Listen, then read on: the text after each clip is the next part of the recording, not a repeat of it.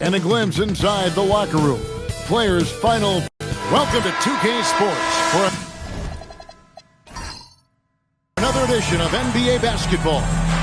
This is Kevin Harlan. I'll be joined by Greg Anthony, Tim Legler, and we'll be hearing from our reporter, Allie LaForce, on the sidelines as well. And the starting lineup for the Pelicans, Markelle Fultz out there with Chris Middleton. And it's Green, then it's Olajuwon. Possessions can't end until somebody grabs a rebound. Greg, two of the best on the boards are facing off tonight. They prioritize rebounding. And getting those extra possessions can really break a team's will.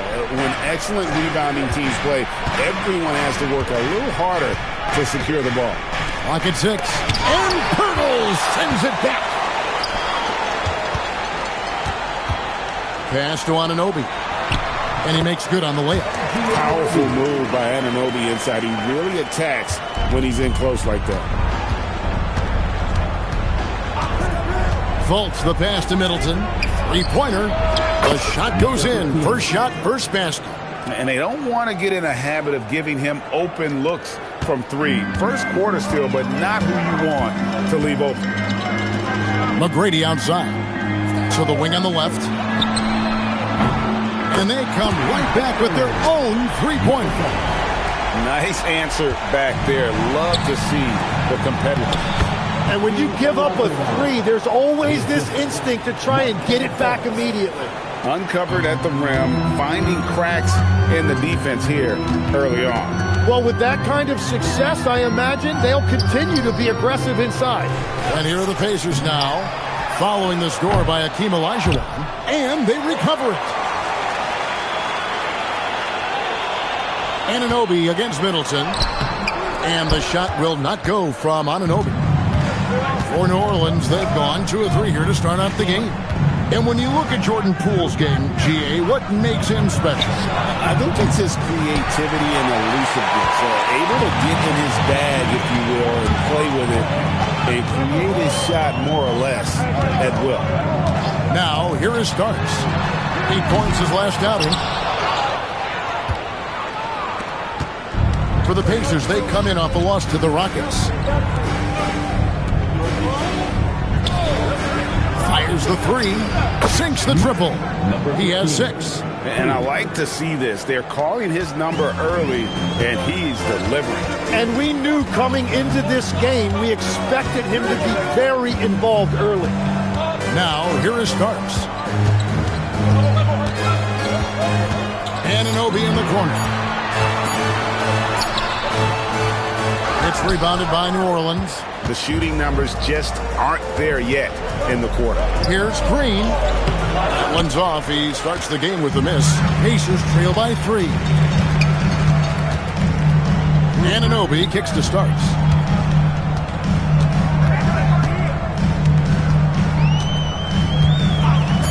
They could use a bucket.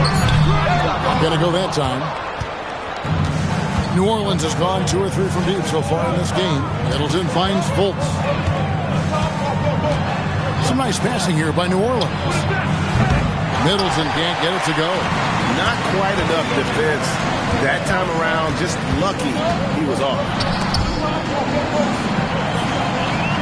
There's the screen. Here's McGrady. Olajuwon with the rebound. And that was almost a block. Still did enough to alter the shot. He didn't quite get a hand on it, but he did enough to affect the miss. Let's check in now with our Allie LaForce, who's got a story for us. Allie? Thank you. The Pelicans are looking to shoot more three-pointers. Zion Williamson said the message has been pretty clear to get him up. That means we've got to play with pace. It helps me a lot just opening up my game. We have options everywhere out in the perimeter. It's definitely a positive for us. Guys? Trying to run and gun. Allie, we thank you very much.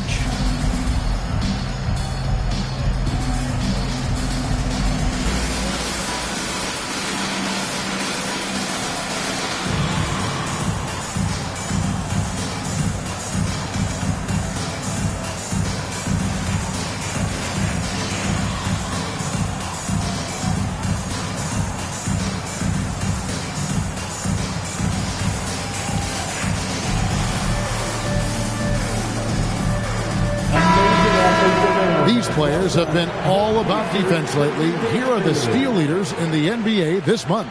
OG Anunoby is second.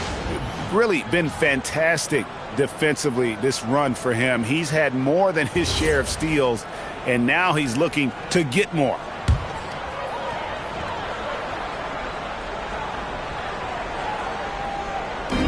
And the Pacers with possession here. It's a 5-point game. Pirtle, the pass to Starks. 6 to shoot. Here's McGrady looking to end the run, and he sinks the layup. And that's what the pump fake's there for. Get your man off his feet and drive right around him. Now Fultz. He has yet to score.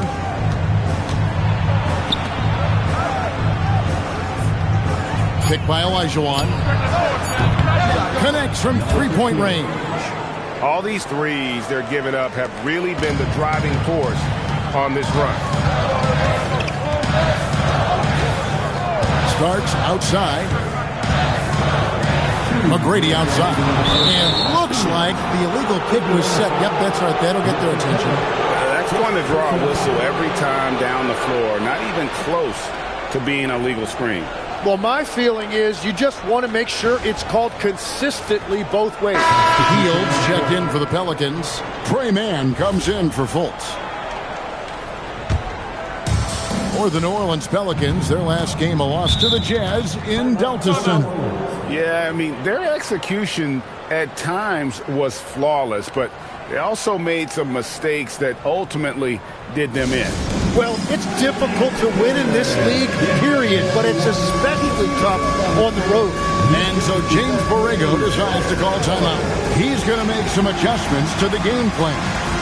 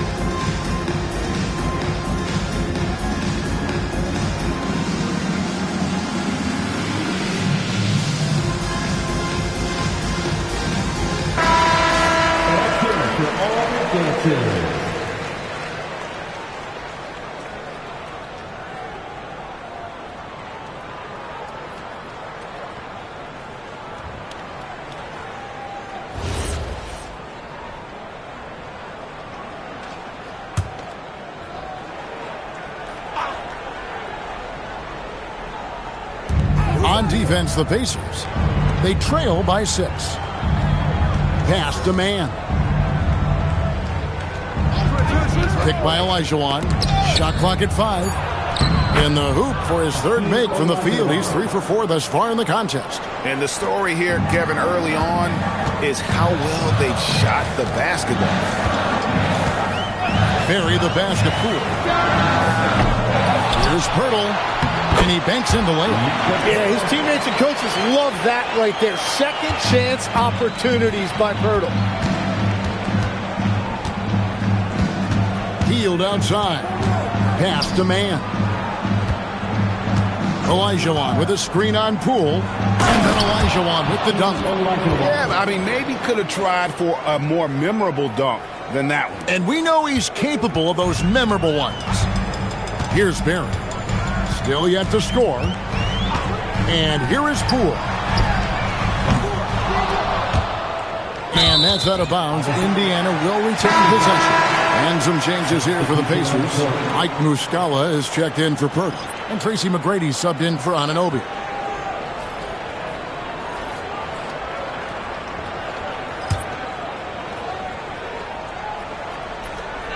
.46 seconds left in the first quarter of the game. McGrady outside. 6 on the shot clock. They set the pick. The three. That shot is off. Pelicans leading by 8. McDaniel the pass to Manning. Here's Fultz. Again, the Pelicans score. Defensively, they've been a step slow here to start. Here's Poole.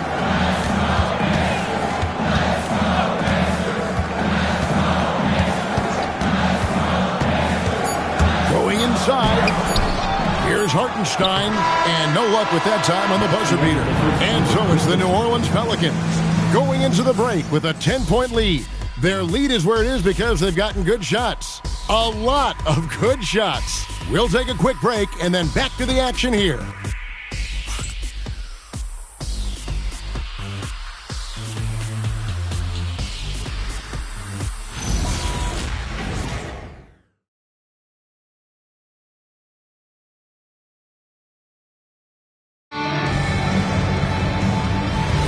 And glad to have you with us, folks. Second quarter of basketball. This game has not exactly been neck and neck, but plenty of time left in this one. And some stats here, guys. The scoring breakdown for the Pelicans. Well, they haven't wasted any time getting into a groove from deep, putting up and hitting a healthy amount of three-pointers thus far. And their ball movement has been next level. When your team is playing unselfishly like this, that is tough to beat. So the Pelican 5 right now. Hield is out there with Fultz. Then it's Charles Bassey. Then it's McDaniel. And it's Manning in at the 4. And Indiana making a change here. Jones is checked in. And so he's able to get 1 of 2. Greg, you think about the value of those sage veterans on a team, guys that been around the block, played a lot of years. Why are they so important? Well, a lot of times they'll echo the message of the head coach. And I tell you what, it's also, as a coach, you love having those veteran players because you can trust what they're going to do on the floor. That consistency is really important, not just for the coaches, but the teammates. Here's Manning after Indiana gets the 3. A 3 ball. It's hauled in by Barry. And we played through the first minute here in the second. Jones, no one around him. And another 3 for Indiana. Yeah, that's 2 bombs in a row from long range. Hield outside. Back to Fultz. There's the pick. Pass to McDaniel. Eyes a 3. Pacers with the rebound, getting their first of the season at this Pelicans team. And they usually came out on top when these two teams faced off last year. No surprise, they're the better team. Here's Manning. Now here's Fultz. Lets it go. It's rebounded by Hartenstein. Pulls up on the wing. It's rebounded by Manning. You're not going to see that very often. Plenty of space, but he just, let's face it, he whiffs on that. Here's McDaniel. Cans it from downtown. And the Pelicans lead by 8. Well, he's a guy they look to go to, and now you see why. And so now a timeout called by Rick Carlisle. He made the decision to huddle up with his guys and talk about strategy.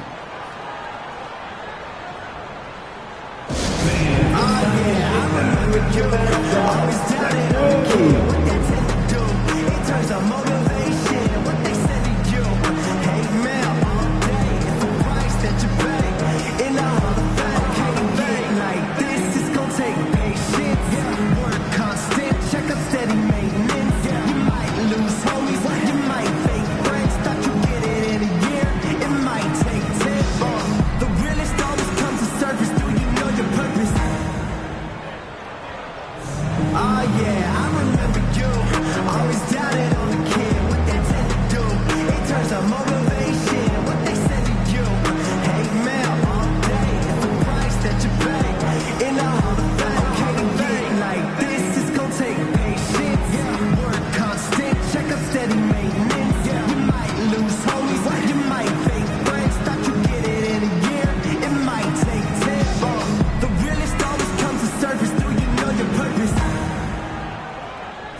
And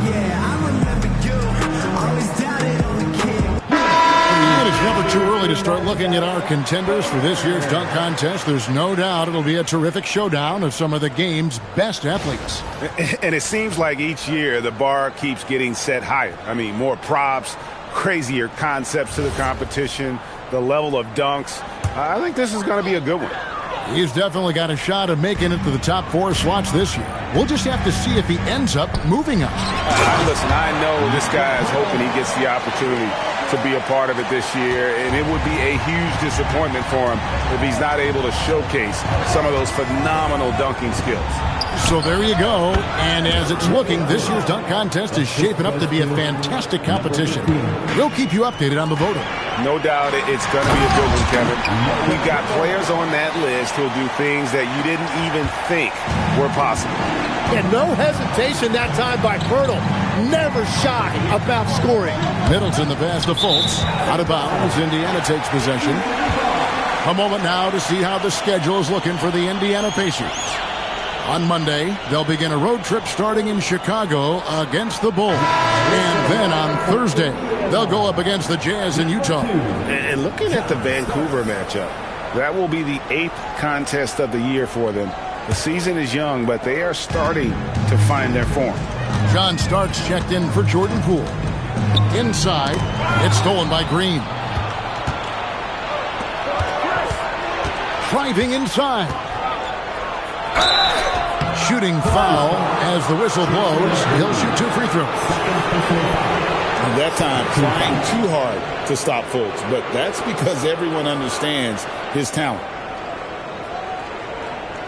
It's his first trip to the line. For the Pelicans, Markelle Fultz taking 2 shots.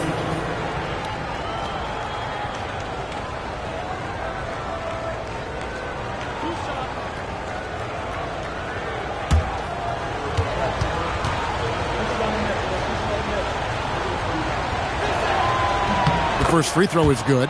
You know, the pregame routine is something I know you embraced, and we see that with guys like Curry and Durant. We've heard a lot about what they do.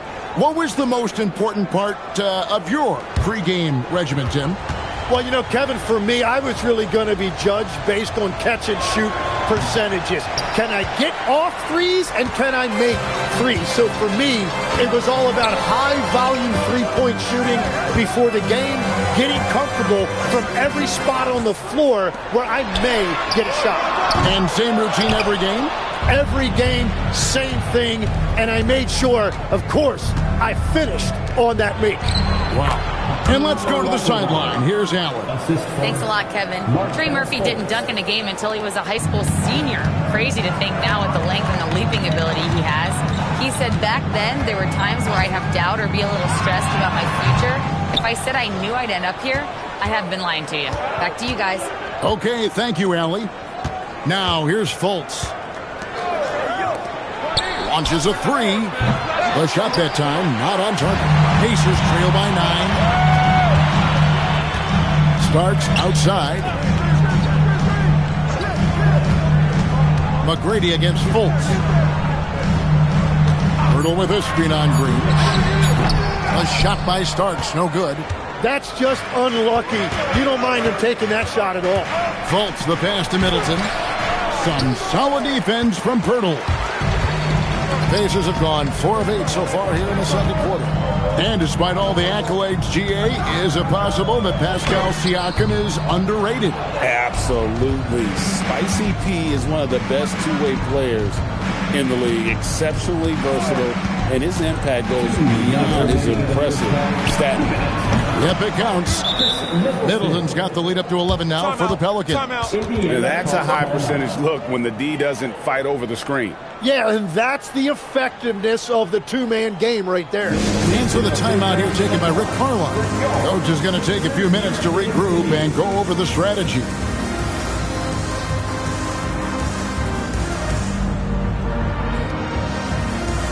Poole checked in for Tracy McGrady. And a change for the Pelicans. Hands checked in. Indiana's gone 2 of 3 when they've stepped beyond the arc in the second quarter. Poole outside from past the arc. The offensive rebound. And defensively, they are on their heels every time the ball comes inside. Pelicans leading by 9. Man with it. Still without a basket. Good D by Anunoby. Well, after lighting it up from deep in the first quarter, they have quieted him down. And there's John Starks on the assist from Poole. Nice job that time by Poole, reading the floor and finding the open scorer.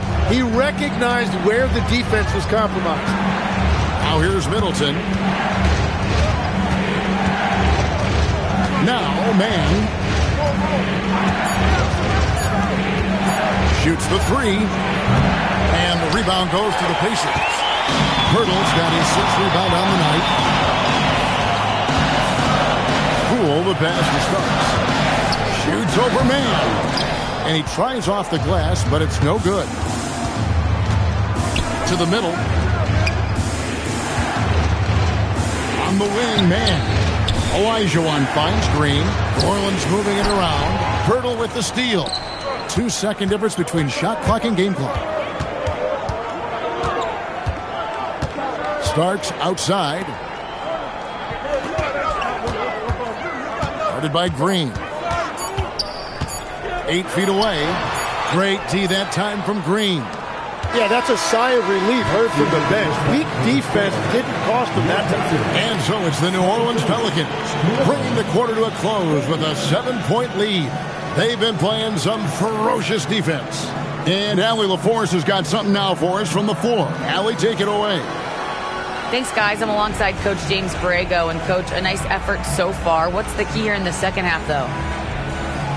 Stay with our defense. That's the key. When we have our opportunities, push the pace. But we got to get stops, push it at them, and keeping a rhythm offensively at our point. Defense leads to offense. Thanks, Coach. Hey, Allie, thank you so much for that interview. Don't go anywhere, folks. We'll be back with you for the second half of the game right after this.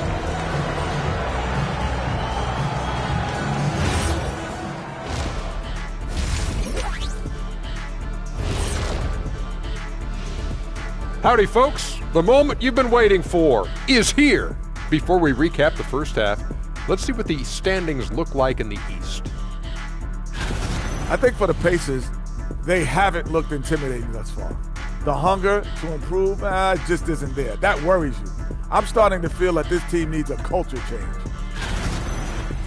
And now let's discuss this game. Talk about the ball to whoever is open. Efficiently building out that lead as the game's about to resume.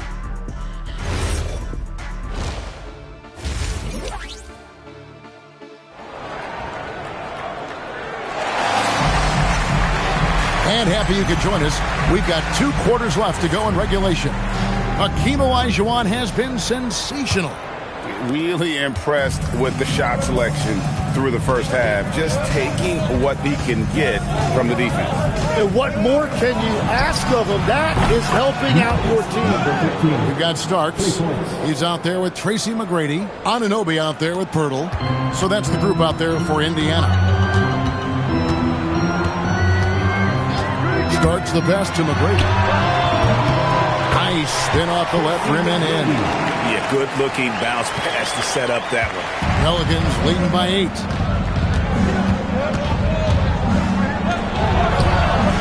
And the Pelicans hit again from deep. And a big reason they have this lead is the way he's shooting the ball. Some tough offensive sets. They want to turn it around.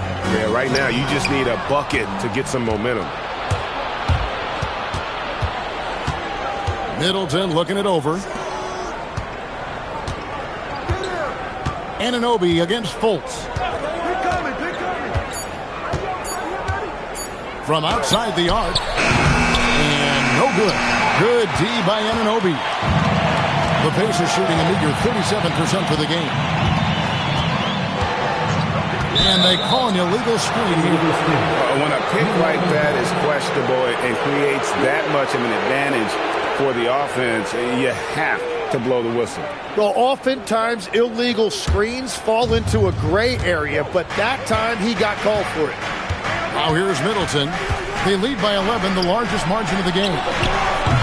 Fultz, no good. And the great shooters know when they've got enough opening to go for the three. I didn't think it was a bad choice on that possession.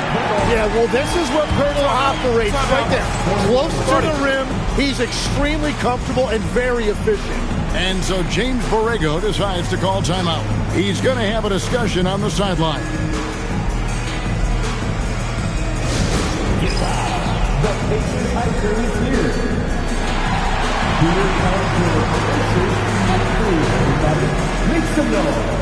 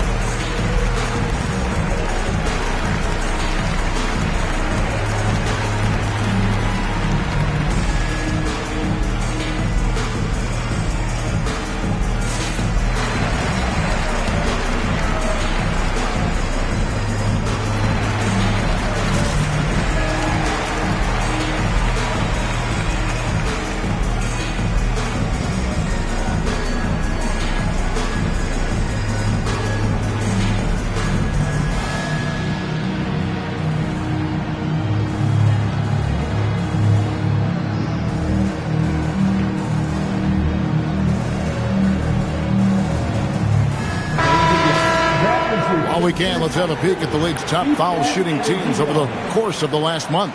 The Pacers in 5th. And they've had a lot of success at the free throw line, converting those at a high level. So I'd look for them to continue to attack the rim. Pelicans leading by 9. Fultz looking around to the inside. Elijah fouled in the act of shooting. Gets the bucket anyway, so a three-point play chance for him. And Matador defense, that's one of the easiest shots he is ever going to see. And they are just breaking the will of their opponent. One shot.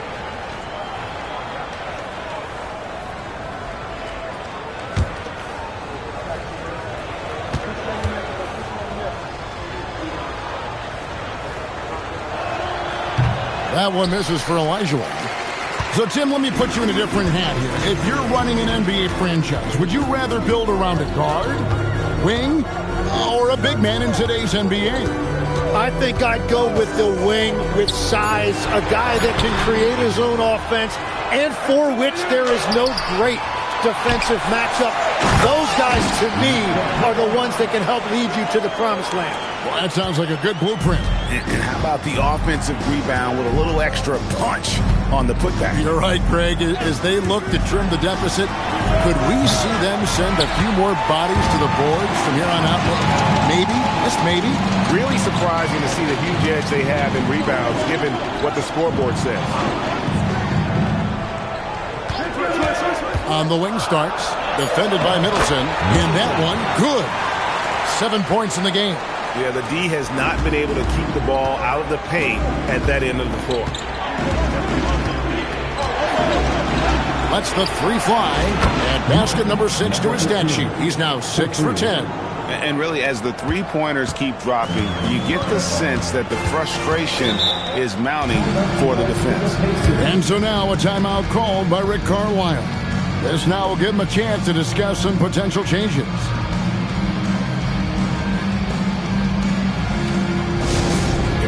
T-shirt time, everyone. Get loud right now.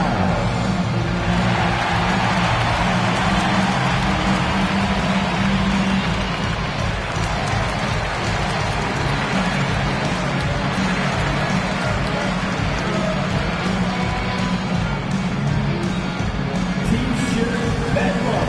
Right now, fans. Let's hear you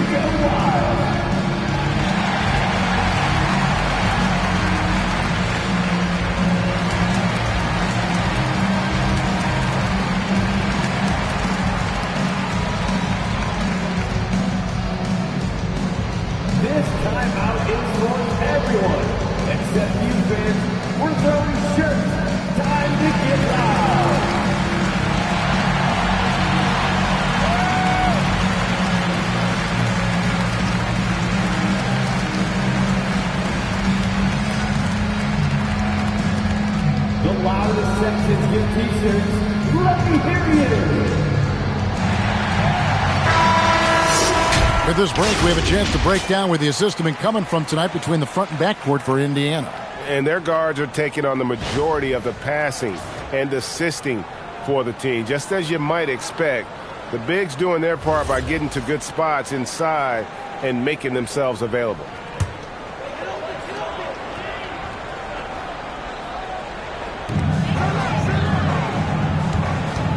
Starks outside. That misses off the backboard. And so it's Middleton with it. He brings it up for New Orleans. This game is finished. They'll be off to Portland taking on the Trailblazers. That'll be the third game of this three-game road trip. Shoots. They grab their own miss. Some solid defense from Pirtle. Pacers trail by 10. McGrady outside. Misses the three. And you could tell he thought that triple was going to fall. Trey Murphy, and you can make the case for this, Tim, has been the Pelicans' most consistent player. Would you agree? I totally agree with that, Kevin. He's gone well beyond the 3-and-D blueprint. He's got that sneaky bounce that can put you on a highlight reel. And you look at his face, he never changes expression, does he? But boy, is he focused, and he is zeroed in. So stoic, but so good. Well said. And there's the call. It's going to be an illegal screen. When a pick like that is questionable and creates that much of an advantage for the offense, you have to blow the whistle. Well, oftentimes illegal screens fall into a gray area, but that time he got called for it. Poole's jacked in for the Pacers. Now here's Fultz. The 12-point lead, their biggest of the game. Green with a screen on Poole. On the wing, Green. Shot clock at 6. Back to Fultz. Takes a three. Pacers with the rebound. Down low, here's McGrady, and it is flushed down with a nice jam. That's a great look. His teammate was on the move, but he put it right where it needed to be. Middleton for three, and he's good on the three ball. Middleton's got the lead up to 13 now for New Orleans. And perimeter scoring, I have to imagine it was a topic of discussion at halftime. Well, they certainly have the shooters to do it. It's just about finding that rhythm. He's done a great job filling up the box score, but so far it just hasn't been enough. He needs help. And so James Borrego decides to call timeout. He's ready to talk things through with them. Time for your Indiana K-State, everyone. Let's get excited.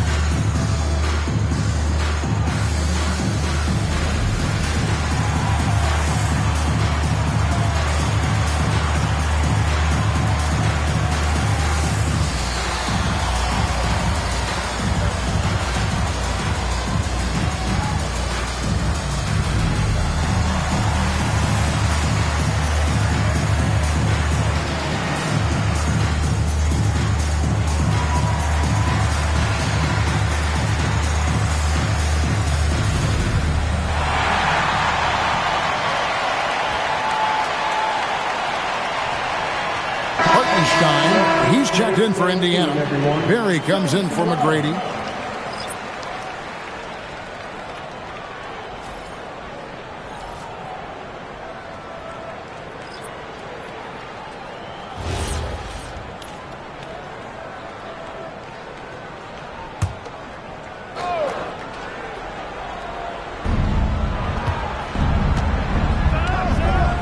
.125 left here in the third quarter. 6 on the shot clock. Here's Mann. Drops it in from 11 feet. And not quite as aggressive from outside as they were in the first half. Sticking to the high percentage shots. Playing smart with the lead. Now, here's Poole. Hartenstein with the screen on Middleton, and the officials will call the illegal screen right there. That's going to draw a whistle every time down the floor. Not even close to being a legal screen.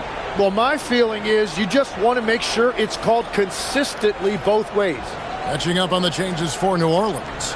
Weatherspoon's checked in, and McDaniel has subbed in for Chris Middleton. Here's Mann. Pass to McDaniel. Out to the right wing. Here's Weatherspoon. And contact on the shot, so he'll be shooting free throws here. And it just seems like the Pacers have really shaken up the league, Greg, with their fast-paced, aggressive style. Well, Tyrese Halliburton and Pascal Siakam, two star players who thrive in this up-tempo style. And if you look at the roster around them, the pieces fit.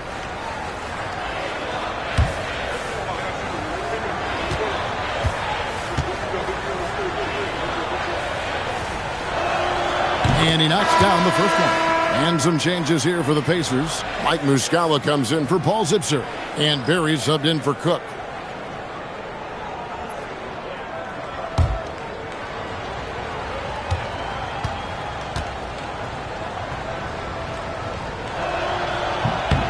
Good on both. Here's Barry. No scoring in this one. Pass to O'Corn. The three from Poole. The rebound by Weatherspoon. Pelicans leading by 15.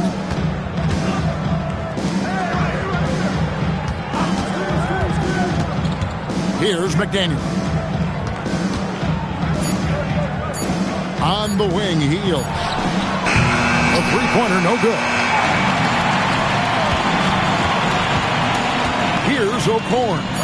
And Poole gets it to go. A point-blank range. That is too easy. The shot will not fall. And as we end the third quarter, a double-digit deficit will make it tough to come back. The Pelicans on top. And let's take now this moment to bring up our State Farm assist of the game. And the definition of teamwork right there, guys. I mean, what great communication between them, and what a beautiful feat. Well, coaches love unselfishness, and this is exactly what they're referring to. And we reach the fourth quarter in a game that may be already out of hand. So the Pelican 5 right now. We've got Buddy Hield. Fultz is out there with Trey Mann. Then it's McDaniel. And it's Manning in at the 5 spot. And that's exactly why Hartenstein has a very high career field goal percentage. These are the kinds of shots he's hunting. And it's blocked. Here's O'Corn. Covered by Hield. Pass to Hartenstein. Indiana moving it around. To the paint. And he gets the whistle. 2 free throws coming up. Well, that is just a whole lot of want-to. Hartenstein is honestly never going to give up on a play, no matter how much resistance he's facing. And what do you guys think so far about the offensive approach for the Pelicans? Well, I've been impressed with the ball movement all game long. They're really looking to just make that extra pass. Yeah, they have been dialed in from deep. The three-pointer has been there all night for them. No good on the free throw. And what Hartenstein gives you is toughness and intelligence. He is such an important part of what they do. The Pacers making a switch here. Burks is checked in. And a change for the Pelicans. Bassey's checked in.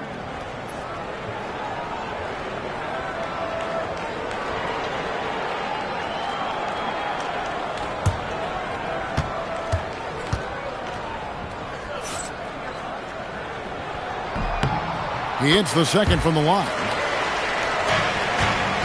And it's Fultz with the ball for New Orleans. The biggest lead of the game, 15 points. There's the triple. Here's Bassey. It's rebounded by Indiana. Hartenstein's got 4 rebounds in this game. Well, in the rebounding game, at least, it's been a strong physical performance for him. Oh, nice. Jordan Poole showing you a little verticality. Fultz against McGrady. Here's Mann. And foul on the shot. He'll shoot 2 at the free throw line. Jordan Poole picks one up. And we've seen it more than once. DeJounte Murray has been traded for huge hauls. And that shows you his worth in this league. Teams have been willing to give up a lot to get him. You don't see that kind of length and versatility every day.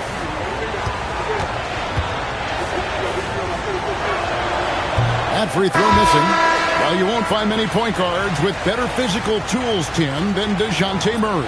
Look, Kevin, he's 6'4" with a 6'10" wingspan. That makes him disruptive defensively, and he is more than capable on the other end. And the second free throw, good. About a minute and a half through the fourth quarter now. Now, here's Poole, defended by man. The kick out to Anunoby. They get it back. Hartenstein off with the layup. That's a missed opportunity, and that is one he would love to have back. And oh boy, a lot of contact there, but he gets the call and will shoot 2. And it's going to be on Tracy McGrady.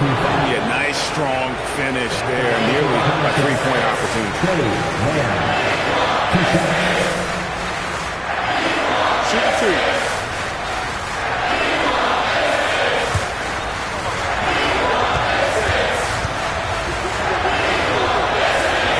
And that one falls for man. Hurdle, he's checked in for the Pacers. And New Orleans also making a change. Fields checked in for Markelle Fultz.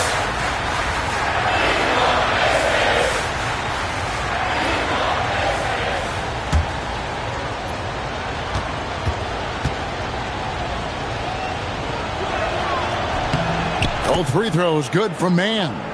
Tim, as we look at the area of modern medicine, isn't it amazing how it's helping extend playing careers? Yeah, it's really incredible, Kevin, how these procedures now are so much less invasive. Guys come back sooner and they're able to play longer. Just look at Klay Thompson gifting his 2022 championship ring to the doctor who performed his Achilles surgery. Now that's the kind of impact these doctors are having. It really is amazing.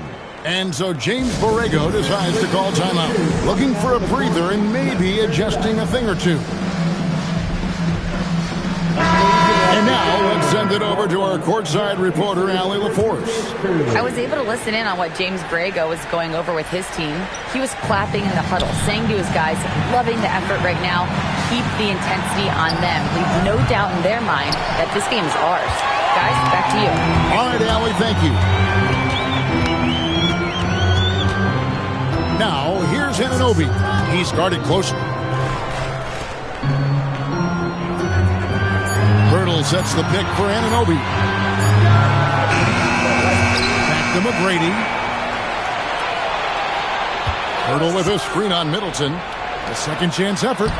He misses the mark. He's now 6 of 8. Pelicans leading by 8. Pass to Fultz. Good defense by Poole. For Indiana, they've gone 3 of 8 here in the fourth quarter. Anunoby, right side. And no good that time. And it just feels like his poor shooting has been contagious to his entire team as they find themselves trailing. Poole against Fultz. Lets it go with a 3. And the Pelicans miss again. Tough to hit that shot when the D is all over you like that. Back to McGrady. Pass to Anunoby. Indiana needs to get a shot off. And now the Pelicans on the break. Unloads from 13. And it hung on the rim, but wouldn't fall for him. Pacers trail by 8. Jordan Poole. The 3 doesn't go. Up top, Fultz. Guarded by Poole. Fultz against Poole. Now, here's Elijah.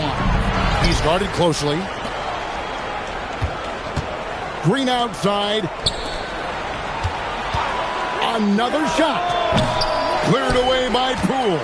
Yeah, and that's a shot he'll make 90% of the time. He just couldn't get it to go right there. Jacks up a three. It's good. Confident and composed on the three-point shot at a critical juncture. And so James Borrego decides to call timeout. He's going to take a minute here to get things straightened out.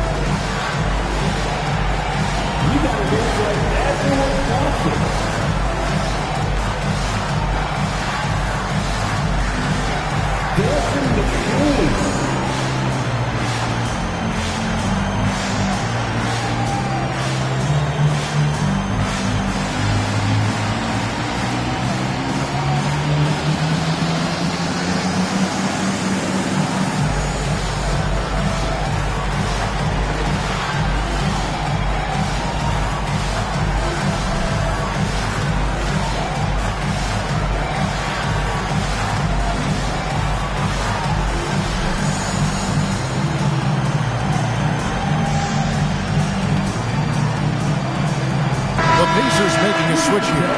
Starks is checked in.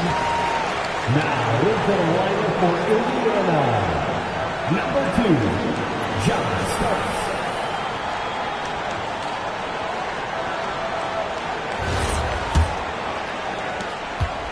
Pelicans leading by 5. And here's Fultz. Middleton. Pirtle there for the rebound. Here's Indiana. They're on an 11-3 run. Starks with it. Now guarded by Fultz. Well, the defense challenged him just enough to force that miss. They really collapsed when he got close to the rim. Going to work down low. And that was the right call. When you need a basket, go to the guys you trust the most. Yeah, when you're coming down the stretch, you don't want any wasted possessions. 1:32 left to play in the final quarter. Does not go in. Pacers trail by 3. Good by Green. Lock at 6. Fultz against Starks. And he misses the J. New Orleans has gone 0-3 so far in the fourth quarter from long range.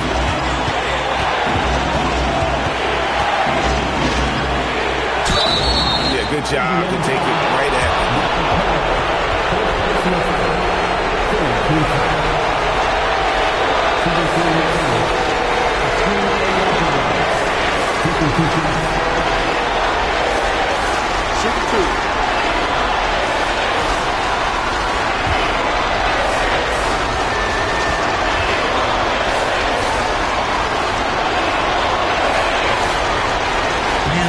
As he doesn't get the first one to fall. Trying to focus now on the second.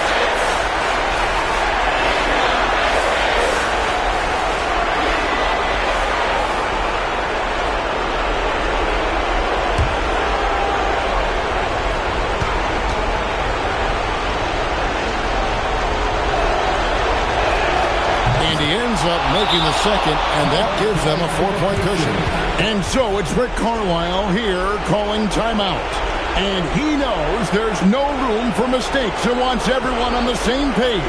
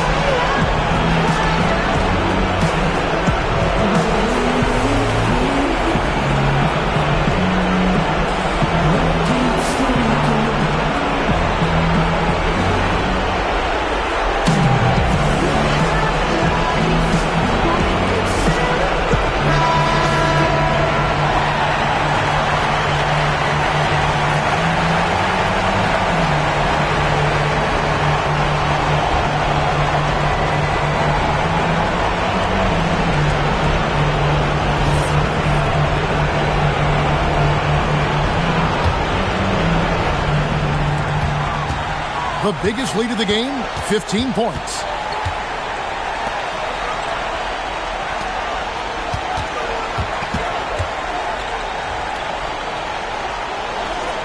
Five on the clock.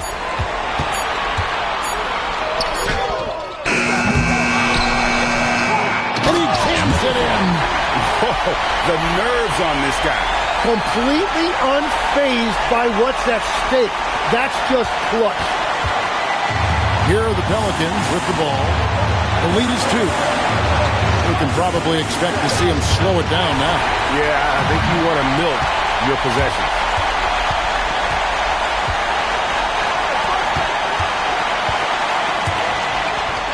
Guarded by Green.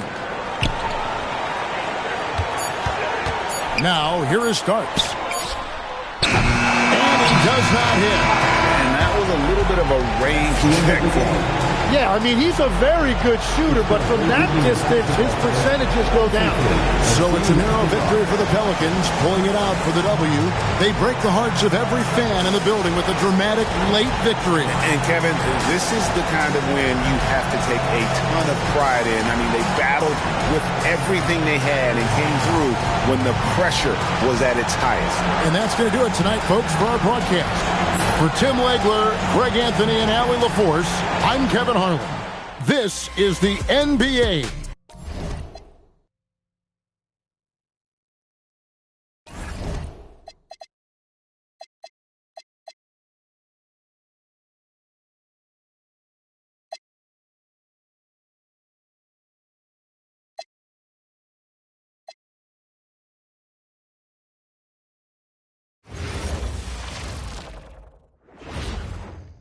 And a peek into the locker room. Players so... Welcome, sports fans. Thank you for joining us. It's the NBA on 2K Sports. Our game tonight featuring the Golden State Warriors as they go up against the Charlotte Hornets. This is Brian Anderson with Hall of Famers Grant Hill and Doris Burke. Allie LaForce, our reporter. And a look at the starters for Charlotte. Bam Adebayo is out there with Steven Adams. Then it's Chuma Okeke, and it's Vasquez in at the point. Shot is good. Pollard. You love to work for second chance points. That's how you win on the margins. Pass to Okeke. 4-3. Buries it from 3. When it comes to this time of the season, Grant, what are teams most focused on? Well, B.A., it's getting the defense in order. That's a priority. An offensive system can take some time to perfect, but a team has to sort out its defensive identity early. That's how you up the ante. Come right back at it. And you would expect nothing less from these two, taking pride and making plays. And it's Simmons with the jam. A sensational athlete. I like when Simmons rises up with confidence and jams it through. Out to the right wing. Adams up top. Some nice passing by Charlotte here. 2 points. That one goes. And you got to defend better than that. I mean, that's a good look for him. That's not coming with the right mentality. The defender neither closes the space nor challenges the shot. That's frustrating as a coach, boy. Here's Okeke. Chalk up 2 there. Okeke's got 5 points. That's a great beginning. 3 for 3 from the floor. Here in the first quarter with about 2 minutes gone by. To the right side. 6 on the shot clock. And the Warriors tack on 2 more. What a great start. They've only missed 1 thus far.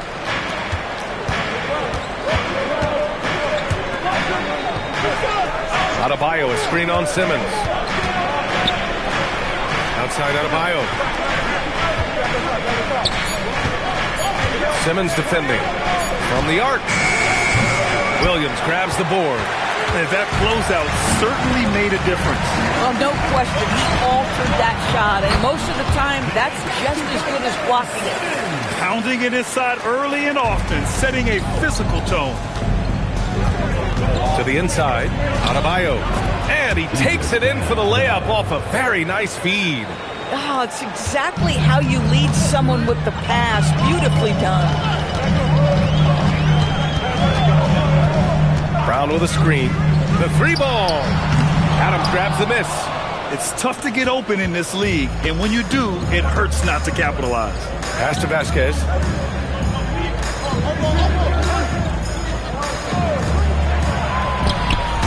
Sinks the tray. He's got 5. He's consistent from out there, especially when you give him that kind of room. The motor of Kobe White. Grant seems to be ready to run the entire game and then some. Oh, totally, B.A. For someone who is quick and can jump and has a strong handle, he's got plenty of stamina. And as a guard, you trust Kobe will make those effort plays. Here's Okeke. That three's off the mark. And so it's Simmons with it. He brings it up for the Warriors. They trail by 1. Brown, that's good.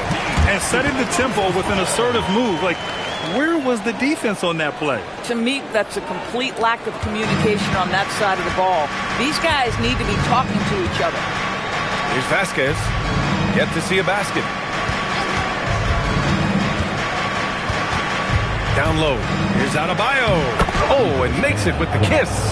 Already 5 lead changes here. Speaks to how evenly matched these teams have been thus far.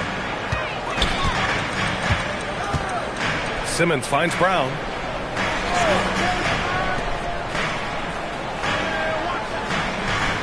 Brown with a screen. Puts up a 3. And the rebound goes to Charlotte. They want to keep rolling here following a win against Minnesota. And that game was all about the depth they have on this roster. Their role players stepped up when they needed it most. And that's exactly what happened. Guys came off the bench ready to play. The offense didn't miss a beat. Good work there as it goes. Warriors trail by 3. And Steve Kerr wants a timeout. I think right now he might be looking at some adjustments. A tough loss coming against San Antonio in their last game. And they got to the line at a good clip, but couldn't cash in, and it ruined their chances. One of the things that you know when you miss free throws is you're giving the team opposite you all the momentum. You're failing to capitalize on their mistakes.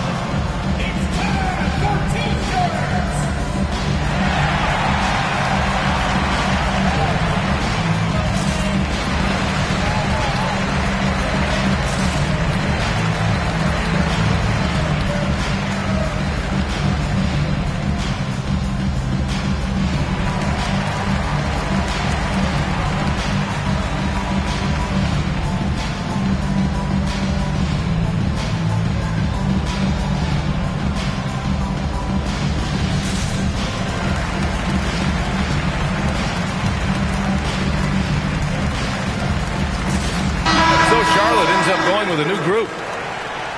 And it's time to give you a look at the top three-point shooting teams from a year ago. The Warriors, 4th. Last year, they were so good at generating open looks from distance. That's why their three-point shooting was so high. There's a minute 47 left in the first. Pollard, the pass to Parker. Here's Snell. Shot clock at 6. Brown finds Williams. Here's Snell. Here's Pollard. And a good offensive board, and he gets the bucket. And you like the balance here, not just falling in love with the 3-ball. There's a minute 17 left in the first. They set the pick. Hill for 3. Here's Labissiere. Oh, a nice one-handed slam right there. When you can get off the floor like that, that wipes away any height advantage. Snell, the pass to Brown. Here's Parker. Hits the trifecta. And it's a tie ball game. Defensively, you can't afford to get stuck on the pick. You know exactly what that takes. It takes energy, it takes activity, it takes intensity. Now here's Hart. He's scoreless. Tried to come right back with a 3 of his own, but it's no good. The Warriors have got 8 out of 12 shots to fall. Here's Snell. Monk covers. Here's Parker. And unable to get the go-ahead bucket there.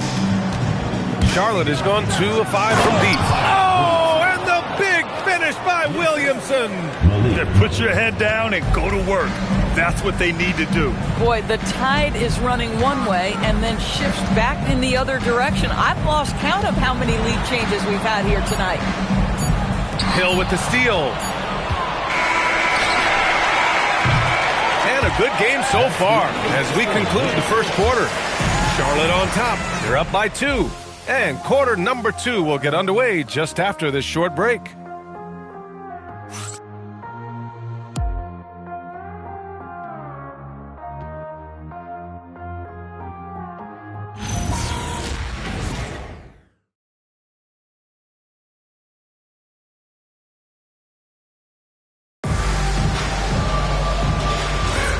And close game underway so far. We'll see if either of these teams can jump out ahead in this second quarter.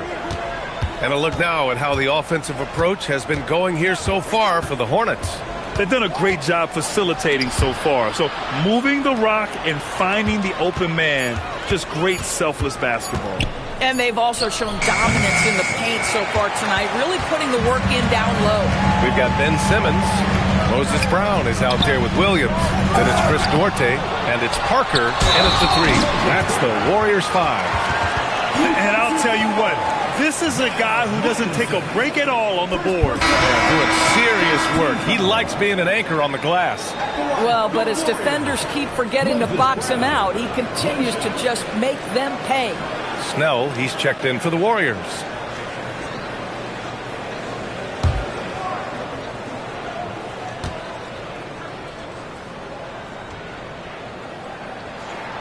Free throw, no good for Brown. You know, Doris, it seems like point guards have more scoring duties than ever. There's no doubt, BA, and why not take advantage if you have a lead guard who can both put the ball in the basket and set his teammates. The harder you are to guard individually, the harder your team is to guard. Hart can't hit. This has been a close game in a lot of ways, but they do have an edge on the board. That puts them in the lead. Simmons has got his 3rd basket on the night right there. And once more this half, they find a way to get great position inside. Now here's Monk. Still no points. And Snell pulls it down. The Warriors have gone 2 of 4 here in the second quarter. Outside Simmons. 6 to shoot. Golden State needs to get off a shot from deep. Offensive rebound. Second chance shot. Tries yet again. Williams' shot is good. And the Warriors lead by 4. So this is his bread and butter, folks. You know he's going to be hounding every missed opportunity. And Charles Lee wants a timeout. We might see him looking to make some tweaks to the strategy.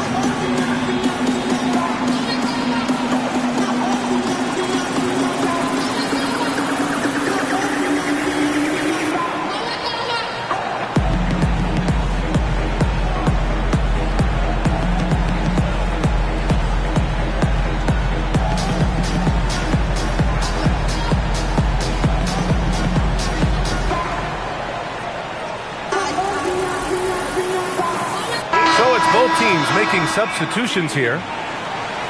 While we have a moment, the 2K leaderboard for field goal percentage among power forwards and centers. This over the previous month of play. In the 3rd spot, Steven Adams. Zion Williamson 4th.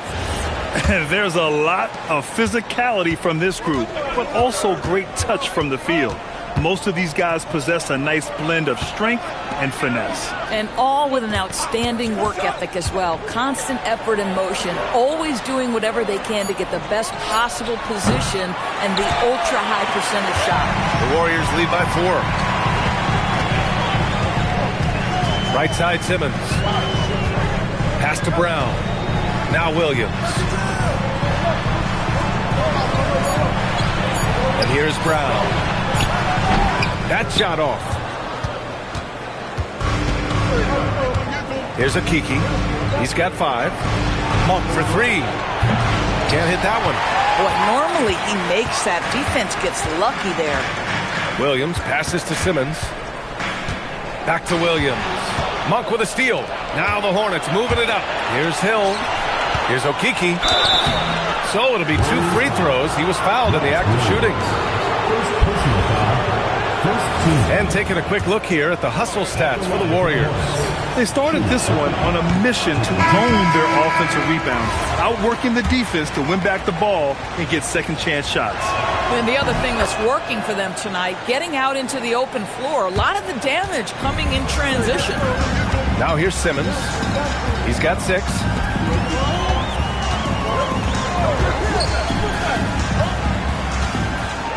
Out left to the wing. They set the screen. And again, it's the Warriors missing. Hornets trail by 3. Pass to Vasquez. Back to Okiki. Lets it go from deep. Gets the 3 to fall. Okiki's got 4 points this quarter. Listen, we know this guy has got a solid offensive arsenal. You've got to stay on point defensively. And almost 4 minutes gone in the second quarter of play. And it's the Hornets on the break. All right, let's check in with Allie LaForce. Thanks a lot, Brian. Kobe White becoming an offensive focal point, saying it means a lot that my coaches and my teammates trust me. The only thing that can prepare you for this is going through it. For me to become the player I want to be, I need those moments. It's all part of the learning process and the journey. Brian? Okay, Allie, good stuff. Now here's Simmons. 11 points for him last game against the Spurs in San Antonio. So much of the offense ran through him. Looking at the assist total, we saw how unselfish he can be. Well, you simply have to stay connected to him. His shooting stroke is that pure. Hornets trail by 3. Adams a screen. Simmons defending. Down to 5 on the shot clock. Vasquez misses. They've been dominating the boards tonight, yet it's still a close game. Williams passes to Simmons. Now Brown.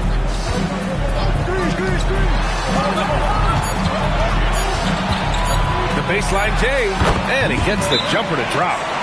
And it's a 5-point Warrior lead. He's getting it done offensively, making winning plays at every turn. And Charles Lee wants a timeout. Coach probably just checking to make sure everybody's on the same page here.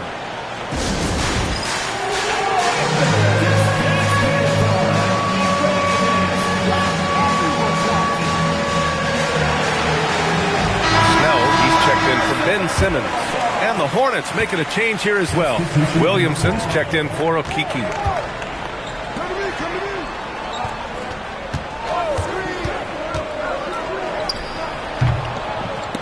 Boy, clanks that one off the back iron and it falls. Adams has got his first basket. The Warriors lead by 3.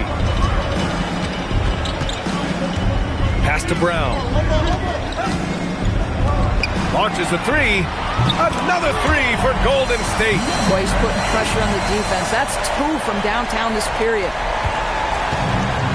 Charlotte has gone just 1 of 5 so far this quarter from 3. Picked by Williamson. He can't get it to go. Some solid defense from Williams. Pass to Snell. Back to Williams. Clock at 6. With his first shot attempt. Here's Pollard. Ooh, he's looking comfortable now. 3 for 3. There's one principal reason why they're sitting on this lead. Rebounding. Hornets trail by 8. There's 53 seconds left in the second. And down it goes. 2 points. 7 points in the game.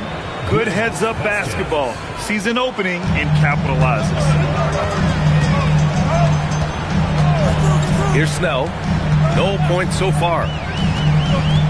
Pass to Brown. Inside. Nice assist and nice finish. Solid play all the way around. Just so successful getting the ball inside and finding those great looks. There's 25 seconds left in the second quarter. Got it. Oh, how about the dime? You love that unselfishness. The Warriors lead by 6. 15 seconds left to play in the first half. 5 on the clock. Pass to Pollard. Adebayo with a steal. Launches it from deep. And no good. Trying to get that one to fall. And so it's the Golden State Warriors with a 6-point lead at the close of the quarter. And it's mostly due to their superb shooting. They've wasted very few possessions. All right, Allie's ready to go. She's courtside. Hey, Allie. Thank you. Well, Coach Kerr, what did you like about the way your guys have started this game off?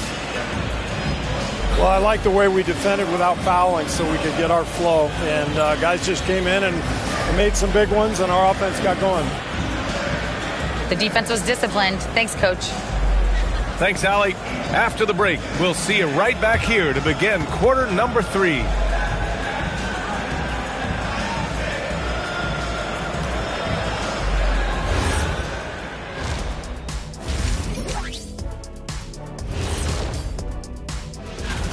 The Pelicans will face off against the Pacers in Indianapolis. 7:30 Eastern for the tip-off in that one. And so thinking about the first half of this game, it's likely we'll see some adjustments for the Charlotte Hornets. And that'll do it for us.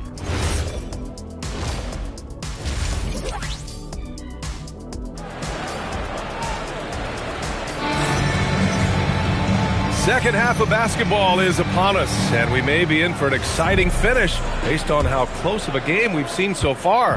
Hornets trail by 6. Here's who Charles Lee is starting in the second half. They've got Bam Adebayo. He's out there with Chuma Okeke, and it's Vasquez in at the 1. Here's Okeke. Clock at 4. Adams a screen. Beyond the arc. Knocks down the triple. Okeke's got 12 points in the game. Gotta fight harder to get over those screens. You know, we see this all the time. You're basically, as a defender, hoping the man misses rather than putting in the work to get over screens.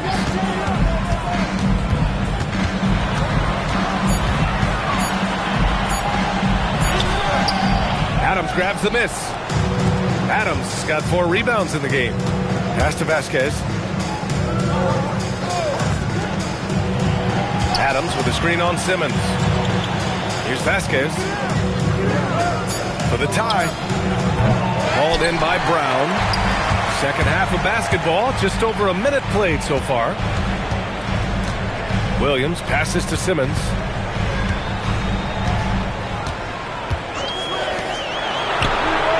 Drills it from deep. He's got 16. Boy, he's been lights out. You want to talk about an efficient offensive game. Wow. Pass to Okeke. Adebayo, a screen on Williams. Now here's Adebayo. The jump hook. No good off the glass. Right side Simmons.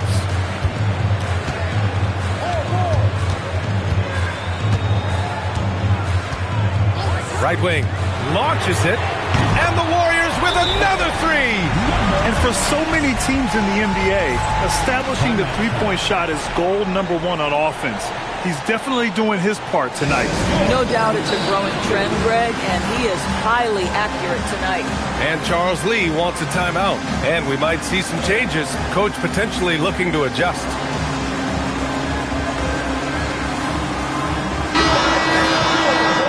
We have a chance to take a look at the teams that are wreaking havoc with their defense this past month. In the third spot, the Warriors. You know, they're pressuring the ball more, challenging every single shot. Their defense has been playing at a really high level. Charlotte, no good that time either. This isn't how they wanted to start the second half. Only 1 of 4. Williams passes to Simmons. There's the 3. Another three for Golden State. I just love the ball movement. Hornets trail by 12. Pass to Okiki. Adebayo sets a screen. To the left wing. Shot clock at 6. Will it go? Sinks that one. Now shooting 5 of 10 and looking sharp. Listen, he's carrying his own weight. There's no doubt. But it is very hard to win a basketball game by yourself.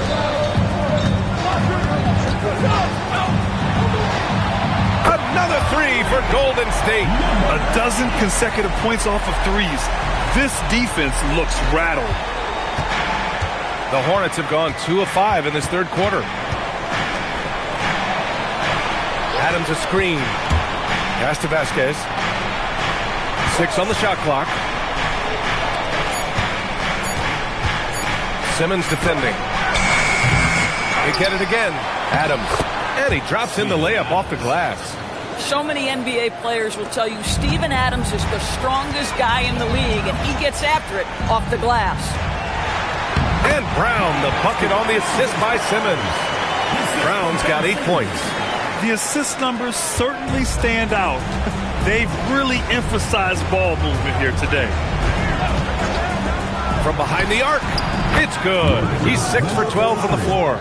Boy, on the perimeter, you have to stay connected to this guy. He's such a good shooter. Simmons looking around. To the middle. Pollard can't get it to go. Hornets trail by 10. Pass to Vasquez. He shoots. Ooh, a little luck that time as it drops. 16 points for him. Yeah, this period, they're letting him go to work, and it's paying off. And Steve Kerr wants a timeout. Coach taking this moment to speak to his guys, maybe alter some of the game plan.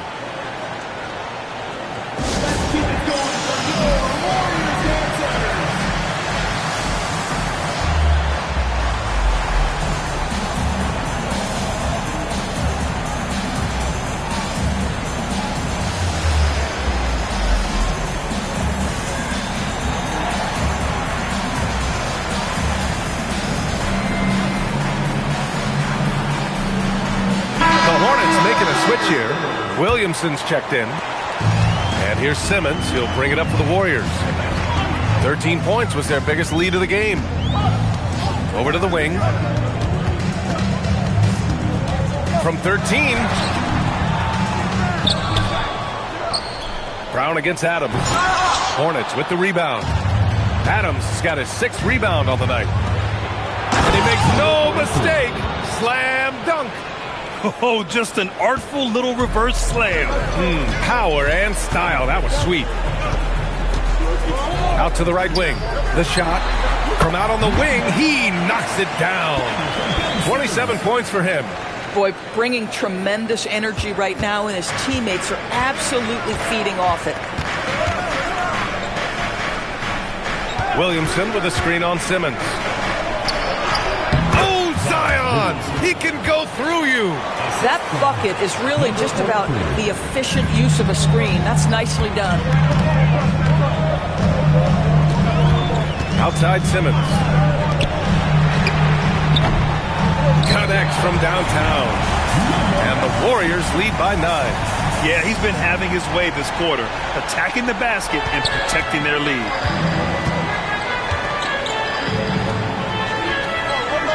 Williamson with a screen on Simmons. No good on the triple. And they've committed to controlling the boards, and it's paying dividends.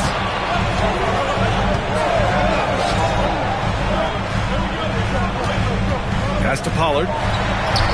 And the layup is good after a nice lead pass. And it's an 11-point Warrior lead. Here's Vasquez. 26 seconds left in the third. 5 to shoot. Shoots. Williams grabs the board. Well, terrific defense. They obviously respect his ability and just want to make it tough.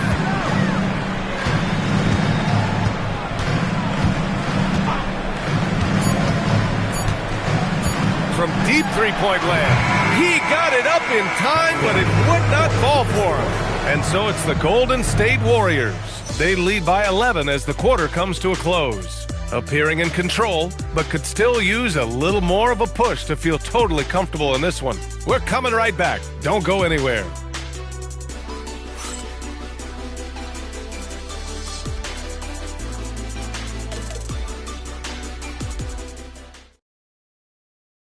And it's time now to bring you our State Farm assist to the game. You know, I'm kind of stoked that this was a choice because I love this pass. A remarkable find. He put his court vision on full display. Well, making the game easy for your teammates. All about putting them in a position to score. That's pretty. And as we head into the fourth, we'll see if there's a comeback in the works or if it's more of the same for the first three quarters. Ben Simmons is out there with Tony Snell.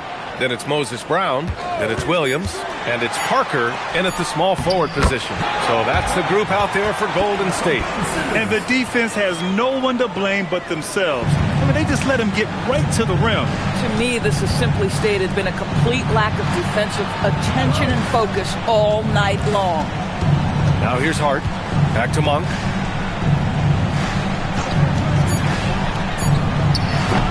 Warriors with the rebound. Well, this guy typically a nice touch from mid-range, but obviously can't make them all. Simmons, the pass to Williams. And here's Simmons, covered by Williamson. To the left side wing. Parker, no good. I'll tell you, he has not been at his best, but they're winning, and that's all that matters. And stolen by Simmons. Kicks it out to Parker. The shot from 20 feet out. No good on the shot. Hornets trail by 13. To the paint. Oh, Zion! Vicious! Strong finish to cut into that lead a little. And left no doubt with that one, Grant. And Steve Kerr calls timeout here. He wants to make sure they're purposeful with the game plan.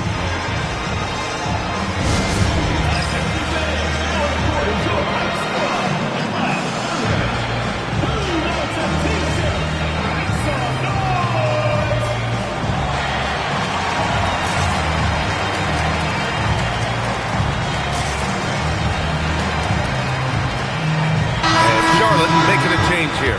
Let's go now to the sideline and catch up with Allie LaForce. I was able to listen in on what Steve Kerr had to say to the team. He said, keep it going, guys. Ride this wave of momentum. We're playing great right now, but we can't let up. Guys, back to you. Okay, thanks, Allie. The Warriors lead by 11. Outside Simmons. Inside. Oh, deflected. Williamson looking around.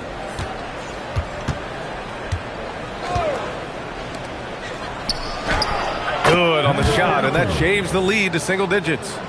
20 points for him. This has been the story of the game, a battle fought on offense.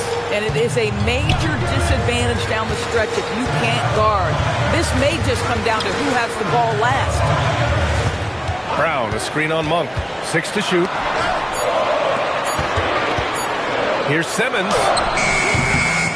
Here's Pollard. And terrific work on the offensive glass as he picks up the deuce. They've shown the power inside. Their rebounding effort has been sensational. Outside Monk. Plenty of space. And it's Charlotte with another. Their offense is really humming right now, and it's because of the beautiful ball distribution. Outside Simmons. To the wing on the left. And the three-pointer goes. And the Warriors lead by 12. His points are really adding up from the three-point line. He had 9 from distance in the first half, and he's only getting better. And it's Charles Lee calling timeout here. He is not messing around, calling them into the huddle.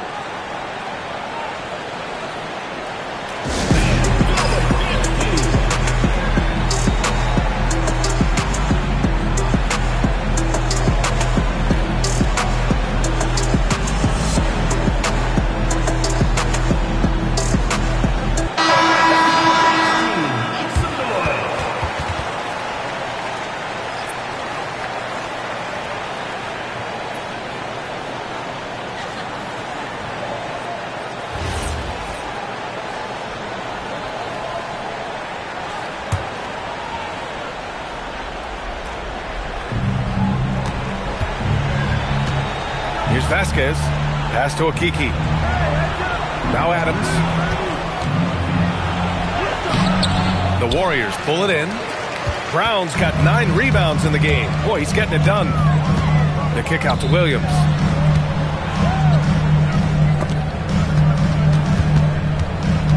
Outside Simmons.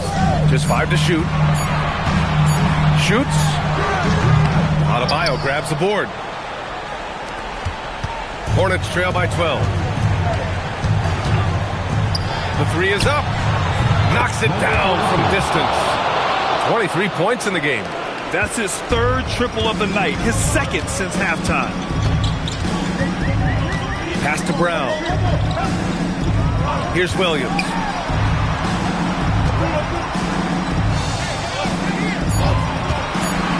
From deep. The putback. Oh, he rips it down off the miss. They're showing a tremendous amount of fire tracking down misses. The attitude is paying off with second chance points. Brown with the block. Outside Simmons. Here's the pass to Brown.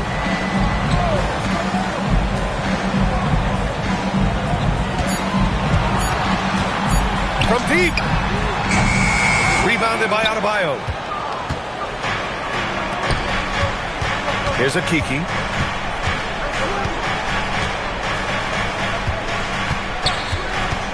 2 minutes remaining in the game. 2 minutes. Adebayo sets a screen. Brown pulls down the board. I'm not sure he expected to be that wide open and yet somehow comes away empty.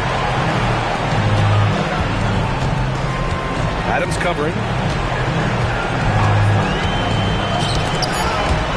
Now Simmons puts up the tray. Adams pulls it down. Here's Akiki. Williams defending.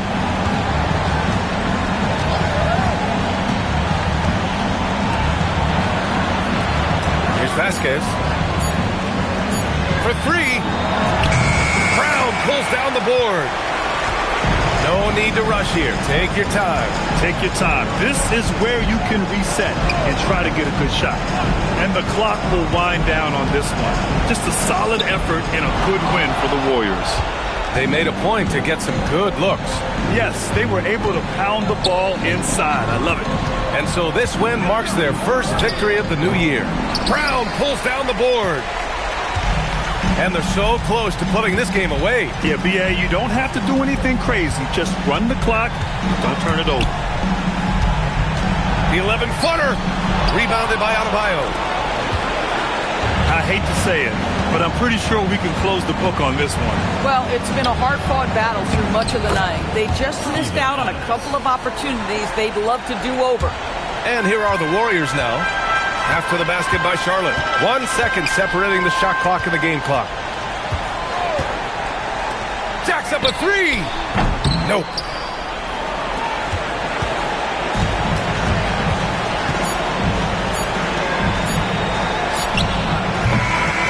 And so it's Golden State winning this one.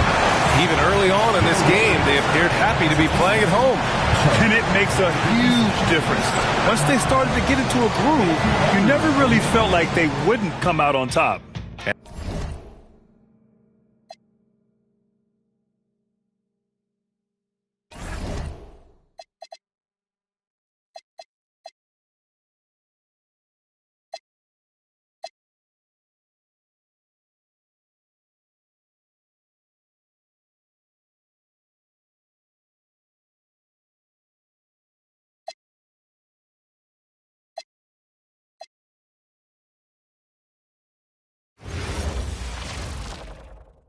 Oh, say does that start? Well, Greg, I hope you're ready. We're going to be cranking our heads back and forth, watching these teams race up and down the floor all game long. And this is the definition of an exciting matchup. Don't be shocked if the 24-second clock doesn't come into play. They like to keep the pace fast. Here are the starters for Milwaukee. We've got Xavier Henry. Brandon Clark is out there with Noel. Then it's James. And it's Caruso in at the point. Now here's James. 6 to shoot. Puts it up from 15, and the jumper is good. And hitting the mid-range jumper here early gives the defense just another thing to think about. Well, they better be thinking about him. I mean, we know how dangerous he is. Here's Carter Williams for the screen on Caruso. And Gafford throws it down. It really does make the game easy for your teammates when you can lead them to the rim that well with the pass. James, the pass to Henry. Here's Caruso. Carter Williams covering. James looking around. On its way from Clark for 2. Miami grabs the miss. They're getting their first look of the season at the Bucks in this one. And on paper, you call them the better team, but they actually lost the season series against this group a year ago. Yeah, it was a surprising outcome for me and you. But hey, sometimes matchups can play out a certain way. We'll see how they do tonight. Here's Caruso after the basket by Larry Sanders. Here's a screen by Noel, and here's James outside. His second shot goes in, off to a good start, 2 for 2. Pick works well there. Not much resistance from the D. Yeah, that's not the defense you need. You got to be tougher defensively. Pass to Ori, launches it, gets it to go from beyond the arc. Lights out here, right out of the gate. Perfect 4-4 from the floor. Noel finds James. Picked by Clark from the arc, and again Milwaukee with the triple. The real. Come at us, and we're coming right back at you. A little back and forth from long range. I love it. That's a terrific answer there. He takes it in. Back to Carter Williams. Gafford sets the pick for Carter Williams. Trying to come right back with the 3 of his own, but it's no good. Clark outside. Back to Caruso. It's stolen by Carter Williams. A 3 from Ori. The basket good off the assist from Carter Williams. Ori's got 6 points. And that's how you move the ball, putting the defense in a really tough spot. And when you think about the greatest players, Clark, in Bucks history, it comes down to Kareem Abdul-Jabbar and Giannis Antetokounmpo. Yeah, I think that's where the list probably starts and ends. I mean, both of those guys led the Bucks to championship seasons and multiple MVP awards as well. But it's hard for me to say this, but maybe Giannis has a slight edge over Kareem. He's the all-time leader in points, rebounds, assists, and blocks for the Bucks. And Eric Spoelstra wants a timeout. He's going to take this chance to talk to his guys.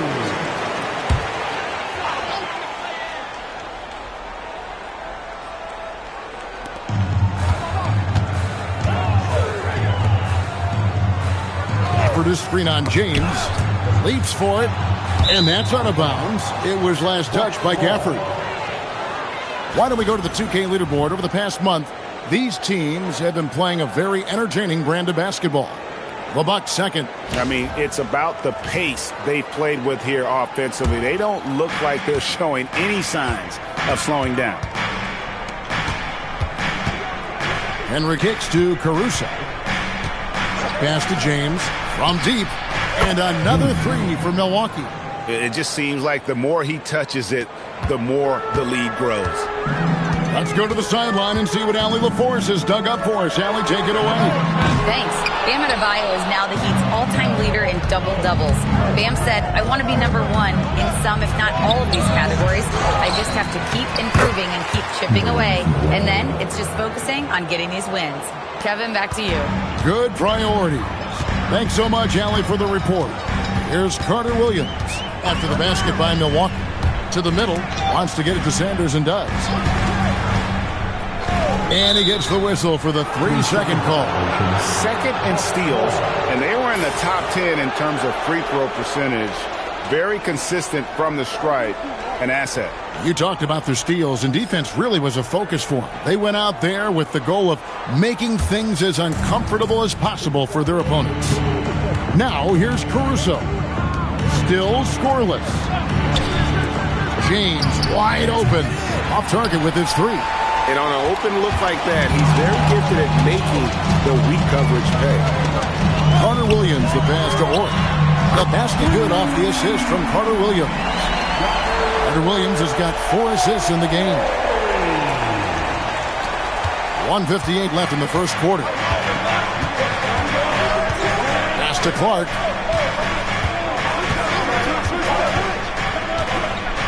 Now Henry. Ori defending. Down to 5 on the shot clock. Bucks passing it around. And here's James outside. And it's Larry Sanders with the rebound. And here is Carter Williams.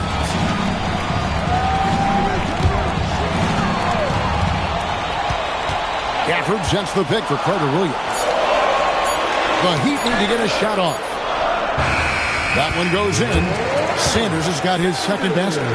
Punch, counter punch. Impressive offensive production early on. Hey, guys, this is going to be fun now. I mean, we've got ourselves a shootout on tap here. And play stops. Whistle on what looks to be an illegal screen. Beyond the leaning, you could see his feet more set on that screen. Easy call. Yeah, I agree. You know, sometimes that can be a tough call for the refs to make, but not that time. It was easy there.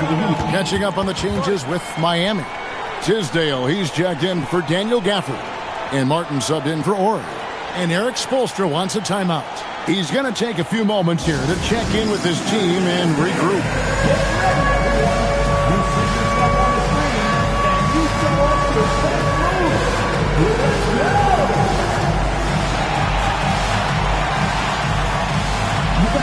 Big group substitution here for Milwaukee. And Beers checked in for Nerlens Noel. He comes in for Brandon Clark. Daniels, he's checked in for Moses Moody. Hardaway is subbed in for James. Now here is Smith. Down low. Stolen by Reed. Outside Hardaway. Brooks outside. Moves back up. And Beer, good. Boy, his activity on the glass so valuable to this team. They can go 2 for 1. It's about being smart right now. Smith against Hardaway. To the inside. And too much time in the lane. They get called for the 3-second violation. And some changes here for the Heat. Samuels, he's in for Davis. Davis is subbed in for Josh Christopher. And Milwaukee with a change here, too. Moody's checked in.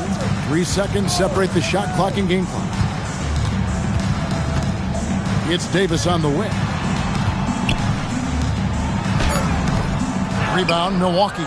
They put up a nice win against Detroit the last time out. They shot the lights out from deep. Really stretched out the defense in that one. There's all kind of talk in the game today about... It's all tied in Miami. Let's take a quick break now, and then it's on to the second quarter after this. And close game underway so far. We'll see if either of these teams can jump out in the second quarter. And before we move on, what do you guys think about what we've seen so far from the Heat?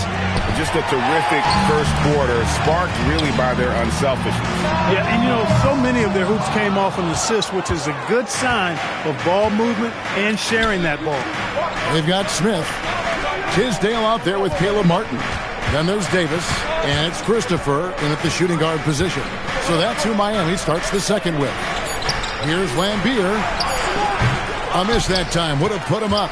And not allowing the shooter even an inch of breathing room on that one. And, guys, that's exactly the kind of high-impact defense they want to see out of him. From downtown, Christopher, no good. Milwaukee's gotten fewer than half of their three-pointers to go down tonight. They're 4 for 9. Pass to Reed. Now Moody. This one for 3. Milwaukee, no good that time either. Smith feeling it out a bit. Inside. And finished off by Davis. And although an undersized center, more than making up for it with some serious hops.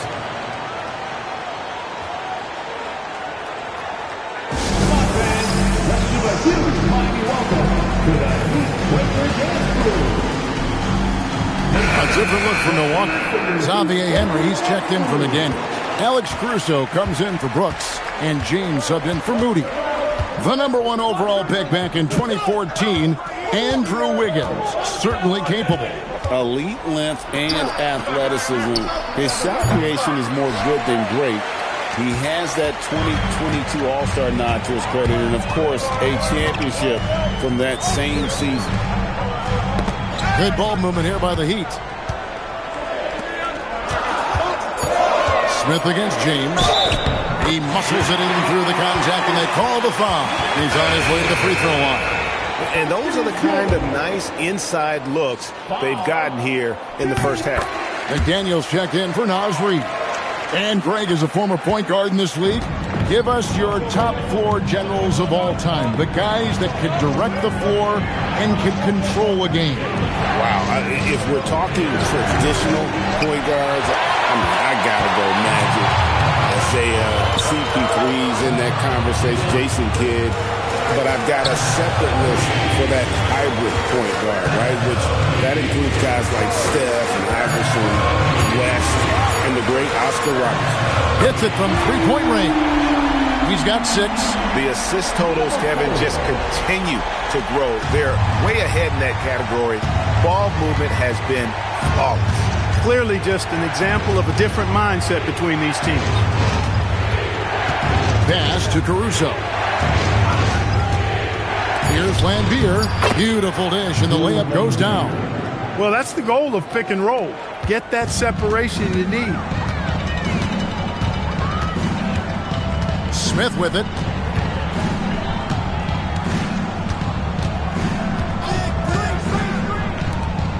Defended by Caruso. The shot's good from Gafford. They are just killing him on the interior. Yeah, you can't say that with enough emphasis. I mean, the defenders are just not being aggressive enough down low. You got to play with some physicality in the paint. To the left wing. Poke loose.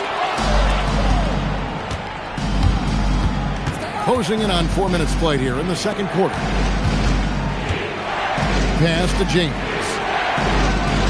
Lambier with a screen on Ori. James misses. And he didn't punish them for the weak coverage there, but they can't count on him to continue missing. Now, here's Gafford. Here's the screen. Smith the pass to Tisdale. It's good, the assist that time from Smith. Smith's got 3 assists tonight. Give them credit. Offensively, they've been the more efficient team. Well, you know, it's been all high percentage shots for them so far. I mean, just the kind of execution you want in the first half. And timeout called by Doc Rivers. Coach needs a moment to talk things over. Larry Sanders is checked in for the Heat. Carter Williams comes in for Ish Smith. Nerlens Noel checks in for the Bucks. Clark comes in for McDaniels. Clark kicks to James.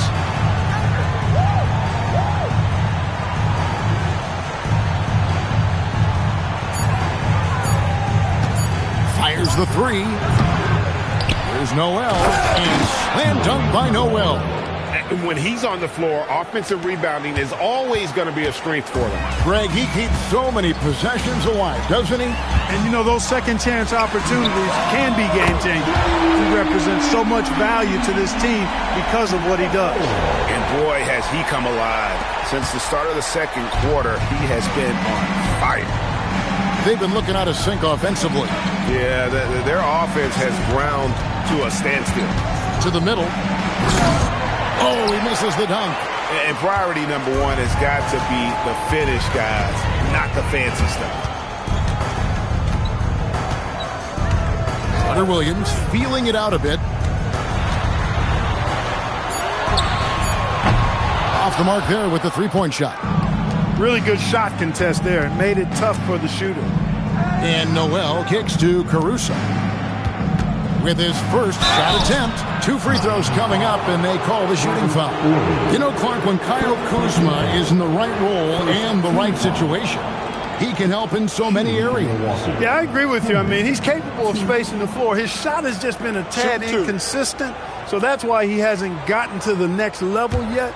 But I love the energy he plays with and his versatility.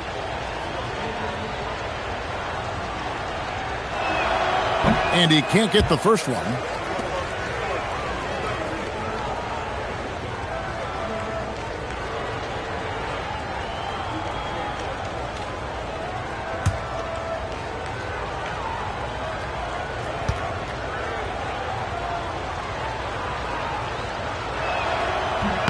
Good on the second free throw. We've got 1:18 left in the first half. Carter Williams, the pass to Orr. And here is Carter Williams. Hasn't made one yet. Nailed from three-point land. The ball movement on this run has been fantastic and is a big part of why they've been able to get these good looks. Clark outside. James outside. The three. The shot missing. And after that great first quarter from three-point range, he has finally come back to earth. Ori passes to Gafford. Puts up a deep three. Rebound, Milwaukee. Noel's got his fourth rebound in this one. There's 25 seconds left in the second quarter. The drive by James. 6 on the shot clock. Nice ball movement by Milwaukee. He scores his sixth bucket from the floor with that one. He's shot the ball 11 times. And he's really shot the ball well, but it hasn't been contagious. Sanders with a screen on Caruso. Here's Carter Williams. No good on the last second attempt there. And so it's Miami. Their lead at 11 points to end the quarter. Their defense has been active and effective. Allie, let's go to you courtside. What do you have for us? I'm here with Coach Spoelstra. Coach, the intensity has been there defensively. Are you pleased with what you've seen? Well, they're going to... Terrific stuff, Allie. Thank you so much. And we'll be back for the third quarter right after this halftime break.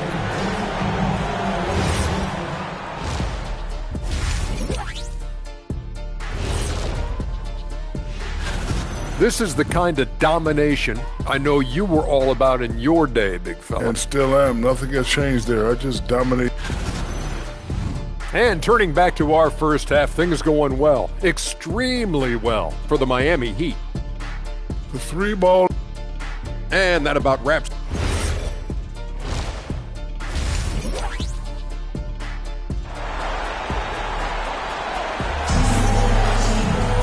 And after a very lopsided first half, we'll see if things play out a little more evenly here in the second.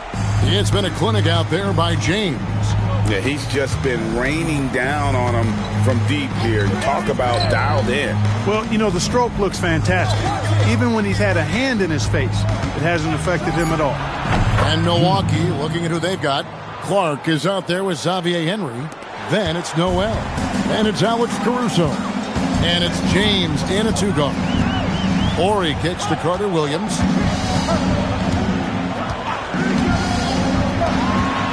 Sanders with a screen on James. Here's the teardrop. And right on through for another basket. He's got 5 made on 5 of 9 shooting. And obviously his momentum from the last game has carried over here tonight. And you know that's how it goes with him. I mean, his hot streaks, guys, don't last minutes. They last days. 6 feet out. And it's Noel missing. The Heat leading by 11 to the inside. James defending. Back to Ori. Pass to Carter Williams. Sanders with a screen on Caruso. Carter Williams can't get it to go. Buck shooting 41% for the game. Caruso kicks to Clark to the wing right side. Carter Williams against Noel. Shoots over Carter Williams, and that one's good. Noel's got it back down to single digits for the Bucks.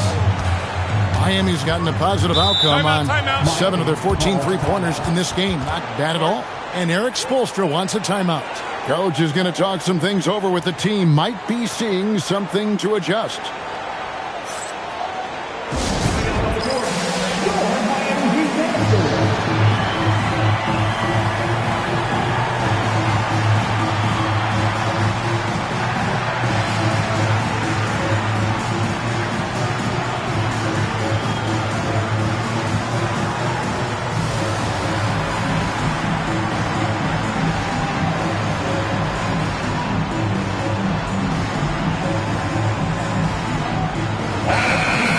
we've got a moment now to see this year's three-point contest and how it's shaping up. Let's take a look at some of the top candidates emerging as we see here some players who are likely to make the final cut. Not too shabby of shooters on this list, Kevin.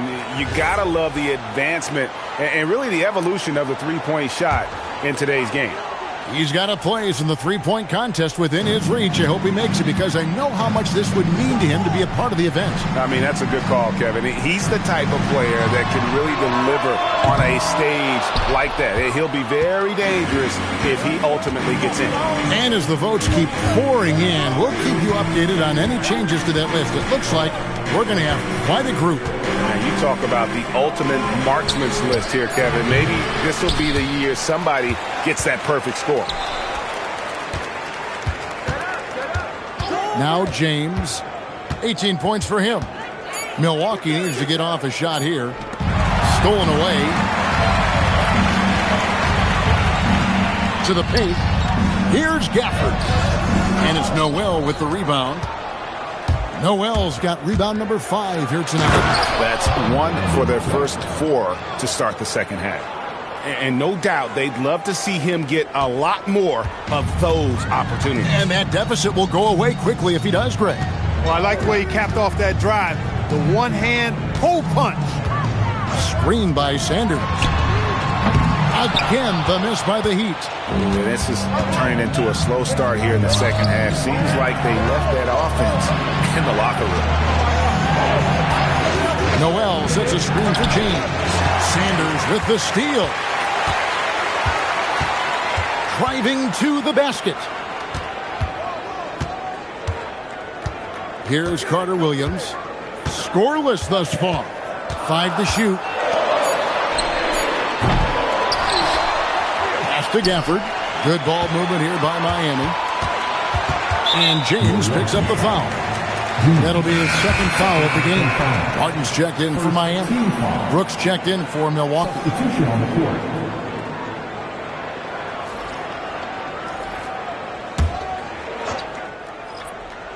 Here's Gafford. Pass to Carter Williams. Gafford sets the pick for Carter Williams. Just 5 on the clock. Can they get it? And it's Noel with the rebound. Noel's got 6 rebounds now in the game. And here is Henry. Ore defending. That's it, and the Miami lead is cut down now to just 5 on the basket from Noel. I'm not sure who was supposed to be on him that possession. I mean, apparently neither did the defenders.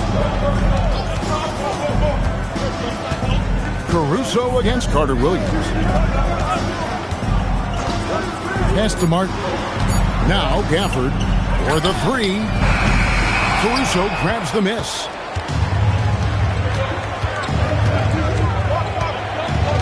Here's Henry. Down low.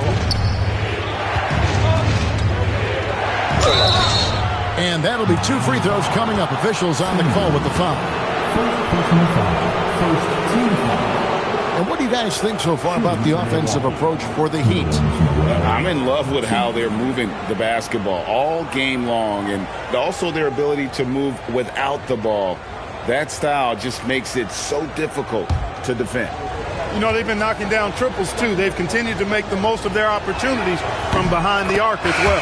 First one falls for him. And the Heat with some changes. Thor's checked in. Davis is subbed in for Martin. The Bucks also with the sub. Naz Reid, he's checked in for Brandon Clark. Both free throws good from Noel.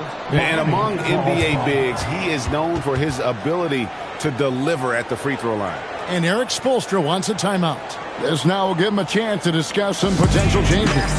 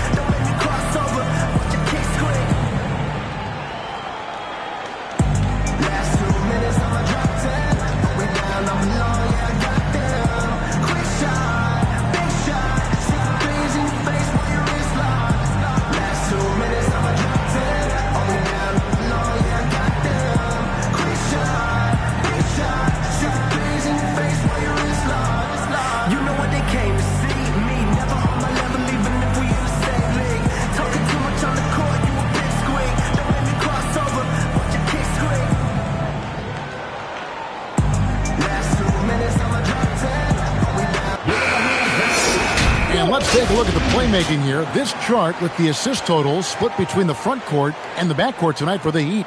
It's been the guards who dominated the ball, but really in a good way, creating opportunities for their teammates, and that's something they'll look to continue here down the stretch. And so it's Carter Williams. He'll bring up the ball for the Miami Heat. Next game for them, they'll take on the Raptors at Toronto. That'll be just one game played away from home for them. And it's the Bucks on the break. Here's Brooks. Good on the shot. Brooks has got his first basket. And let's get your take, guys, on the hustle stats for the Bucks. I like the fact that they've been very aggressive at the defensive end. Tenacious. They're jumping passing lanes and coming away with a lot of steals. And just a great job converting those second chance points as well. They're having a great night getting those second and third shot opportunities. And that bucket should stop the bleeding. Yeah, we'll see, though. I mean, it looks like that might be the case. They might need a few more like it, though, because that lead has been steadily dwindling. That's it, and the Miami lead is cut to just 1 point on the basket from Noel. And now you see them starting to really work the ball inside. Outside, Davis. And the foul called on Nerlens Noel. That is his first foul of the game. A different look for Milwaukee. And Beers checked in for Nerlens Noel. Cody Martin comes in for Xavier Henry. And James subbed in for Alex Caruso.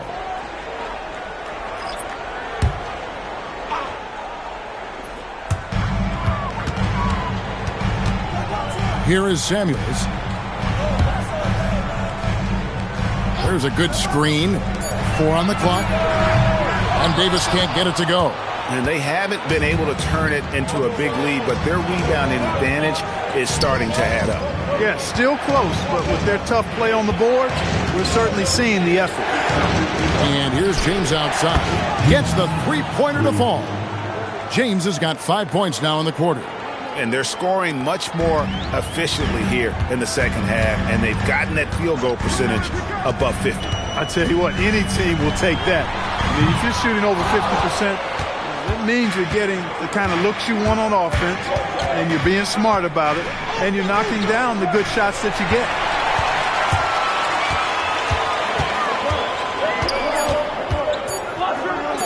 Three-pointer, Martin, and the last shot at the buzzer doesn't go in for him. It's still anybody's game as we've reached the end of 3. Milwaukee on top as they end the third quarter with a tremendous 17-4 run. And a quick look now at the State Farm assist of the game.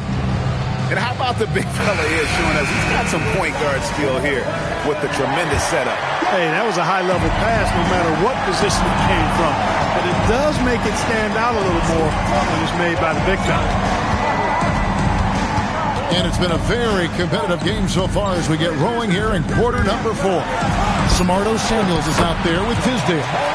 Then there's Caleb Martin. And it's Christopher in at the 2-guard spot. That's the group on the floor for Miami. Wayne Beer with it. On the wing, James. And Reed has it in the corner. Hardaway for 3. No good there. Sometimes it's more about what the defense is doing on that possession. They were all over him on the perimeter. Stolen by Reed. And here we go with Brooks running it up the court. Pass to James. That drops and it comes off an assist from Brooks. James has got 23. And that's right in his wheelhouse. Looking to make an impact when it counts. You know, they want the ball in his hands here because they trust him to hit all the big shots. Beyond the arc. Christopher, no good. Milwaukee in the lead. To the middle. Here's Reed. Brooks right side. And it falls over the rim and in. Tell you what, Brooks is never short on confidence. Always believes his shot is going down. Inside. And Beer with the steal. James outside. Here's Brooks. And the dunk by Brooks. That's a double whammy, guys. That's right. A great defensive play, then the emphatic stuff. Well, turning defense to offense, we talk about it all the time. Try to hit your opponent at the other end before they can set up the defense. Well, I tell you what, he earned his money on that foul. Yeah, if you're going to foul, then make sure that you don't give a chance for the and one. And the first one at the line is good. And the Heat with some changes. Sanders comes in for Samardo Samuels. And Smith subbed in for Josh Christopher. Big group substitution here for Milwaukee. McKeskey's checked in for Lambeer. Brandon Clark comes in for Naz Reid. Sam Hauser's checked in for Dylan Brooks. Moody subbed in for Tim Hardaway Jr. Just 5 to shoot. James, no good. The Heat trail by 4. Defended by Moody. That doesn't go. He's 5 of 12 on the night. Out left to the wing. Pass to McKeskey. James, that's a two-pointer. And he nails that one right through the net. James has got the lead up to 6 now for the Bucks. I love his shot selection today. He set the bar for the rest of the team. Sanders with a screen on James. Now here's Sanders.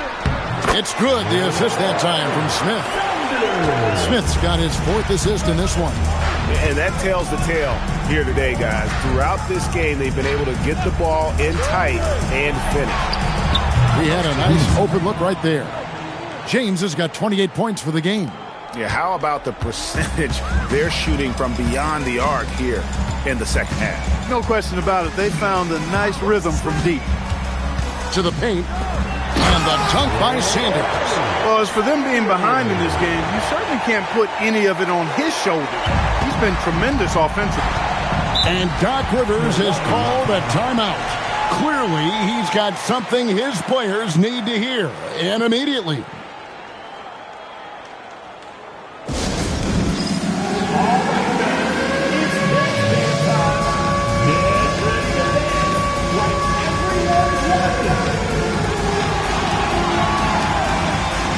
Different look for Miami.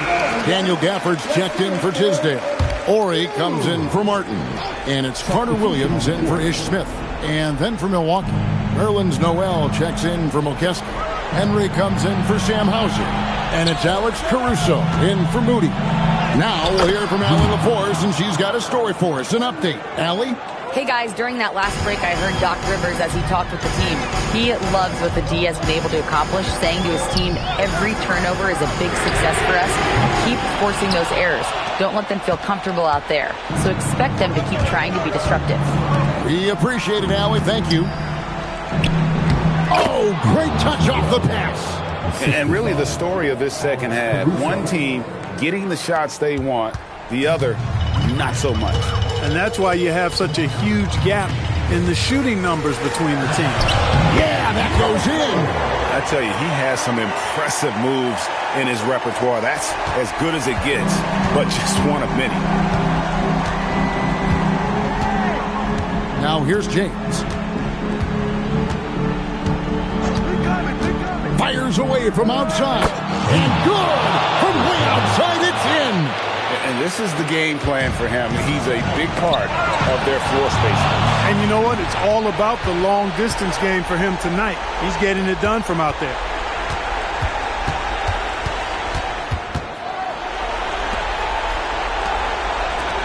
And here is Clark. For 3.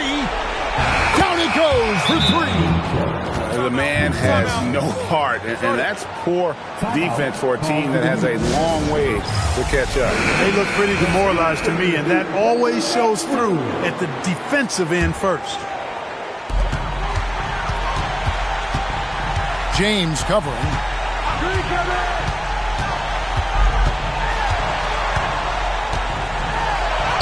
Good! Lays it right in there. I mean, he is tearing the defense apart, and let's face it, they have not brought their A game on that side of the ball. It was the exact same kind of offensive showcase for him in their last game, too. When it happens this often, that's not a pattern. That's a characteristic. Well, so often we see this transition buckets off turnovers. And we know turnovers are painful and costly. You get loose with the ball on one end and get punished on the other end. Clark sets a screen for James. Really on the right play defensively. If you can't block, force them to the line. Yeah, exactly. Prevent the layup, give them a little bump, and then maybe they'll think twice about coming into the lane next time. And if they don't think about it, at least they might be distracted by your presence. He doesn't hit the first, and that was the one they really wanted. He's got one more, though. That's good, going 1 of 2 from the line, and that'll push the lead to double digits. Miami's gotten off to an 0 for 2 start from downtown here in the fourth quarter. James defending. Oh, what a finish!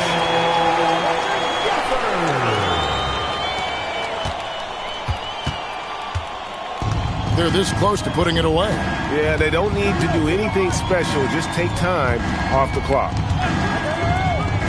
James fires. He drills the 3. And it's just competing. You know, giving your best when it matters most. Yeah, you know, once they got victory in their view, a huge injection of energy and a great run to finish it off. Shot clock at 6. He finishes with a one-handed dunk.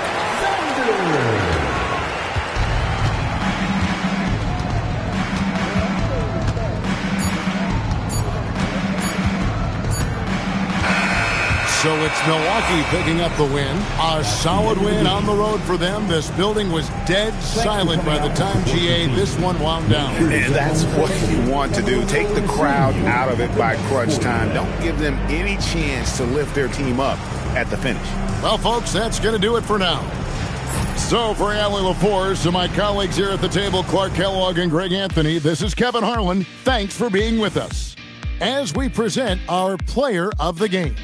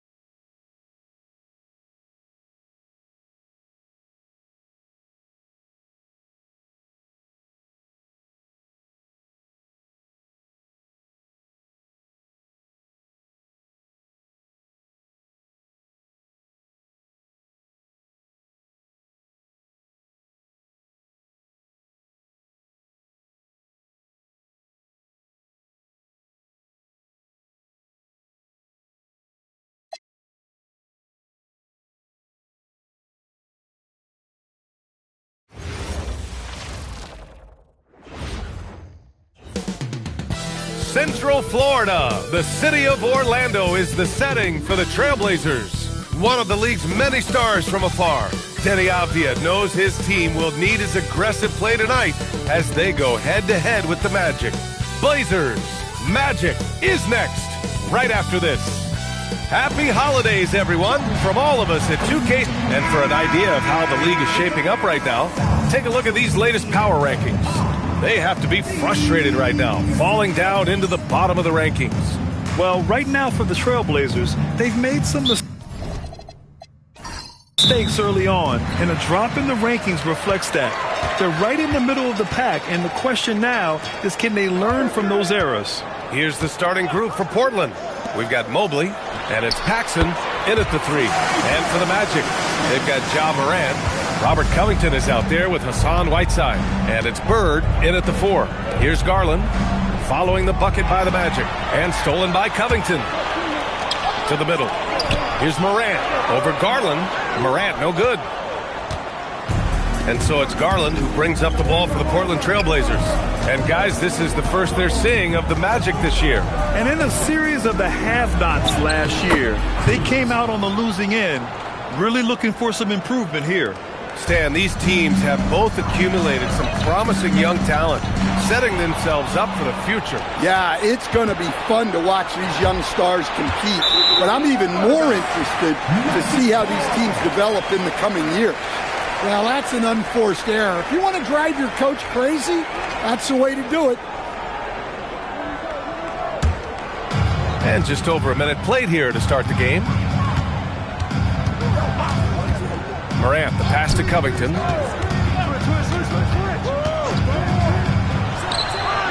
That misses, so no good on his first attempt of the night.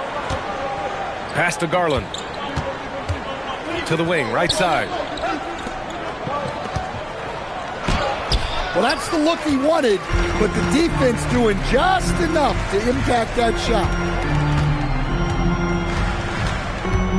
Morant against Garland. Covington passes to Morant. 6 on the shot clock. From deep three-point range. Not going to go that time. Here's Paxson, covered by Covington. Paxson passes to Mobley. Garland for 3. Again, the miss by Portland. I can't believe he missed that 3. Regardless, that's not a shot the defense should be given. Here's Bird. And that one makes him 2 for 2. He's in his rhythm. Rock solid screen right there. The defender got completely lost. Yeah, you've got to lock and trail hard. You can't allow him a clean look from it. Now here's Garland. Mobley, right side. Back to Garland. Lets a 3 fly. The rebound by Whiteside. For Orlando, they've gone 2 for 5 here in the first. 2-on-1 as they jump out on the break. Paxson, good. And a steal like that, with the conversion, can really start moving things in your direction. Much to the fans' delight, Stan, Shaedon Sharp's dunks are already legend in some parts. Well, B.A., he does stuff that makes you shake your head, and it gets a ridiculous amount of airtime. Certainly an entertaining young player to watch. Now here's Garland, and he dumps it down. Ooh, that's a tough spot to be in as a defender. With that height disadvantage, it's very hard to protect the rim. And it's Morant with the ball for Orlando. Pass to Covington. Morant against Garland. Morant looking for an opening. Takes the 3. And once again, off the mark by Orlando.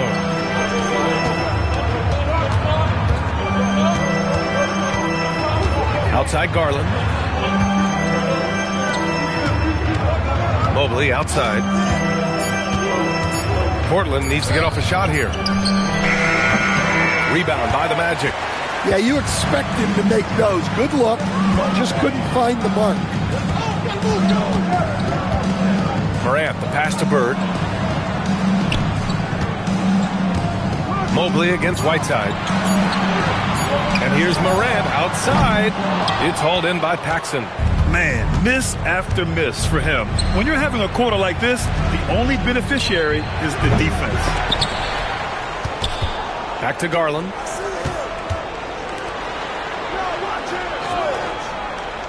To the inside. Mobley uses the glass to finish the layup. And they may have talked about shot selection coming into this. Magic trail by 4. Offensively, it's been a struggle for them. Yeah, they need to string together some shots to have any kind of chance. And so now a timeout called by Jamal Mosley. He might have seen something and needs to review with his guys.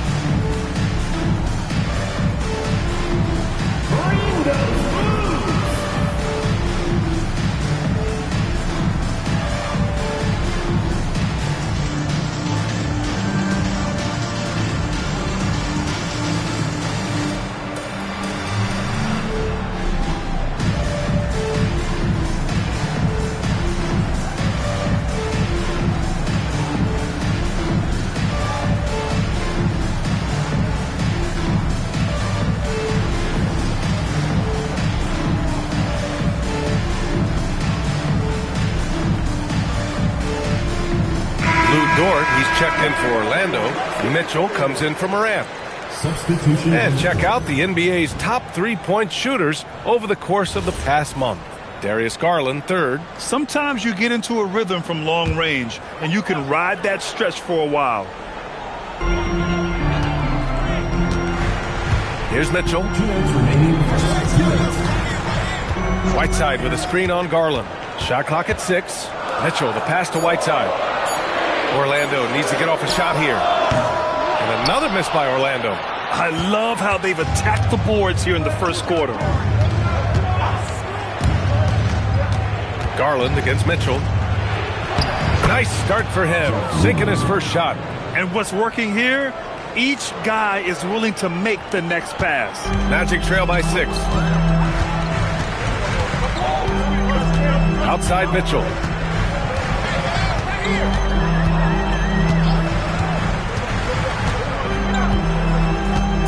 Pass to Bird. Their offense stone cold. Another miss there. Dort defending. Here's Danley. And here's Garland. Fires for 3. That shot off the mark. 51 seconds left to play in the first quarter. Now Dort. Back to Covington. Orlando moving the ball around. There's the triple. It's hauled in by the Trailblazers. And it's Garland on the drive. Uses the glass on the layup. This run has been fueled by their Matador defense. Orlando trailing here. 8-second difference between the shot clock and game clock. Mitchell, the pass to Bird. Orlando again missing. Here's Danley. Hasn't gotten one to fall yet. Here's Rulin. Yes, and a nice assist from Garland. And the Trailblazers lead by 10. And so it's the Portland Trailblazers earning this break in the action, up 10. Just pounding the painted area. That's helped them build an advantage. We'll be right back with you.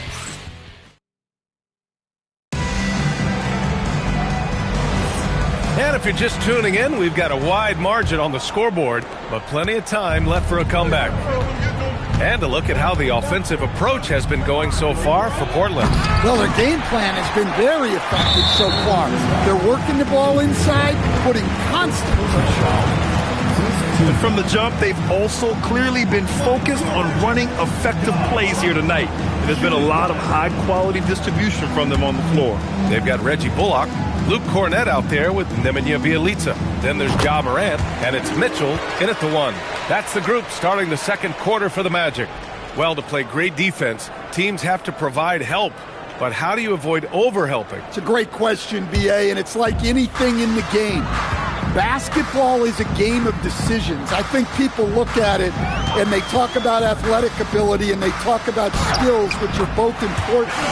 But the best players and the best teams are the best decision makers, and the same thing goes as to when to help and when to stay home on shooters. And let's send it over to Allie LaForce. Thanks a lot.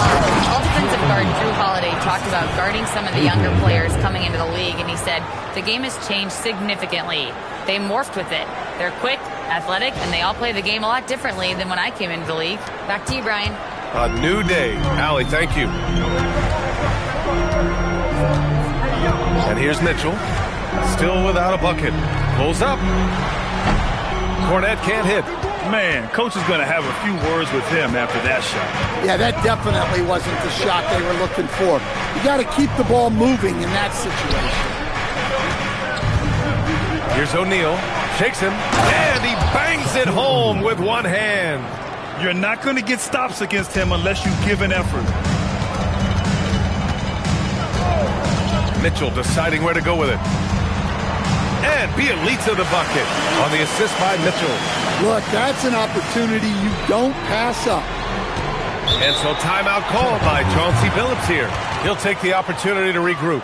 Well, Stan, if you had the opportunity to coach Paolo Banchero, What would your message to him be? Well, look, B.A., he doesn't need my notes, but I'd just urge him to refine his jump shot. He has incredible size and skill. Portland making a switch here.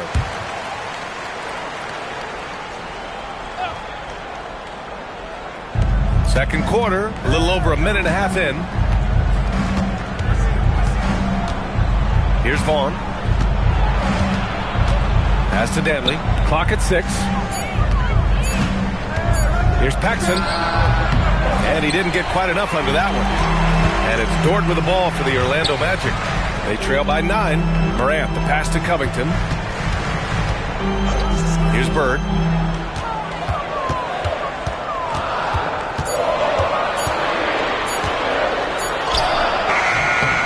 Portland with a rebound. Rulin's got his 4th rebound in this one. Dantley passes to O'Neal. Over to the left wing.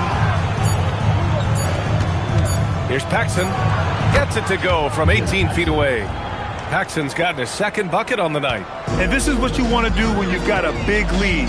You must stay aggressive. Yeah, they're being absolutely relentless, building this lead in every way possible. And it's Bird missing. Trailblazers lead by 11. Pass to Dantley. Here's Vaughn. Dort defending.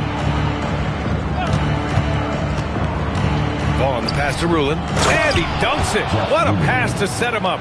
For a center, he's maybe undersized, but his ability to get in the air to make a play balances that out. Well, that's a great pass. He has the timing and rhythm of a metronome. Vaughn, the pass to Paxson. Here's Vaughn. And there's the screen. And the call is going to be, yes, an illegal screen. A moment now to see how the schedule is looking for the Portland Trailblazers. On Tuesday, they go back home and will host the New Orleans Pelicans. And then on Monday, and looking at the Bucks matchup, that one's going to be their 7th game of the season. Almost a full 10th of the season played after that one. And so now a timeout called by Jamal Mosley. He's going to talk it over with his guys. Protecting the rim has to be their top objective right now. Well, if you're just going to let them score inside at will, you might as well pack your bags.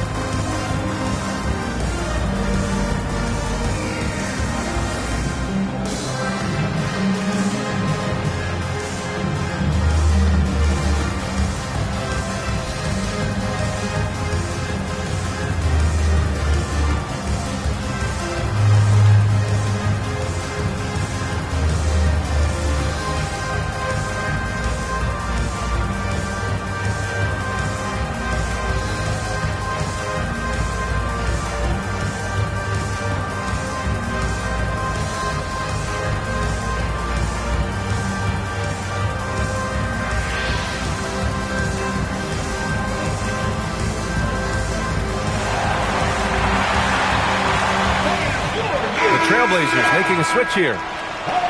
Defense on our 2K leaderboard. Looking at the best when it comes to points per game allowed over the previous month. 4th, the Magic. Well, you have to praise their defense over the last month. They've been working as a team to put almost constant pressure on opposing offenses. Just terrific stuff. Bird passes to Morant. Pass to Whiteside. Orlando moving the ball around. 3-pointer. And another miss by Orlando. You have to credit their effort. I mean, they've done an amazing job on the glass. Down low. And a big finish by Robinson. And taking a look at this first half, they've just shown better shot selection. Yeah, they've done a better job executing offensively, moving the ball and creating high percentage looks. Moran against Garland, and they call an illegal screen here. One of the trickier plays to judge, but it would be hard to argue against the call. Yeah, and that's maybe something that should be called more. We see a lot of moving streams in today's NBA. Mitchell's checked in for Orlando.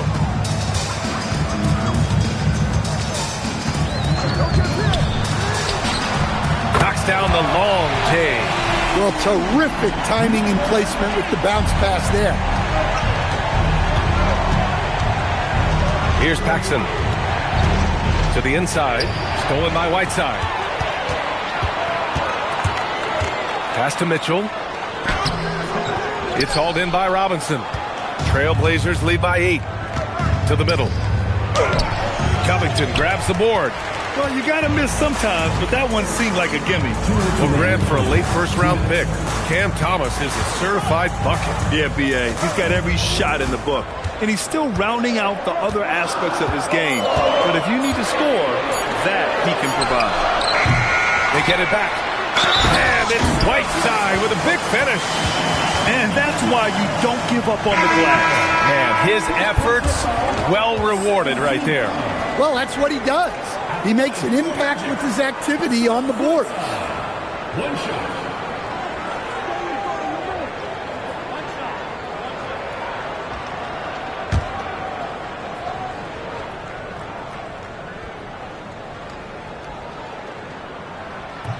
And the free throw, no good. Grant, having played in the league, you must have a good idea of how these guys are feeling this deep into the year. No, B.A., it's hard to describe. There's such a physical drain on your body. And mentally, it might be even more difficult. This one for 3. O'Neal pulls it in. O'Neal's got 6 rebounds now in the game. Good job hitting the glass. They're +8 in rebounding. Just 5 on the clock. Oh, what a play. Just palms the block. Now Mitchell. No made baskets yet.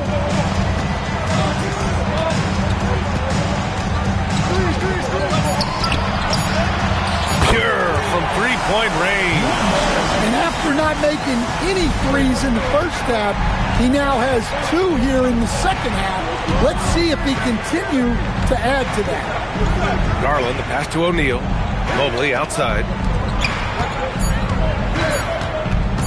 Here's Paxson over Covington. Paxson can't get it to go. We've got 22 seconds left in the first half of this game. Mitchell, the pass to Bird. Pass to Mitchell. There's a screen by Whiteside. Fires the 3. And no good. And so it's the Portland Trailblazers with a 6-point lead at the close of the quarter. Getting lots of great looks, shooting it well. That's why they're up. We'll be right back.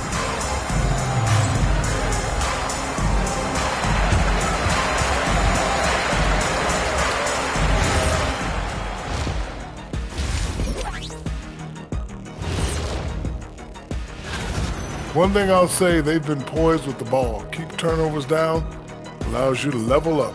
Yeah, hard to gain momentum. And next, a look at some of the possible. And that's a wrap on half.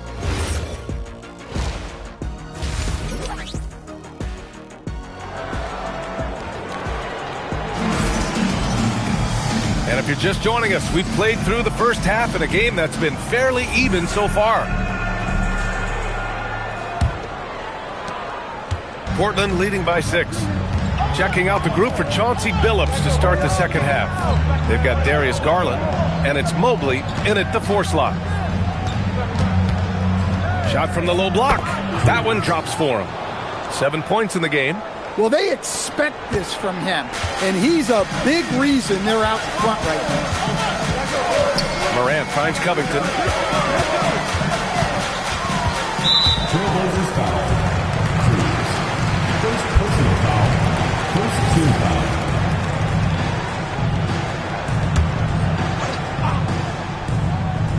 Here's Bird.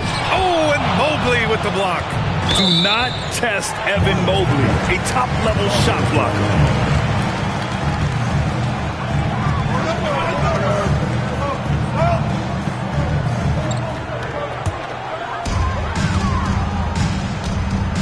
6 on the shot clock.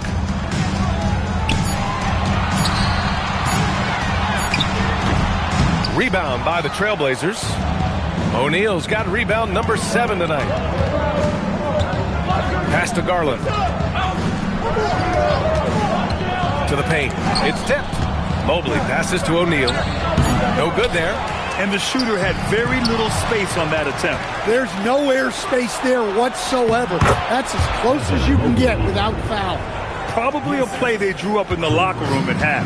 Yeah, I like how they're establishing their interior presence right away. That's going to collapse the defense and create other opportunities. Out to the wing. Orlando moving the ball around. From deep, Morant. Orlando again missing. I mean, he's trying to shoot his way out of what's becoming a prolonged cold streak. Yeah, I get it, but you don't want him forcing things. It's better to get your shots within the flow of the offense. Sends it home with some passion. I think he's rubbing it in a little bit here, hanging up there like that. And so now a timeout called by Jamal Mosley. A moment to rest and confer on the game plan. Looking now for some consistency. Just too many missed shots. Yeah, right now, Coach needs to draw up his best play, get some points, and give this team some confidence. 2 minutes into the second half of play now. Outside Morant. Pass to Covington. Shot clock at 6. Here's Bird, covered by Mobley. The 3, Covington sends it home from three-point land. Covington's gotten himself going here. His first points of the game on the deep ball. And so Garland will bring it up for the Trailblazers. 13 points was their biggest lead of the game. And here's Mobley.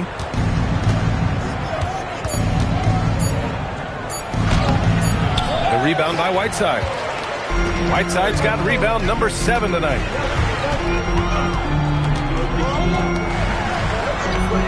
Back to Morant.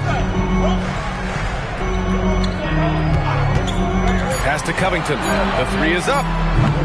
Portland with a rebound. They've come out a little cold after that halftime break. Just 1 of 5 from the field to start the third quarter. Garland against Morant. Here's O'Neal. And Whiteside with a block. Now here's Morant. Let's go with a 3. And there's a whistle. That goes on Robert Covington. That's his first foul. And that shot was going nowhere thanks to that aggressive swat. What a play. I mean, that'll have the offense thinking twice about taking shots in his presence.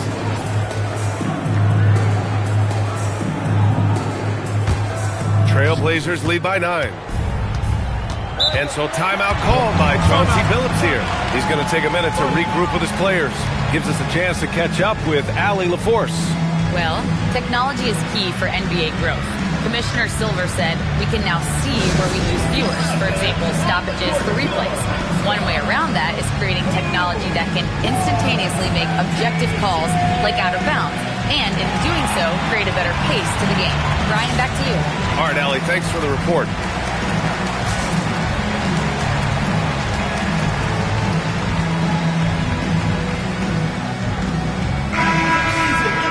And now a break to glance at the rookies who scored the most per game during the last month of play.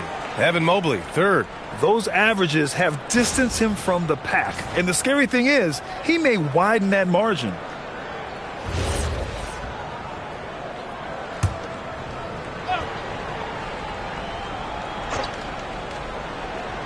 Third quarter action, and just under 3.5 minutes have passed. Morant against Garland. Here's O'Neal. Count it. Now 5 of 11 for the game. They have no answer defensively inside. Garland against Morant. Pass to Bird. Soft touch off the glass. Bird's got 8. Well, that's what you want. Get him the ball and see if he can close the gap. Mobley outside. Outside O'Neal. Now here's Garland. Fires from deep. The rebound by Whiteside. Boy, they need something to go to regain some confidence. No question. Way too many empty possessions for them. 6 to shoot. There's a screen by Whiteside. Look at Morant working the paint. Nice. Terrific design and execution, leading to an opportunity right at the rim. It's so sick, the vertical ability. That was flat out awesome. He has that effortless knack for getting to the hoop. Pass to Bird from about 19. Out left to the wing. Nails it from beyond the arc. 9 points in the game. Well, he can beat you in a lot of ways. Very challenging to defend. Paxson passes to O'Neal. Sinks that one from the post. And the Trailblazers lead by 8. Well, what a quarter he's had. You can tell he's in the flow. They should be looking for him every possession.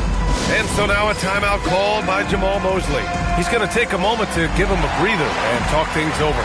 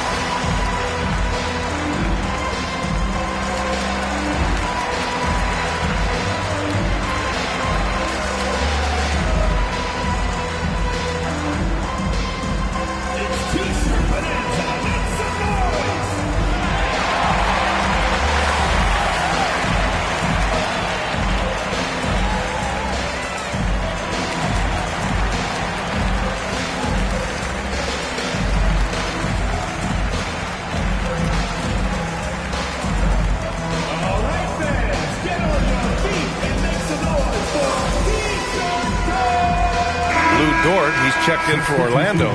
Mitchell comes in for Ja Morant.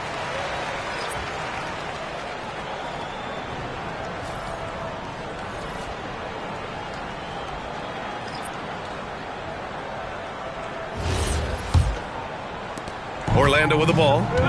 8-point game. Well, when this one's done, they'll be off to Miami, taking on the Heat. It's a quick turnaround on the road. Just one game.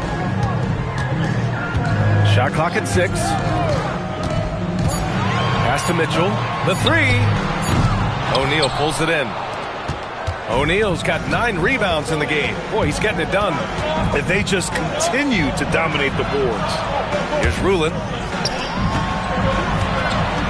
Screen by O'Neal. Here's the 3. Nails it from 3. He's got 10. Easy look when the defender isn't fighting over the screen. Yeah, it's certainly worth it to disrupt the offense. Coaches notice that extra effort. And play stops. A whistle there on what looks like an illegal screen. The screener was leaning a bit right there. His feet may not have been planted. Pretty obvious call by the officials. Look, you can get away with a lot in terms of screens today. But you can't make it that obvious. Carter, he's checked in for Portland. Dantley passes to Rulin. And he got the whistle on the way up. So he'll be headed to the line for a pair. These are his first free throws of the game. At the line for the Trailblazers, Jeff Rulin. 2 shots.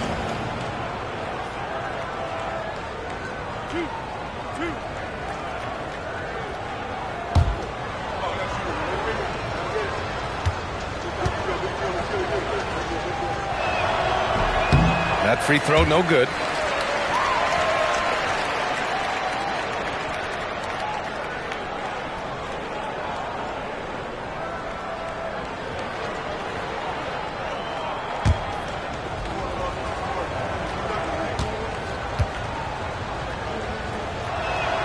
Good on the second one. Magic trail by 12. There's 37 seconds left in the third quarter here. Pass to Cornette. Fires the 3. The rebound by Carter. I'll tell you what, they've rebounded the ball tremendously well. Here's Vaughn. Dort defending. Shot clock at 5. Here's O'Neal. And he was fouled while in the act of shooting, so he'll take 2 free throws. It's going to go on Luke Cornett. I don't mind that. I mean, they met him at the rim and temporarily prevented the points.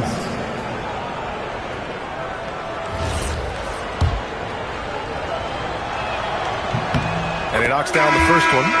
So both teams changing it up here. And good on the second, so he makes them both. 12 seconds left in the third. Mitchell with the ball. To end the run. Oh, he got it up in time, but it wouldn't fall for him. And so it's the Portland Trailblazers. A sizable lead of 14 at the break. The hustle they've shown on defense has been tremendous. All right, stick around. We'll be right back after this.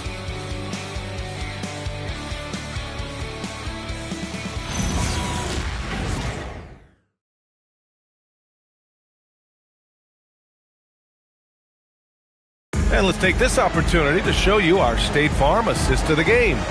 You can count on him to deliver a few assists like this one each and every night. Well, that is what coaches want from their point guard. Set others up, play the game the right way. And 1 quarter to go in a game that, to this point, has not been an evenly fought contest. Luke Cornett out there with Nemanja Bjelica. Then there's Lou Dort. Wow! And what an aggressive move to the rim. He's really trying to fire up his teammates right now. Boy, it's not hard to feel inspired after a teammate makes that kind of finish. Well, that's exactly what's needed when you're trying to turn things around. Back to Garland. Robinson, a screen on Moran. And a big finish by Robinson. Nice one-handed jam. Simple and effective, B.A. Hey, with the lead, I'm surprised he didn't come up with something a little more creative. Moran against Garland. Here's Cornett. And a great assist by Moran as that one goes. Moran's got his 4th assist in this one. Now you see here just how good Moran is at spotting openings, then moving the ball into them. And breaking out the one-hand slam. Man, an emphatic way to extend the lead a little more. Garland against Moran. Here's Cornett. And again, it's the magic from deep. Here in the second half, they're really focused on stretching the floor. Yeah, and where has the defense been? They've been content to let them fire away. They've got to close out to the arc.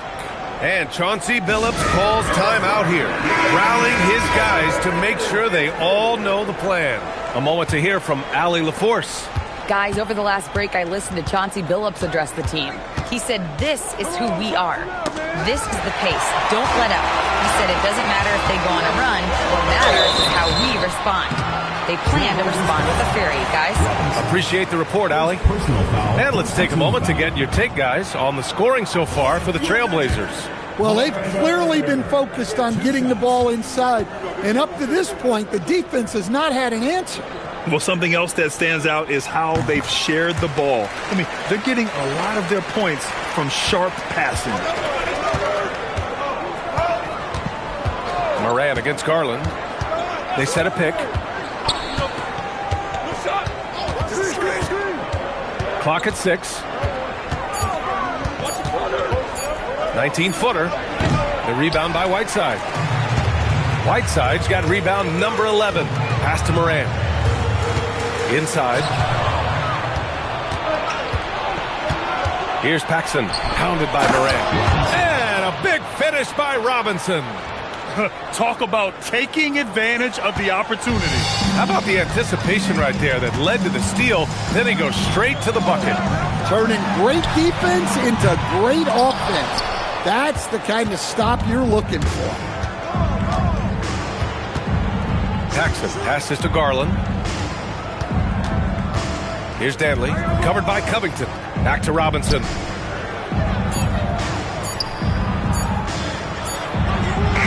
Orlando with a rebound. Whiteside's got a rebound number 12 here already in the game. Orlando moving the ball around. Out to the right wing. Here's Morant. Danley grabs a miss. Trailblazers lead by 11. Outside Garland. Pass to Robinson. From 8 feet away, Orlando grabs the miss. Now Morant. Robinson with the block. And that one goes out of bounds. Last touch by Robinson. And we have to take another look at that block. Oh, amazing indeed. And getting stops like that only encourages them to keep attacking on the offensive end.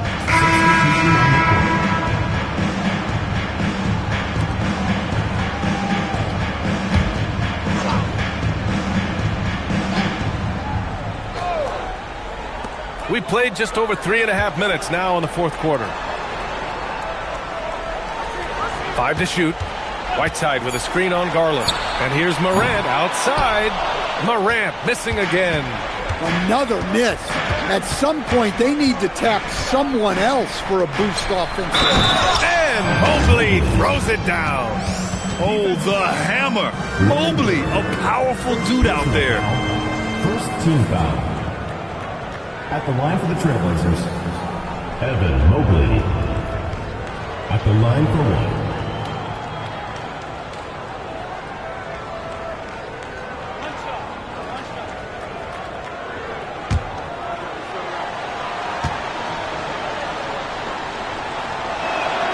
Yeah, Mobley better get used to getting to the line, especially with his style of play. And it's Morant with the ball for the Orlando Magic. They trail by 14. Outside Covington.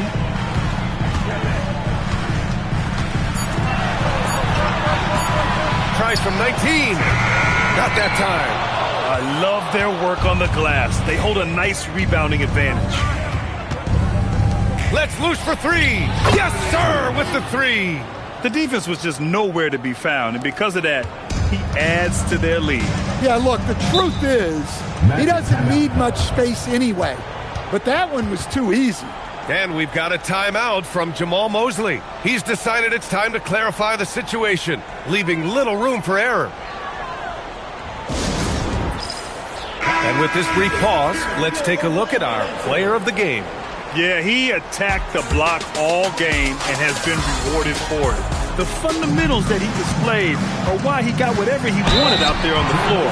Hey, let's face it, the defense had no answer for him. You know, I got to applaud his incredible energy out there tonight. Losing again was not an option for him. He wouldn't settle for anything other than a win. So he gets them both. And here's Garland. Outside Mobley. Garland against Morant. And they say that leadership starts at the top, Stan. How does great ownership and the front office permeate an organization? Well, you're absolutely right, EA. Leadership starts at the top. And the best owners in this league go out and get great people, and then they empower them. They don't micromanage. They get people to work and use their expertise to build the organization. Magic trail by 15.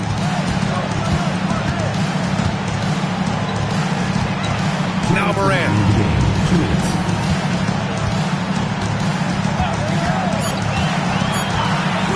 Fires the 3. Cleared away by Mobley. He is just so deadly from out there. You expect that to fall.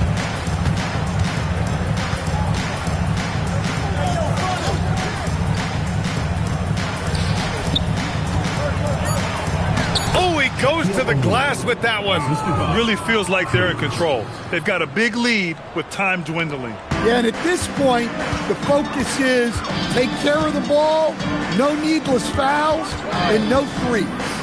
And they were really able to find the mismatches they wanted and exploit those all night. Great execution from the players and coaching staff for the Trailblazers. Check out their assist numbers. They didn't get stuck in isolation. They got the ball to the guys who had the best matchups. And this one concludes with their second victory of the year.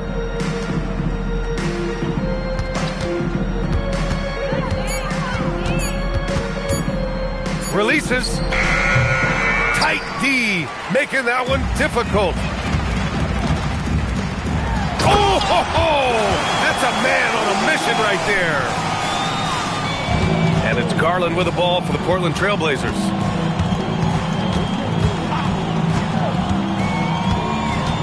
Now Mobley. Oh, he jams it right back at him.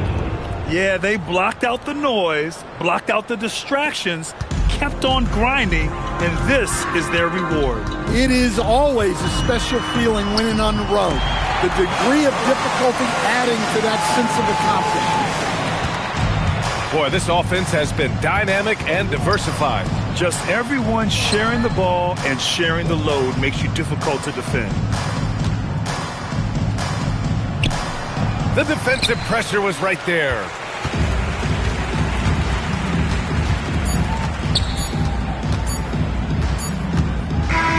So it's the Trailblazers winning this one easily. Boy, a nice win on the road. By the time this one was winding down,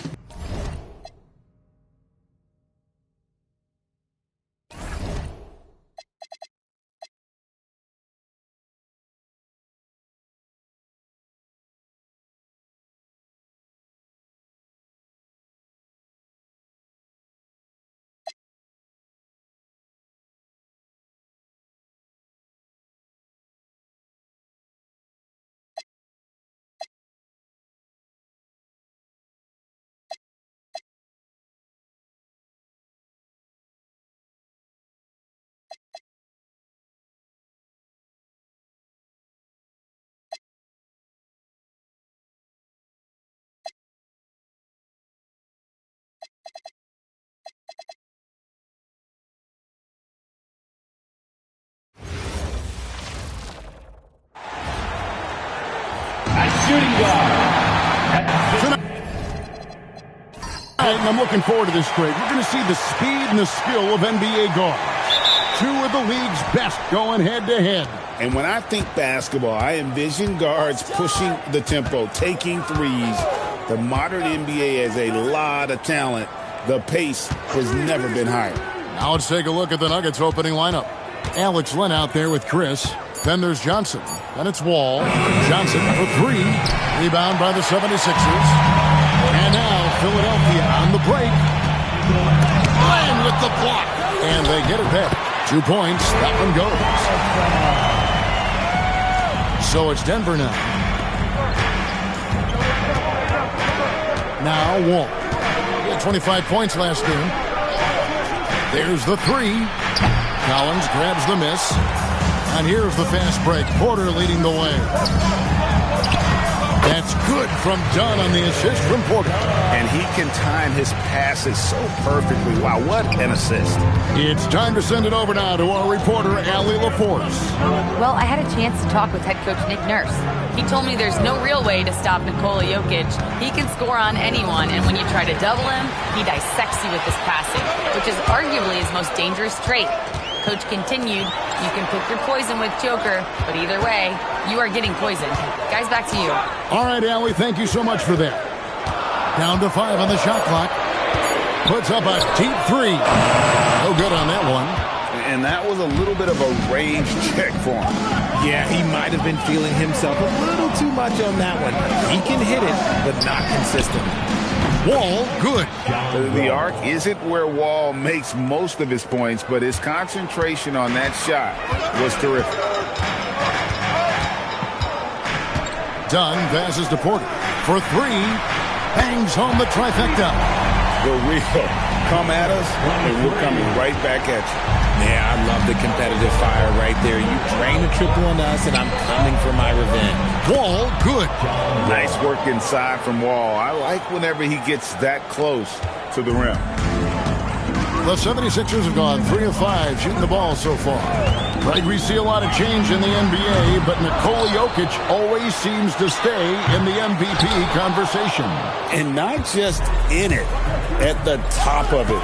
His ability to affect the game is basically unmatched. He dominates in just about every single aspect. And Wall is a flashy player, someone who enjoys getting creative with his handle.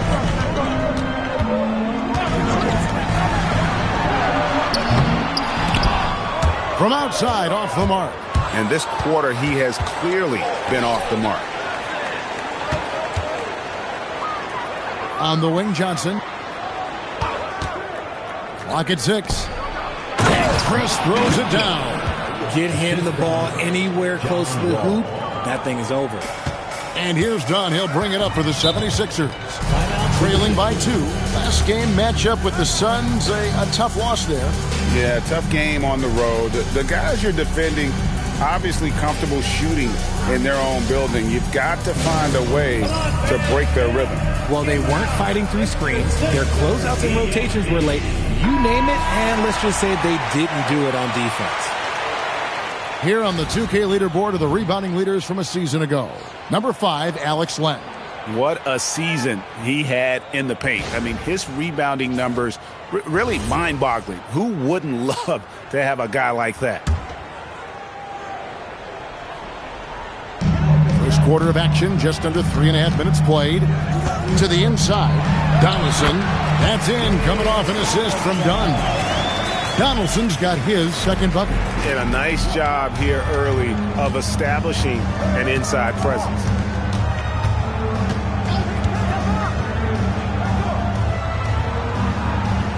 Len with a screen on Porter. 6 to shoot. Now, here's Johnson. He's covered closely. And not allowing the shooter even an inch of breathing room on that one. I'm sure they'll think twice about shooting against him next time. Well, that's one way he can finish, but far from the only way he gets it done. He's got all kinds of tricks up his sleeve. Stolen by Collins. Some nice ball movement here by the 76ers. Just 5 on the clock. Here's Dunn. Len grabs the board. See, that miss right there, it's why teams try to avoid the mid-range jumper these days.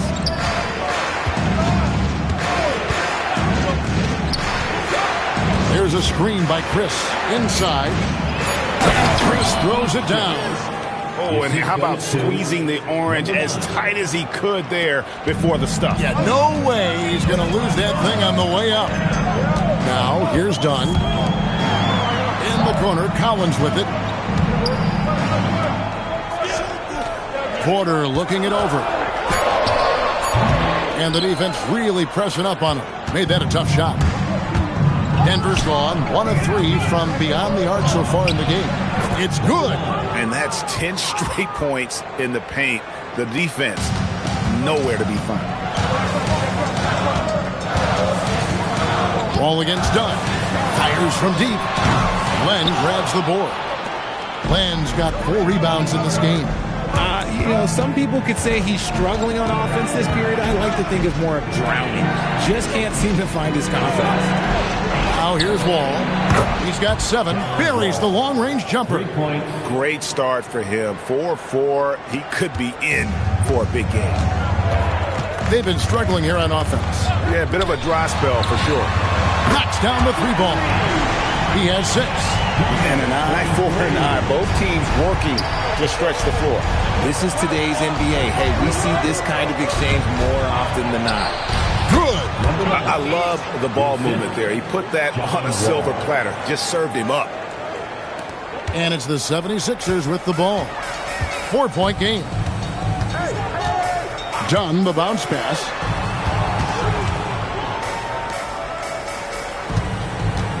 Shot clock at 6. Over to the left wing.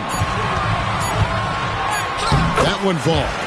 Rate of baskets assisted, it's a stat I really like. It tells the story of how well you are playing team offense. Nuggets have gone 8 of 11 in the first quarter. They'll take that percentage any night. About 3 seconds between shot and game clock. Here's Johnson. The kick out to Wall. From down in the low post, it goes. Wall's got 12 in the game. Coming off a big game, his confidence couldn't be higher, and coach knows it. When it ain't broke, leave it alone. Until someone stops him, just let him roll. John Wall.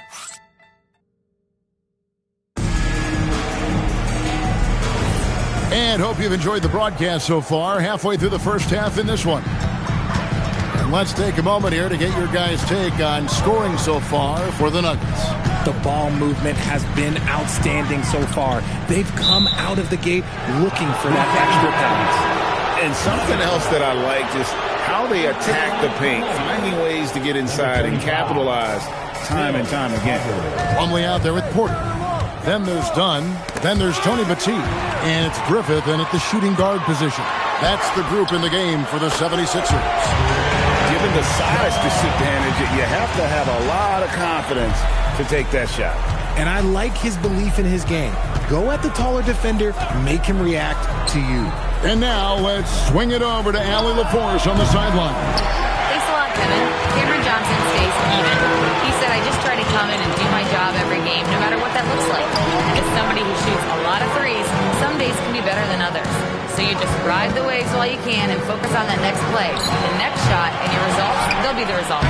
Back to you guys. Thank you, Allie. Just enough resistance to force the miss. Barely. That's one he'll generally make. Hubbard the pass to Richardson. Wall against Dunn. Releases. Offensive rebound. And the Nuggets can't hang on to the ball. They couldn't put the pieces together, losing that last matchup with San Antonio. Actually, I thought they might be able to sustain that momentum that they picked up in the fourth quarter, but was not meant to be. Donaldson, he's checked in for the 76ers. John Collins comes in for Mason Plumlee. Alex Len's checked in for Denver. Marquise Chris comes in for Richardson. Now, here's Porter. 8 points his last outing. Hudson dishes the Wall. And it's in. Basket number 6 for him thus far. He has only missed 2 shots from the floor. On offense, Wall can be explosive, heating up and finding plenty of opportunities offensively. You know, Richard, there's a lot to like about Cam Johnson, especially if he's on the floor for your team. Oh, it's simple, Kevin. He gives you length at 6'8" on defense. He's an excellent three-point shooter. He has skills that every team wants and needs. Here's Hudson. Nothing on the board. And John Wall good for 3. Wall's got the lead up to 7 now for the Nuggets. Guys, his consistency in terms of shooting has really helped them seize control. Dunn kicks to Porter. Here's Griffith. And he can't answer back. The three-pointer offline. Here's Hudson. And that one goes out of bounds. Nice touch by Porter. And now here's the 2K leaderboard with the list of the NBA's best teams from three-point land a year ago. The Nuggets number 1. The 76ers third. And it's no secret that both of these teams rely heavily on the three-point shot. That was the case last year. Look at those numbers. Fires from the wing. And it's in after a nice bounce off the right side. 6 points for him. And creating a little separation here, gaining some confidence. Yeah, they've locked in during this stretch. If they keep it up, their lead will only continue to grow. And checking out some numbers for Wall. Last season, he played outstanding. First in assists, and he was also extremely dependable behind the three-point line, finishing the season among the top 20 in three-point percentage. And dropping a lot of dimes. He led the league in assists because he's the ultimate competitor, an absolute magician with the basketball. Here's Wall, following the basket by Otto Porter. Here's the 3. Score the basket. His 4th. He's only missed 1 of his 5 shots tonight. And it just seems that every pass they make is leading to a score. Just great ball movement. Dunn passes to Porter. Dunn looking over the floor.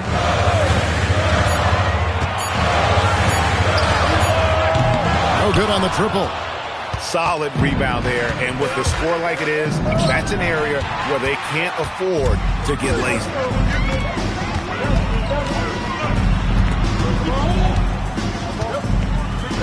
There's Porter with the 3. That's miss number 3 for him. Now 2 for 5 from the floor.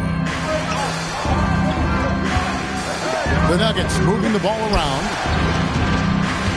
And Porter comes to help. Len, good. And they've repeatedly probed inside in the first half, guys, and it's paid off. Now we know the rumor mill is always active at this point of the season, Richard. For players, what's it like being mentioned in trade talks? It can be a blow to your confidence, and it can also make you lose a little trust in your organization. You just have to remind yourself it's not personal, just business. Now here's Wall. The 12-point lead, their biggest of the game. An emphatic LU jam. And this offense is in a perfect rhythm, and you can see how they're finishing their plays. Right about that. Seems like they haven't missed. Done with it, covered by Wall. 2 minutes remaining in the first half. Done outside. Over Wall. The 76ers again can't hit it. The right thing there to stay that tight on him and really try to keep him out of his comfort zone. Takes the three. They get it again. And good work on the boards. They pick up the second chance points. Len's got his second bucket tonight. And defensively, they are on their heels every time the ball comes inside. And timeout called by Nick Nurse. He made the decision to huddle up with his guys and talk about strategy. Hudson's checked in for John Wall.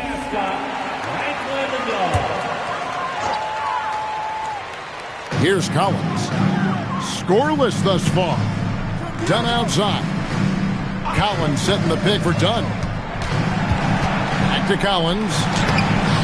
They can't stop the run with that one.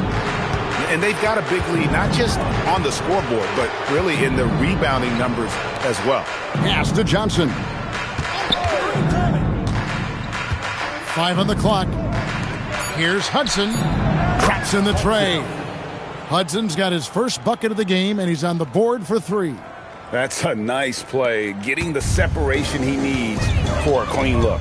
And you know it takes skill for you to get your shot up over a bigger guy. Little giant killer. That's impressive stuff. Here's Griffith. Trying to answer back, but that 3 is off the mark. Pass to Hudson.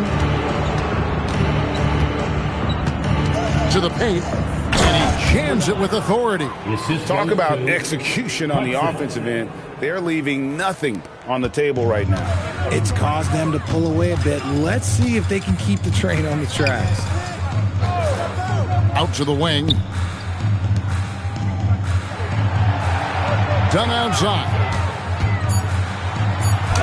Plays it up off the glass. Dunn's got 4 this quarter.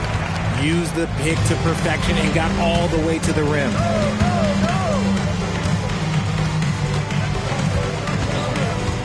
Down low, here's Len. No good on the shot, a bit long that time. Looked like he just rushed it there. Just maybe take a little bit more time in the future. And so it's Denver taking a 19-point lead into the break. The scoring has been tremendous, and they are shooting lights out with very high accuracy. Well, we've got a moment now. Let's go courtside to Allie LaForce. Allie. I'm here with Nick Nurse, and Coach, I saw you imploring your team to pick it up. Where do you need to be better in the second half? Well, we're not very good offensively right now. I think we're taking some okay shots, but we got to be a little bit more patient and keep moving it around a little bit.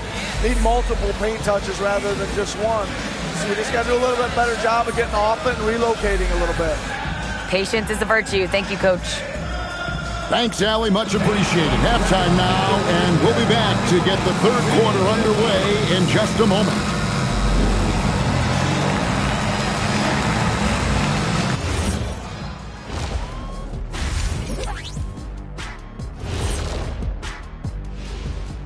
With All-Star Weekend around the corner, let's see who's looking to bring down the rims at the dunk contest this year.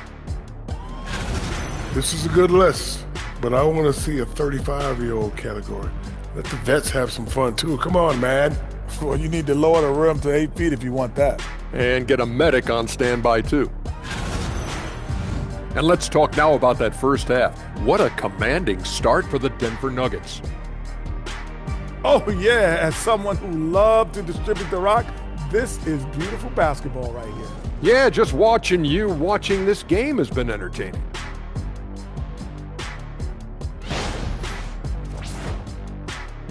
And that's all for us. Now it's time to send it back to Kevin Harlan for the beginning of the third quarter.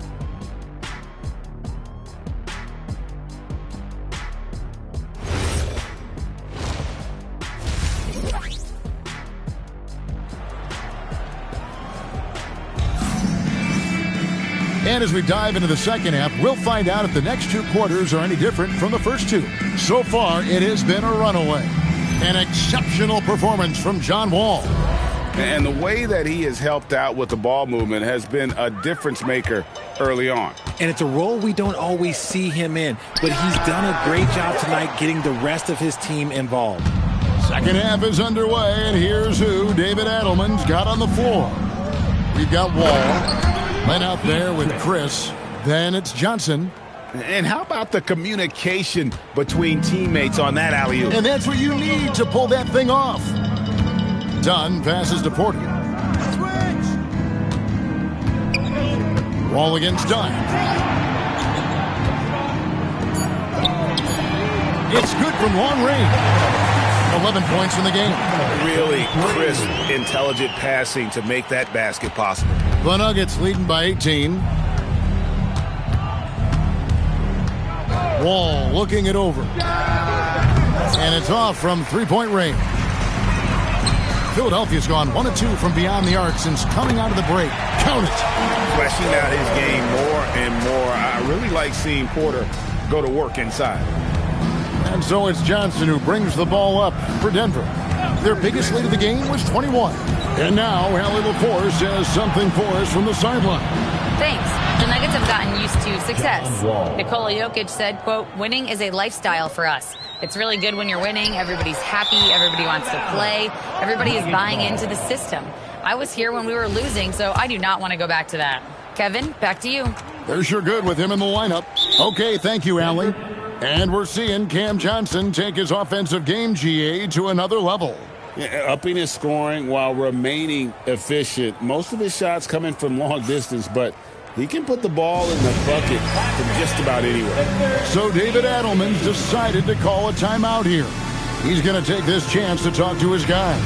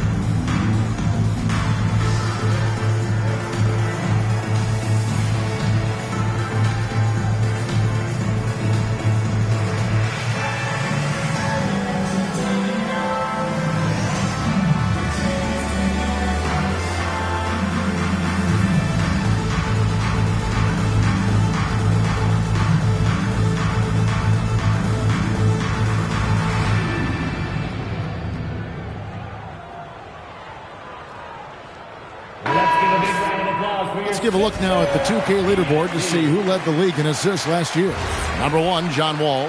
And it was the kind of season that he'd like to repeat over and over. Nobody was better at creating easy baskets for their teammates. All with it, Dunn covering. Stolen by Collins. Pass to Porter.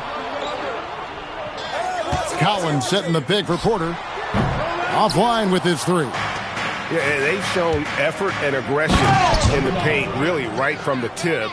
Their rebounding edge right now, massive. A one-man show offensively, and that's almost always good news for his team. Three-pointer. Rebound by the Nuggets. Land's got 8 rebounds in this game. To the middle, here's Chris. And Chris throws it down. And this is how you want to come out of the half. Prolific and efficient. Well, I credit some of that to their communication out on the floor. They are attacking as a unit. And timeout called by Nick Nurse. He's going to have a discussion on the sideline. Your 76ers, ENT, give them a hand. A touch over 2.5 minutes of basketball played here in the third quarter. Down against Wall. And the call on the shot that sends him to the line. And we've heard some coaches complaining about players getting away with traveling. Is that something, Greg, the league needs to clean up? Well, it's inevitable that a few of those calls are going to be missed. But listen, you'd rather have that than officials whistling travels that didn't happen. That one is off. And one area of concern for Dunn, hitting his free throws with consistency, because he has the temperament to draw fouls.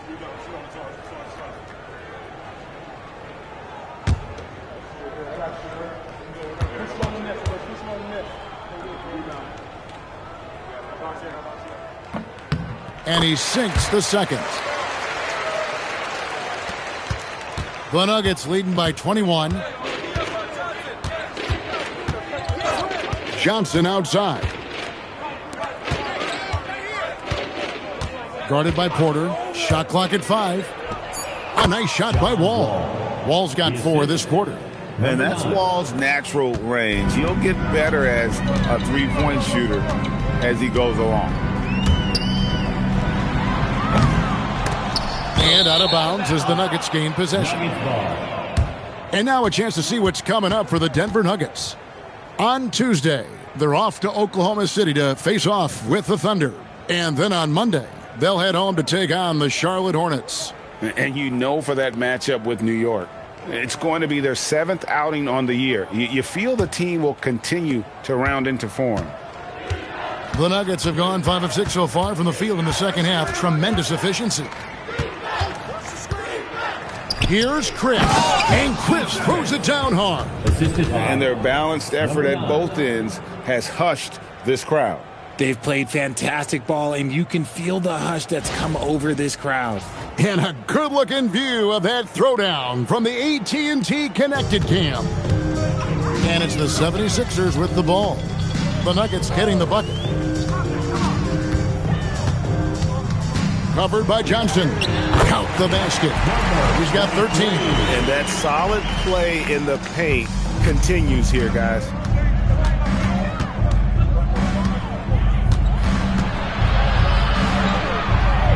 Pass to Len. That's in there. Johnson with the assist. And that's now 6 points for Alex Len.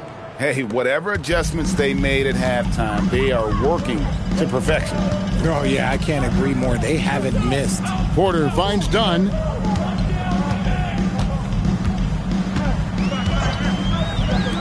Fires for 3, and the 3 ball is good. And now with 2 3-pointers in each half, he's really doing his all to help his team out from deep. Denver leading by 22.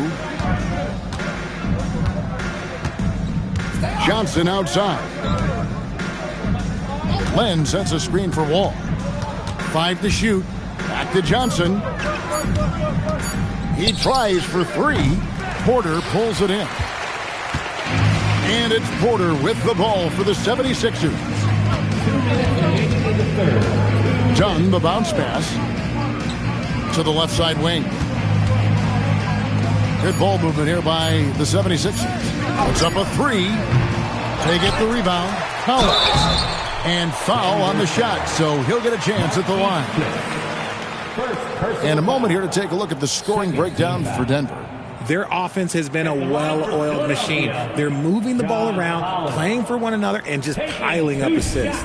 They took what the defense gave them tonight, and that was the mid-range. I mean, very consistent from that part of the floor.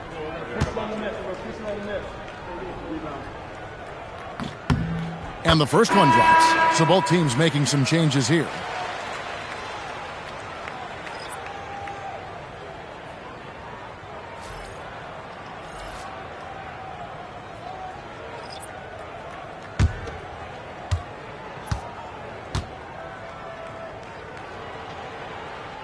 And so Collins nails both of them.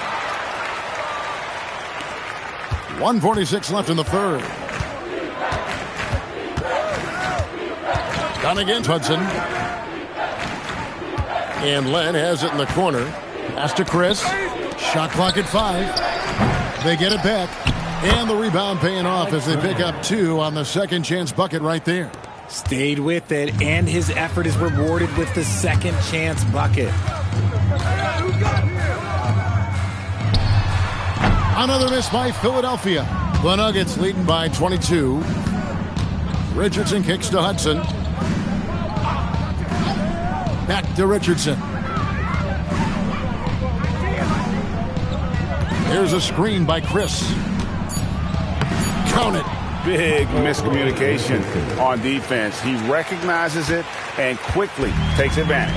Yeah, they're going to do a much better job of putting a little bit of pressure on him on his way to the hoop. Jacks up a three. Pass to Griffith. Now done. Lets it go from deep. And it's Denver with the rebound. Land's got rebound number 11 for him here tonight. Here's Hudson. Tried to bank it in, but he misses. Nice reaction defensively. Determined to make that a difficult shot. 4 seconds separating the shot and game clocks. Collins passes to Griffith. Here's Donaldson. Done outside. Hits the three-point bomb. He's got 19. And really scored most of their points, but he can't score a ball, guys. He's going to have to get somebody else to step up. And so it's the Denver Nuggets sitting at a 21-point lead to end the quarter. They've been playing some inspired defense, giving up very few easy points. We'll return shortly.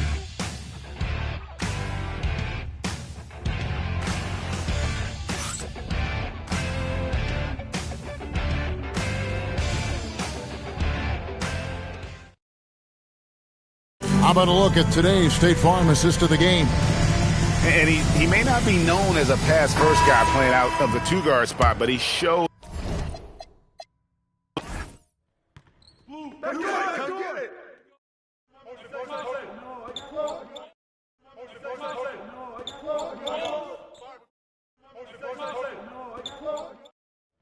Yo, watch him.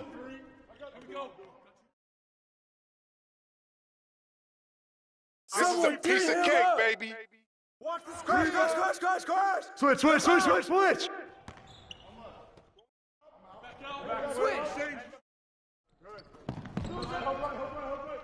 D up on John. Whoa. Let's do it. Let's go.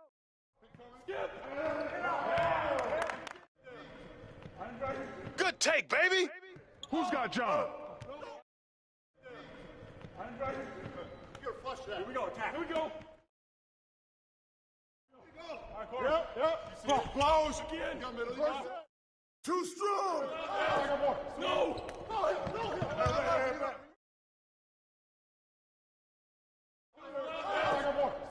D up on John.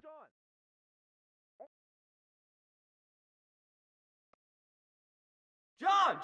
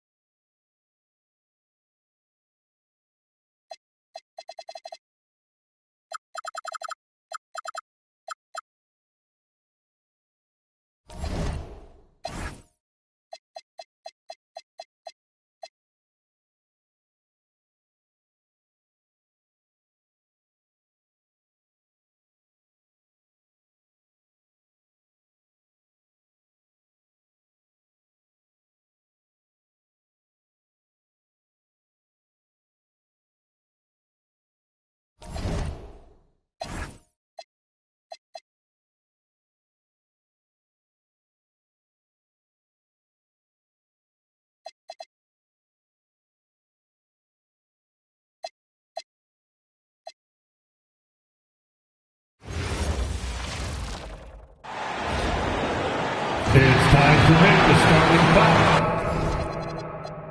All right, Tim, when you look around the league and you see teams overachieving, what's behind that typically?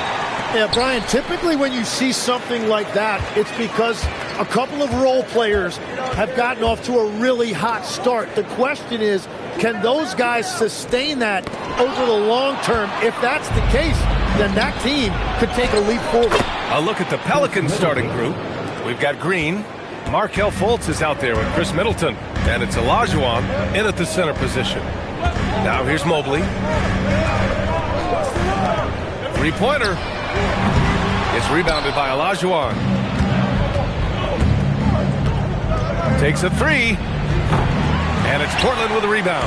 Their last game, a win against the Magic, looking to carry it into this one. Oh my, talk about mental toughness. The crowd was roaring against them, but they were able to focus and finish the task at hand. There is nothing better than a big win on the road for team chemistry. It is something you can build on. And he can't let that get to him. He should have made it, but he's got to focus on the next one. Fultz scanning the floor. The three hits a three-pointer. Defensively, you can't afford to get stuck on the pick. Well, you just have to communicate those switches. If you don't, it's on you. Garland against Fultz. 6 on the shot clock. Shoots from the line. The putback. Controls the rebound and the putback. I always love the hard work on the glass. Just great activity. Here's the pick. To the inside. Down low. Banked it in off the glass. The defensive effort was lacking a bit, but hey, give them credit for finding a weakness there. Well, with that kind of success, I imagine they'll continue to be aggressive inside. Now here's Middleton. Outside, Green. Middleton outside. And another three for New Orleans. Defensively, you have to stay connected to him on the perimeter. Blazers trail by 4. Outside O'Neal. Pass to Paxson. And the foul is called. He missed it, so he's got a couple of free throws coming his way. And one thing's for sure, Tim. Shaedon Sharpe, one of the most electrifying athletes in the NBA. Yeah, B.A., he is a highlight reel every single night with plenty of runway left in front of him. I am curious to see what he'll look like when he's a finished product.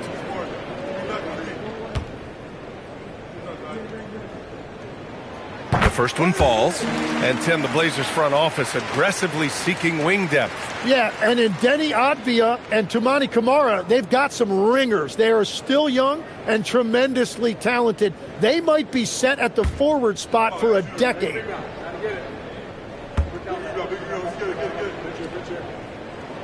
Both good from the line that time. Well, Grant, when Zion is doing what he does best, it changes everything for the Pels. Yeah, he bends defenses and brings a force that few teams can answer. With him in rhythm, they're not just dangerous, they're different. And you see the frustration on his face. He had a great opportunity there, and he blew it. Pass to O'Neal. Out to Garland. From downtown, and he's in the books. Now 1 for 2. He's an absolute beast to deal with for the defense. Sometimes he can even leave you feeling helpless. Fultz passes to Middleton. Outside Fultz. Jacks up a 3. Pelicans keep it alive. Middleton, left side. Another shot. And the layup is good. Middleton's gotten his second bucket of the game. I love this approach. Getting him involved early, and it's already paying off. And we knew coming into this game, we expected him to be very involved early. Screen by O'Neal. To the paint. Cuts off the pass.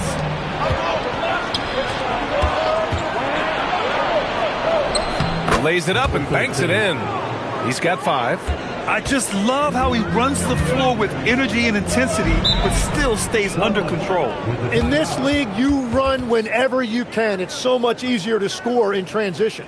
And so timeout called by Chauncey Billups here. He's going to gather the troops and talk it over.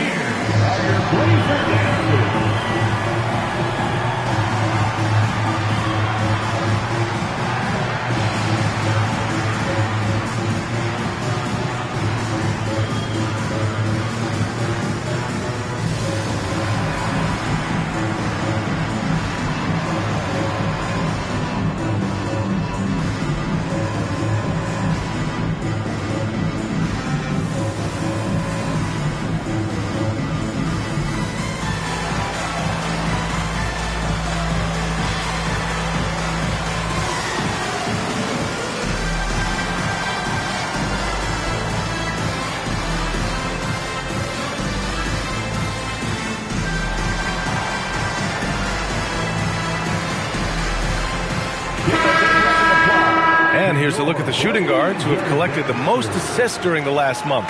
Markelle Fultz, third.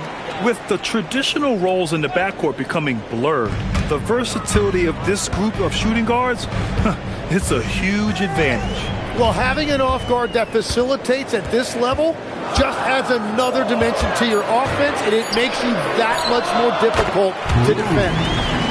Well, I'd watch him the rest of the game because he is seeing a lot of shots drop. Pass to Hield.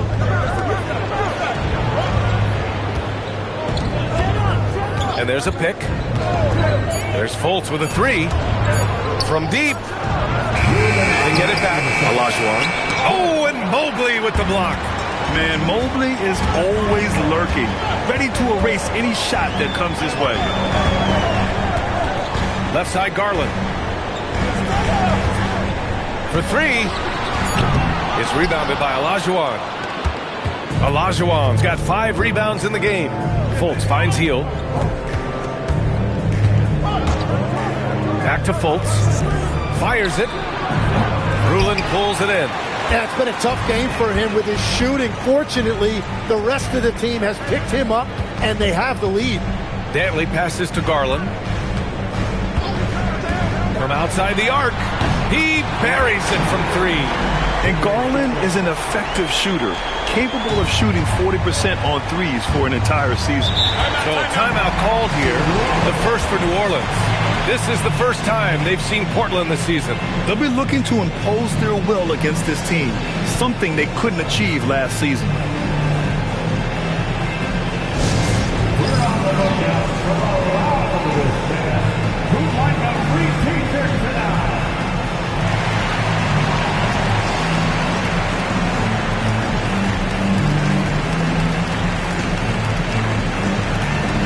Both teams will make substitutions.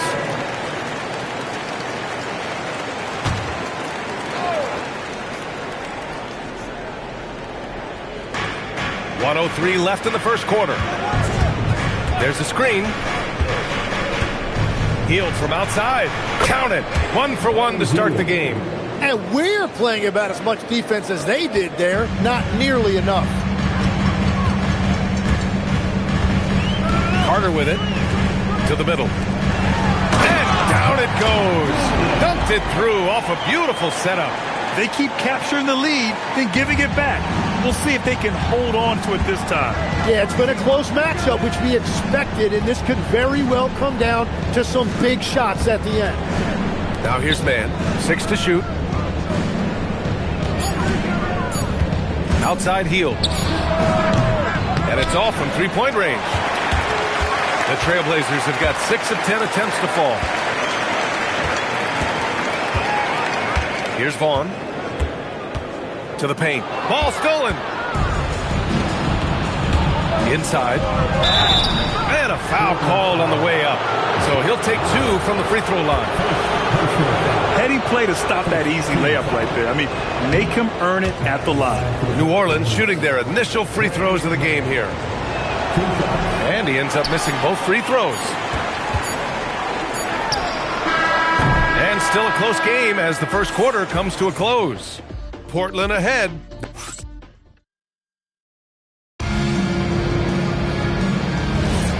And if you're just joining us, it's been a pretty even game through the first quarter.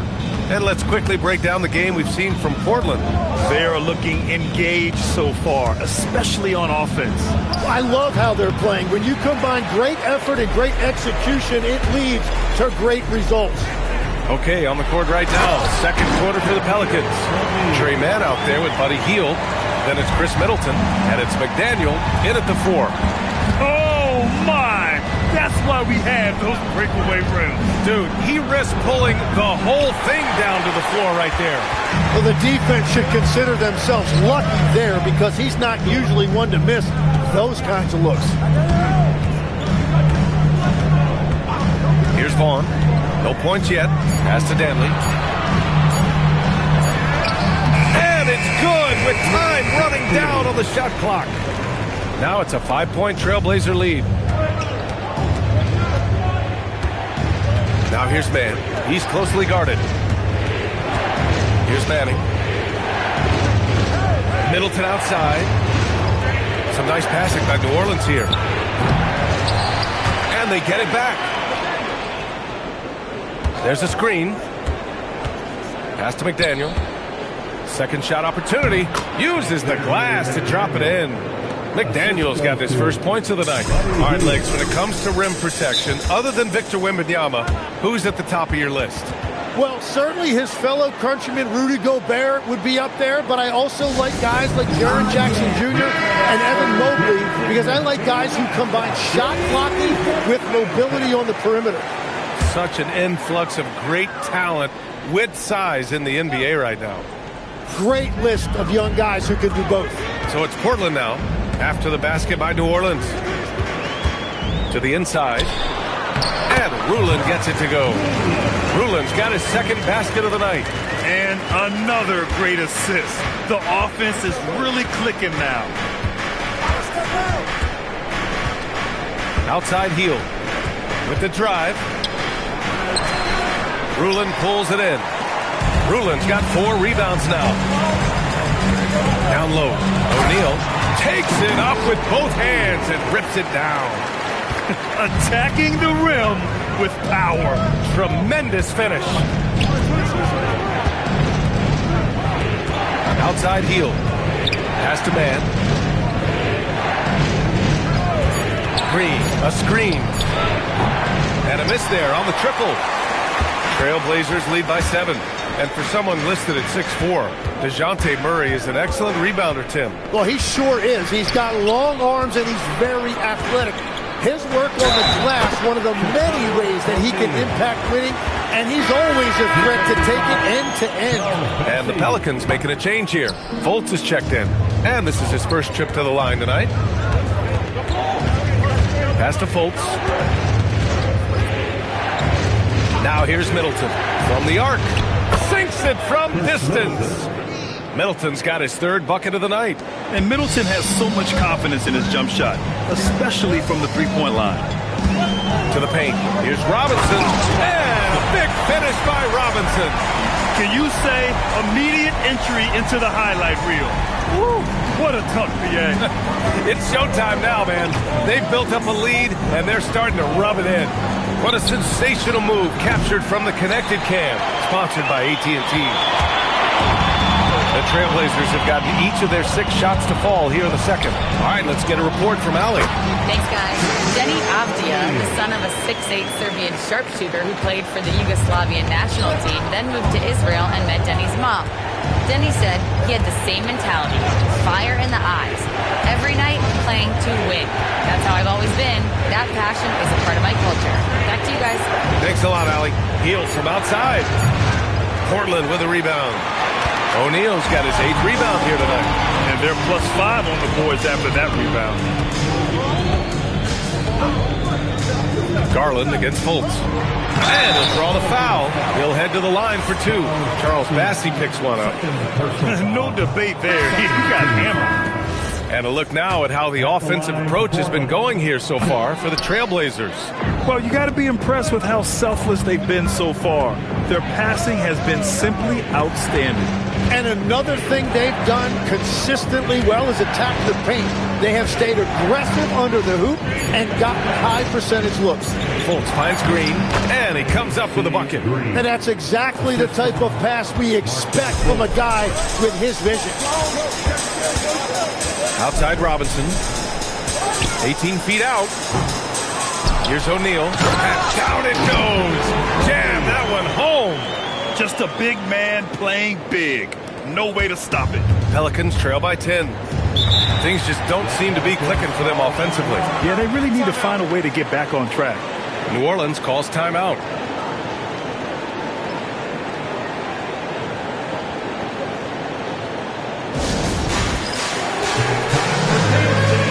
And the Pelicans making a change here. And with this break, we can see the teams that are wasting no time turning defense into offense. The Trailblazers in 5th. And lately, they've not only been forcing turnovers, but capitalizing on them on the other end, hustling hard to convert every time. Outside Fultz.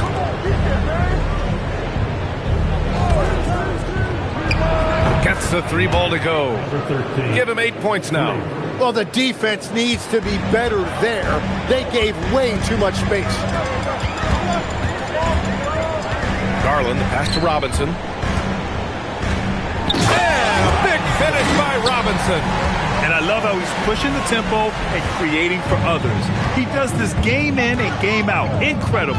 That is just beautiful ball movement. Unselfish basketball. It's rebounded by McHale. And even though he couldn't send the shot back at him, he certainly altered it. And sometimes that's all you need to do to force that miss. Outside man. Pass to Fultz. From behind the arc. Drops in the 3. Backing up that last 3 with another 3. The defense has to stop giving them so many clean looks. Here's McHale. Throws it up high. And a big finish by Robinson. And the lead increases on a crazy offensive sequence. Man, the dunk alone would have been incredible, let alone the fact that it came off a pinpoint pass. Now here's Fultz. To the right side.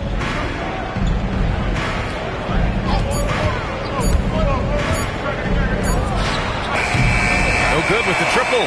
And he probably thought he was going to bury that one. Right side, Garland. Pass to McHale. Portland moving it around. Here's Robinson. Misses the jumper from the wing. And we finished off one half of play. Portland ahead, up by 8. Well, now we have some time to check in with Allie LaForce. Allie. I'm here with Coach Borrego. Coach, in the first half, it seemed like the... Thanks very much, Allie. We'll be back soon to start the second half of basketball.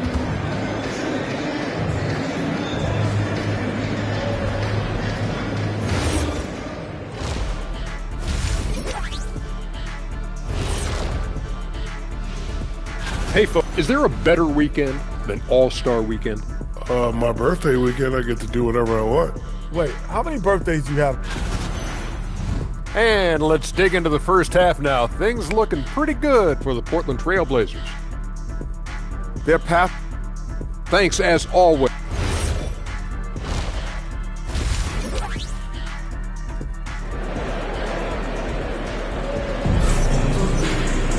And happy you could join us. We've got 2 quarters left to go in regulation. And so it's Fultz who brings it up for New Orleans. They host the Pistons after this one. That'll be the first of 2 games on their home court. They've got Darius Garland, and it's O'Neal in at the center position. That's the group starting the second half for Chauncey Billups. And there's the call. It's going to be an illegal screen. You're not going to fool the officials too often on an illegal screen. Well, my feeling is you just want to make sure it's called consistently both ways. Now here's Mobley. Hasn't gotten one to fall yet. O'Neal inside. It's rebounded by Olajuwon. Olajuwon's got 6 rebounds now in the game. Give him that one. Now shooting 5 for 11 from the floor. In a tight game, they wanted to make sure of that possession. Trailblazers lead by 6. Legs talking about Trey Murphy. Just how good can he become? Well, his improvement has really been something to watch, B.A. He's a talented scorer and shooter who also does a great job moving the ball. And the scary thing is he has more room to improve. And Grant, when it comes to a franchise player, how much does it help to have a guy who unites the locker room? Well, you know, B.A., when you think of guys like LeBron James or a Stephen Curry or Tim Duncan, it's not just about their play on the court, but the type of person you see in the locker room. That can rally a franchise. Here's Garland, following the score by New Orleans. Shot clock at 6, and stolen by Green. Here's Fultz, and that comes off the assist by Middleton. Fultz has got 5. They are passing the ball around tremendously right now. Middleton covering, and out of bounds. New Orleans will have it. Yeah, he was surprised by that. I don't think he knew the pass was for him. New Orleans calls timeout.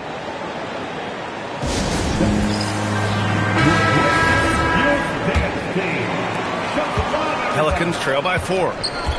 No question, this offense has some firepower.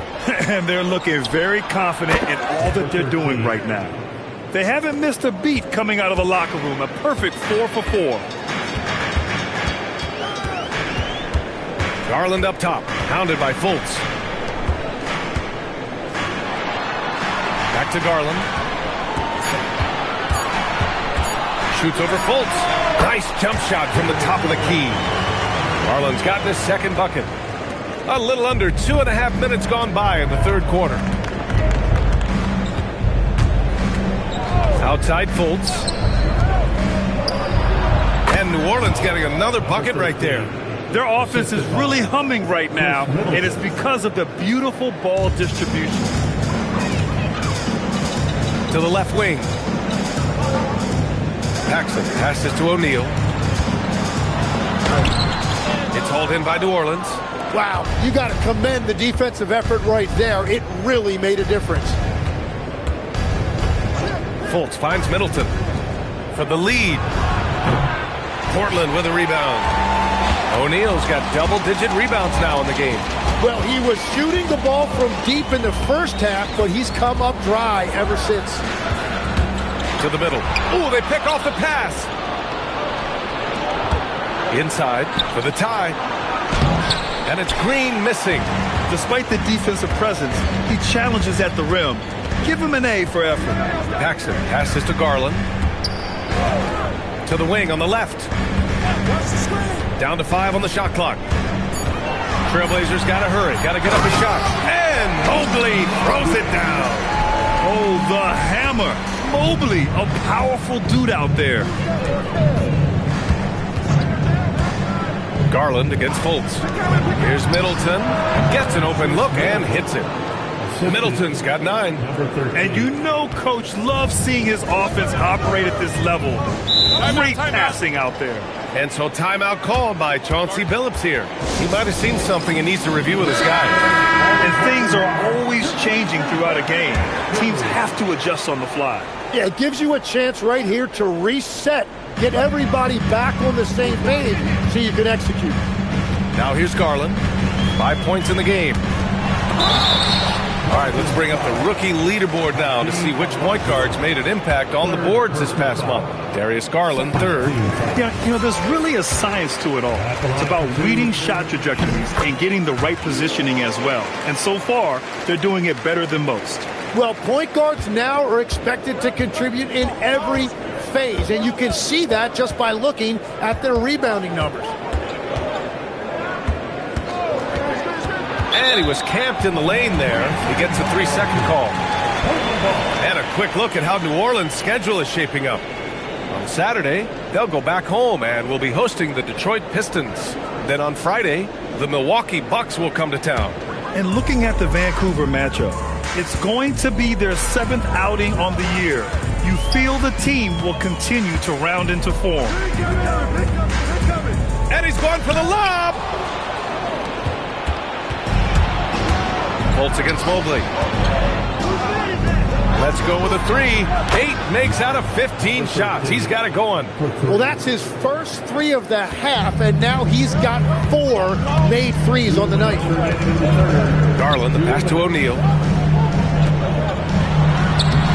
It's rebounded by Olajuwon. Struggling to get it going out there right now. I think he's pressing just a little bit too much. Fultz finds Middleton.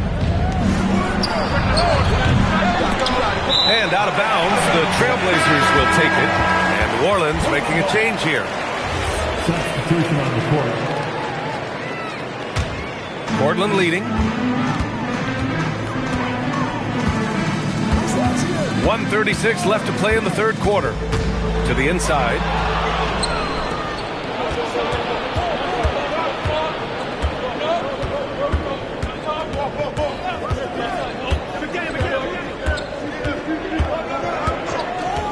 Four on the clock. New Orleans needs to get off a shot. It's stolen. He's all alone. Flushes it down to finish the break. Got to give him credit for jumping on the ball and making the most at the other end. Boy, inexcusable at this point of the game. They got to be more composed in these moments. And then the thunderous dunk, adding insult to injury. And that's his second 3 of the half and his 5th overall, really lighting it up. Middleton covering. Pass to O'Neal. Clock at 6. Pure. That's basket number 9 on 12 tries. They're not messing around. 5 of their last 6 buckets have come from the interior. There's a screen. Here's McDaniel.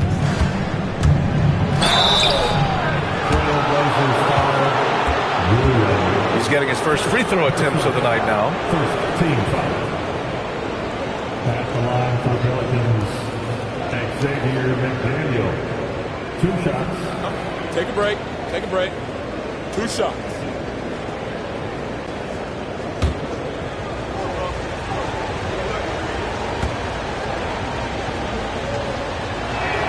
And he drops the first. Both teams deciding to change it up.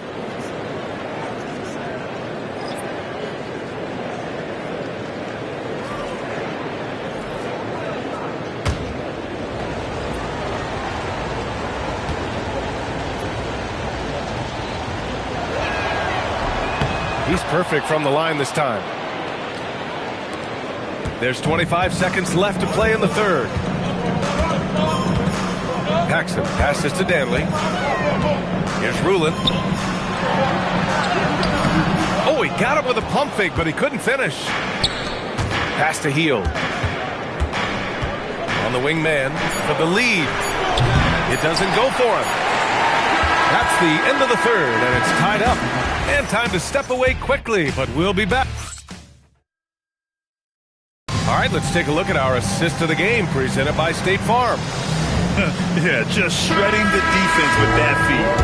Zero chance to stop that. Well, I like the fact he didn't telegraph it. That's poetry in motion right there.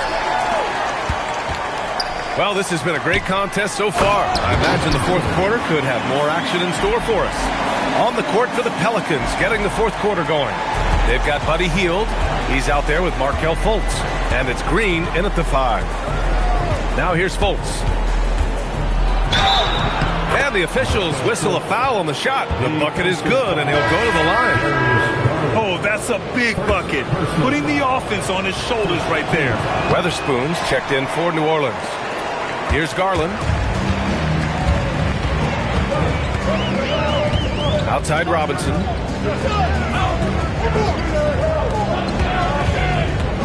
Just 5 to shoot. The rebound by Manning. And the Pelicans shooting a nice 50% for the game. Weatherspoon passes to Hield. Here's Weatherspoon. And he goes strong with the one-handed jam. Impressive one-hand slam right there, B.A. Man, as long as he's confident about it, I'm good with it. Maybe use 2 hands next time. He knows where he is. Here's Paxson inside. Here's Rulin. Ooh, and they immediately answer back with a dunk on the other end. Did you see that? Look at the elevation on that dunk, B.A. Man, he just cocked it back and fired it down with one hand. Outside Fultz. Left side, Green. Over to the left wing. Green, a screen on the wing. Green. From 18 feet away, Rulin pulls it in. Rulin's got 5 rebounds tonight. Gotta love how they've been crashing the boards, fighting hard for every miss. Outside Fultz. Pass to Green. Back to Fultz. Well-timed pass, and he goes straight to the bucket for the layup. Fultz has got 4 points now in the quarter. And a moment here to take a look at some hustle stats for the Pelicans. Yeah, they've collected an impressive number of steals so far, using fast hands to force some turnovers and then scoring on the other end. I really like their effort in transition tonight, constantly pushing the pace and then turning that into points. And here are the Pelicans now. Portland making their last shot. The Pelicans call timeout.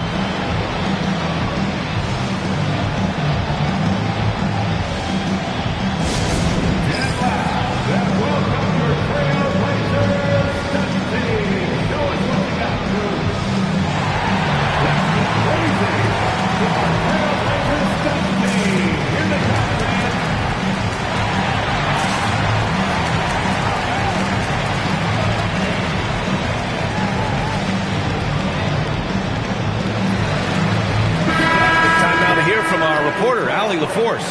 I was able to listen in on what James Borrego was going over with his team.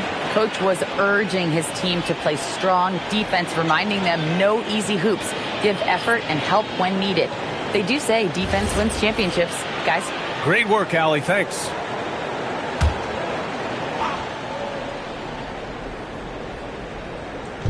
And here's New Orleans now. Some nice passing by New Orleans here. Outside man. And again, New Orleans, no good. The Trailblazers have gone 3 of 4 in the fourth and looking confident on offense. Mobley, a screen on Middleton. Paxson passes to Mobley. That gives them the lead. And the Trailblazers lead by 2. Setting each other up beautifully. I love it. 8 of their last 10 points coming off assists. And the officials will call the illegal screen here. Well, this is a guy that coaches trust. He's so deliberate with the ball in his hands. Garland's checked in for Portland. And the Pelicans also making a change. Fultz, he's checked in for man. The Trailblazers have gotten 4 of 5 attempts to fall so far in the fourth.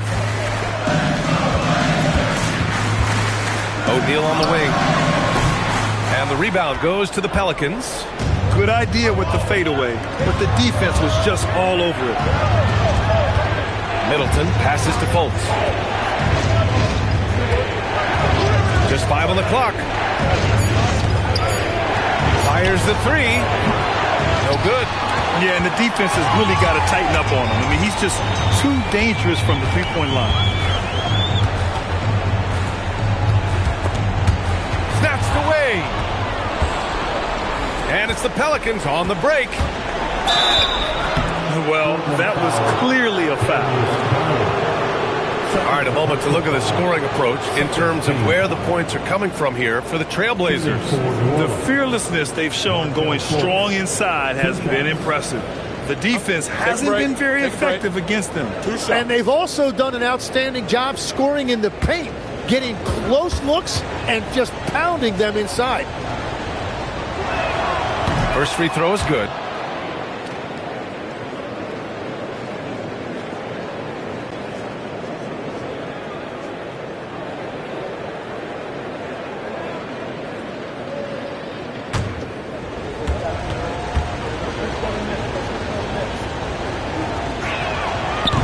And Fultz drops them both.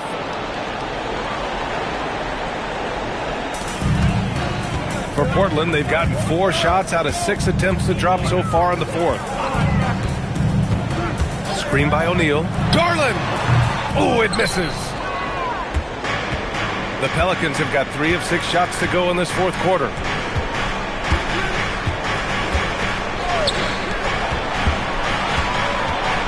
5 on the clock.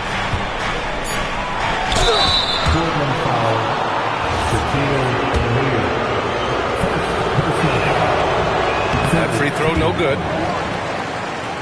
Shooting for New Orleans, Hakeem Olajuwon at the line for 2.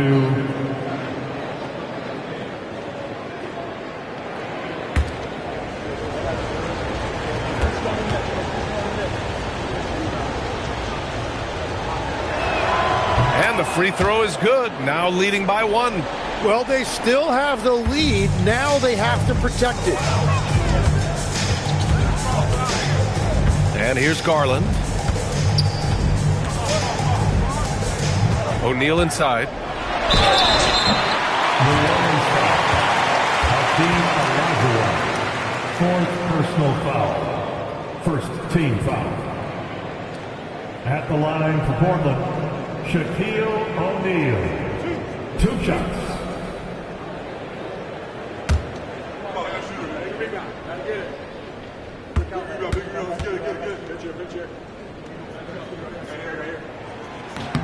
And he makes the first.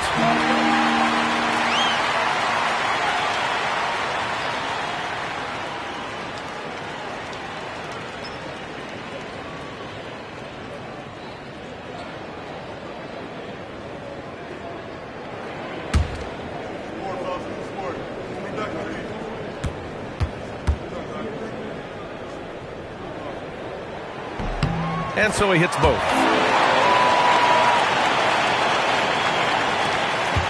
And it's Fultz with the ball for the Pelicans. 2 minutes in the game. Here's Middleton. Oh, the long ball, no good. Now Mobley.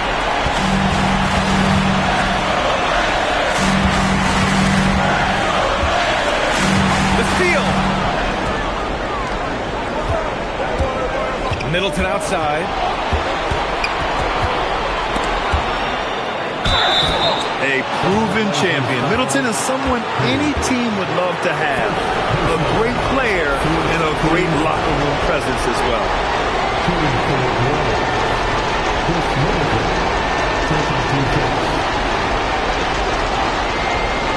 2.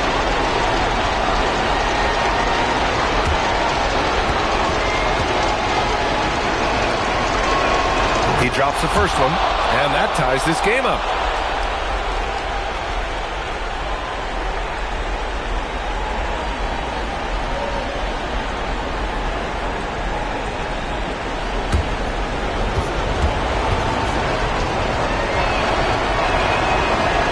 So he's good on both free throws, and that gives him a lead.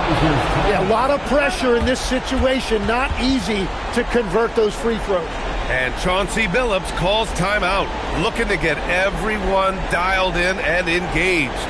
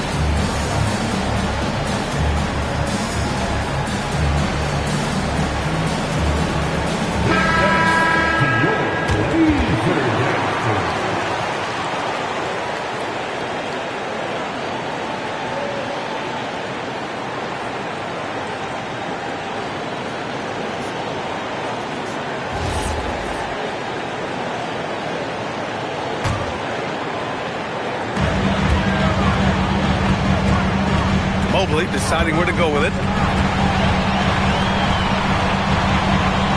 Middleton covering.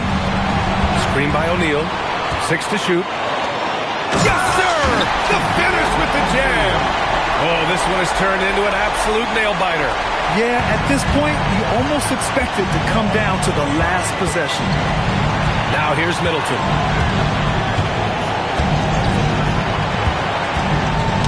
Oh, got a piece of it. And it's the Trailblazers on the break. Banks it home. Big shot. Now that's one to remember. What an impact on the game. What a big-time shot. Those are the moments you dream about as a kid. The Pelicans call timeout.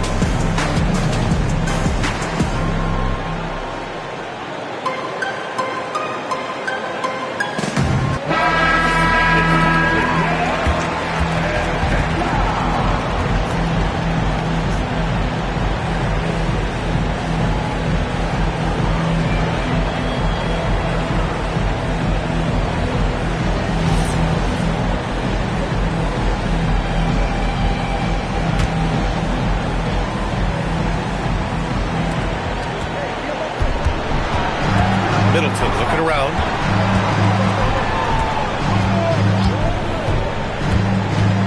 Just 5 to shoot. Now Green. Outside Fultz. From downtown. Oh, it misses. Important possession here. Yeah, we'll see how they execute under pressure. Here's Mobley. And looking to even the score with a huge 3. And let's see what they draw up. He slams it home and gets some extra camera time chilling on the rim. Yeah, he did spend a little time up there, didn't he? And they committed intentional foul. We'll see another one of those, so they get into the penalty. Yeah, no, you had to do that. I mean, you can't allow them to dribble out the time. A remarkable defensive play. The replay showing, once again, the tenacity on that end. Yeah, just some terrific effort there.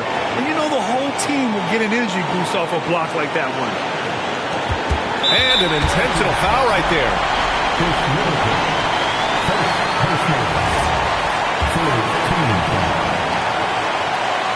Good on the first, and that'll put him up 2.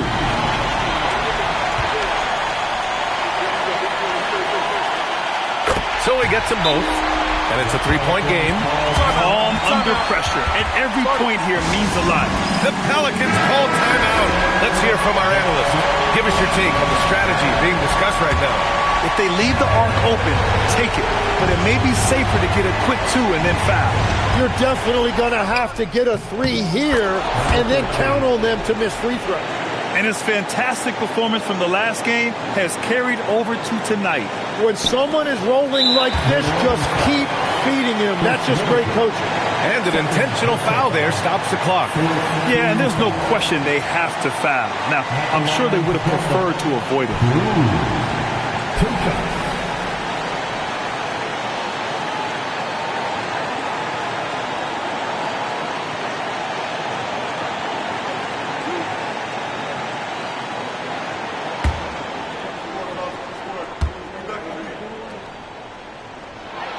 So the first one drops, and that'll put him up 2.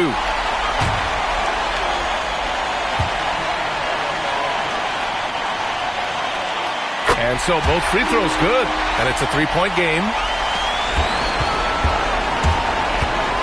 Here's Green.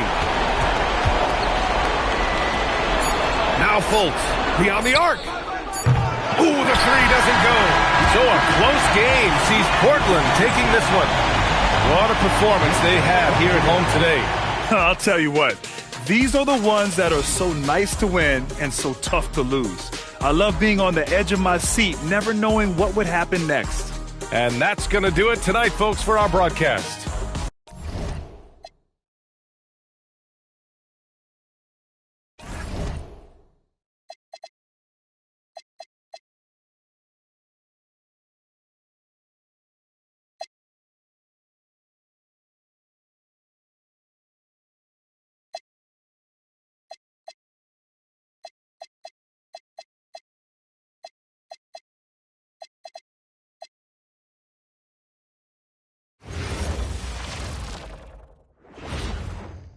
And in the locker room, each guy has been going over it. That time of the year. Happy holidays, everyone, from 2K Sports as we get set to bring you some mid-season NBA action. And tonight, we've got the Oklahoma City Thunder playing against the Charlotte Hornets here at Spectrum Center. With Doris Burke and Greg Anthony, I'm Kevin Harlan. We'll be joined by Allie LaForce on the sidelines. Now the opening lineup for the Oklahoma City Thunder. John Henson out there with Kyle Kuzma. Then it's Moncrief. Then there's Duncan. Duncan, a screen. Just 5 on the clock.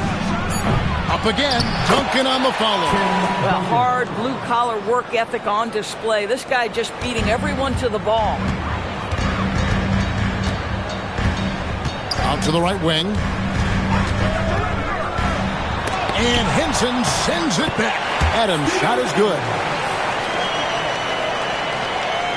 First quarter of play, 1 minute played. And here's Moncrief. Out left to the wing. Trains the three-pointer. And although it's still early in the season, Greg, what kinds of storylines have caught your attention so far? How the All-Star voting is shaping up. All-Star appearances are mentioned on a player's resume, especially when they retire. So these guys want to be one as many times as possible.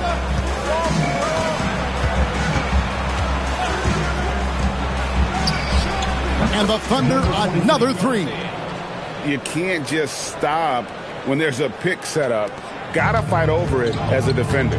You know exactly what that takes. It takes energy, it takes activity, it takes intensity. And you can see he just didn't get squared up with his feet. First personal foul. First team foul.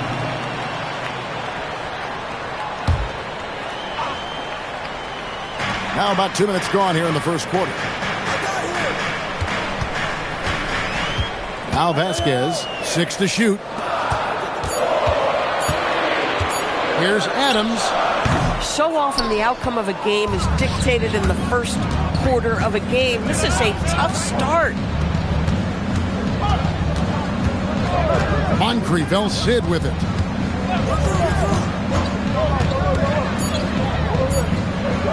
Pulls up. And they'll get another chance. Here's Duncan. The rebound by Steven Adams. Hornets trail by 6. Now here's Vasquez. And once again off the mark by Charlotte. And close to making the defense pay for the lax coverage that time. And the state of North Carolina is a powerhouse, Doris. You know that in college hoops. Can that translate, do you think, to the Hornets? Kevin, what we know, what the research tells us, is that college basketball fans are just that, and NBA fans are just that. Those two fan bases don't generally cross over. The Hornets need to focus on winning, however, because in America, everybody loves a winner. Here's Kuzma after the basket by Charlotte. 5 on the clock. With the drive, 8 feet away. Got it. And he's now 3 for 5 from the field. Good way to start this game if you want to get him rolling as early as possible. He's a guy who, if he gets hot, he can carry your offense for long stretches. That one tries for him. Well, just one more example of his offensive arsenal. So tough to stop. Here's Moncrief. Still scoreless. Stolen away. Here's Vasquez. And it's wide right. It's off the rim. Oklahoma City leading by 4. And the basket for the 4th time from the field. He's a healthy 4 for 6. Boy, for the most part, when they have gone through him, he has delivered. And a timeout called by Charles Lee. Coach needs a moment to talk things over. And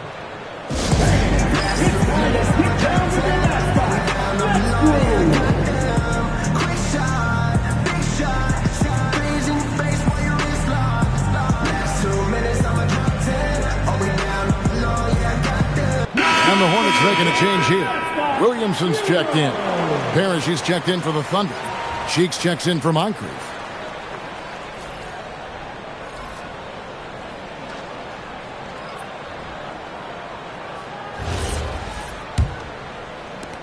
Hornets trail by 6.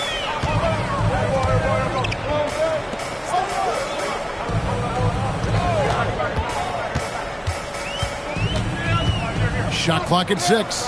Pass to Vasquez. Takes a shot at the elbow, and he gets the jumper to drop. This guy can really make it happen from the mid-range. The Thunder leading by 4. Cheeks with it. Buries it from three-point range. He's got 13. He is getting it done on the offensive end. 5 buckets through 7 shots. Vasquez passes to Adebayo. And Adams now top of the key. Shoots from the line. And out of bounds as the Thunder gain possession.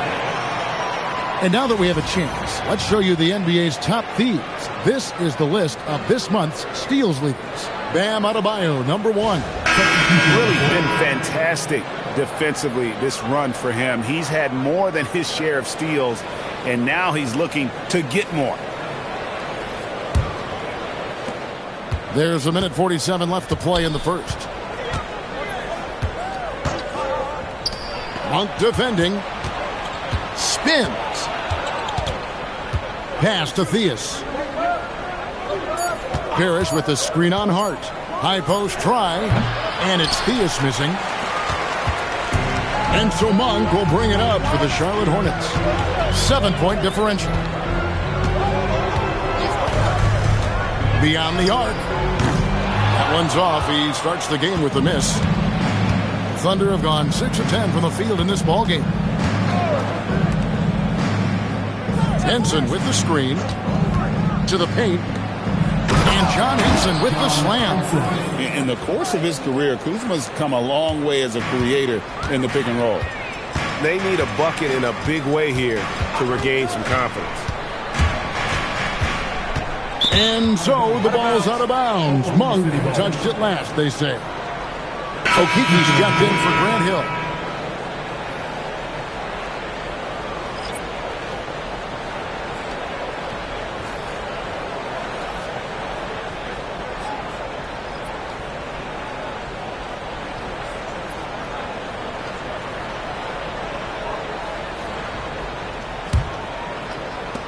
.46 seconds left in the first quarter. Cheeks outside. Duncan, a screen. 4 on the shot clock. From about 19 feet. Rebounded by Hart. Hornets trail by 9. There's 18 seconds left to play in the first quarter. Tim Duncan with the rebound. Duncan's got 5 rebounds tonight. Washington passes to Cheeks. Back to Washington. Tries it from 19. And the last shot before the buzzer is off. And so it's the Oklahoma City Thunder in control with a 9-point lead to end the quarter. They're playing a bruising game inside, and it's working for them. Don't go anywhere. We'll be right back.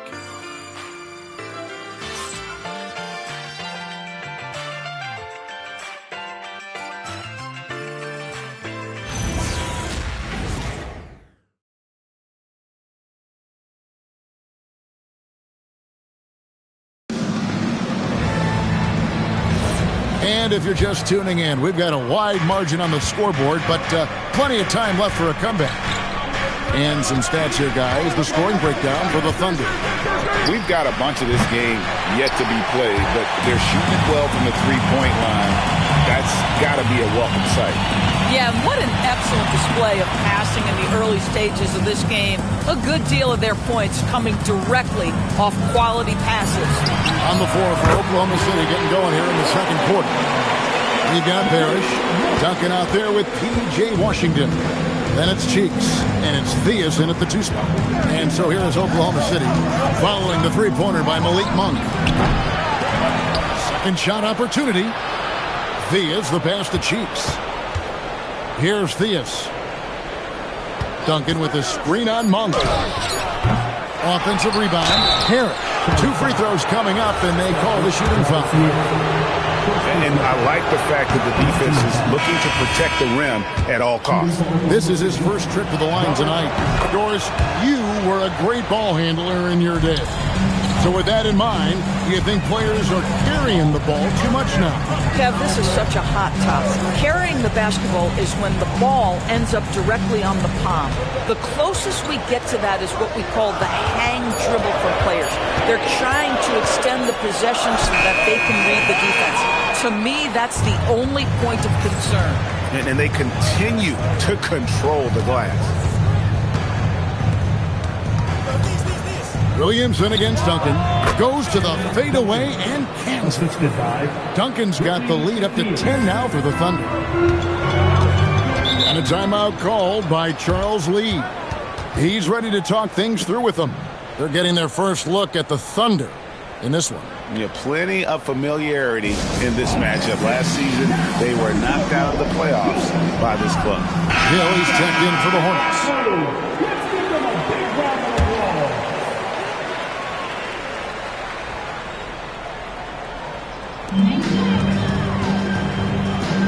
Monk against Moncrief. The shot by Monk is no good. The Thunder leading by 10. Oklahoma City moving the ball around, and it's Parrish with the jam. Yeah, I mean, maybe could have tried for a more memorable dunk than that one. And we know he's capable of those memorable ones. Right now, let's take a moment here to catch up with Allie LaForce on the sidelines. Thanks, Kevin. Chet Holmgren checked some boxes. He said if you can play defense and shoot the ball, you can pretty much play on any court, anywhere. Those are 2 things that are always needed on the basketball court, and that's where the foundation of my game started. Back to you. A unique talent. Thanks so much, Allie, for the report. Duncan making it look so easy inside. They're scoring boatloads of buckets. It's raining buckets from inside. Doris, in any discussion about Lou Dort, the first topic has got to be his defense. Kevin, I'm going to be honest. I don't think we talk about him consistently enough as a player who should and could win Defensive Player of the Year. If you are a perimeter shooter or a perimeter scorer, the last guy you want looking opposite you is Lou Dort. Pass to Hill, trying to end the drought. Drills the three-pointer. I like seeing Monk set his teammates up. A part of his game that I think he's got to continue to improve. And so Mark Daigneault calls a timeout. Coach is going to take a few minutes to regroup and go over the strategy. Make some noise in your honeybee.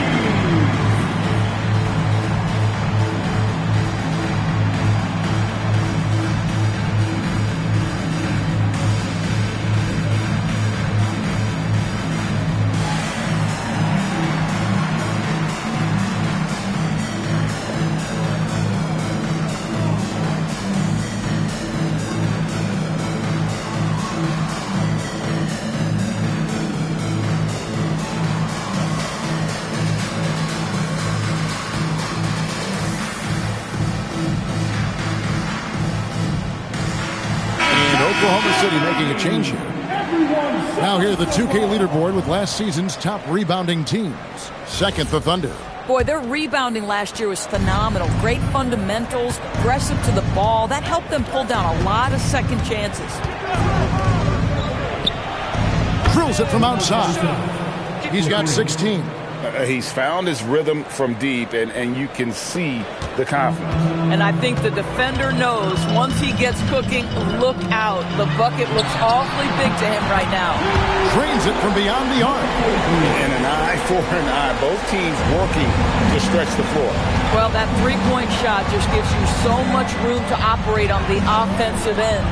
It's up a three, and again, it's Oklahoma City with a three.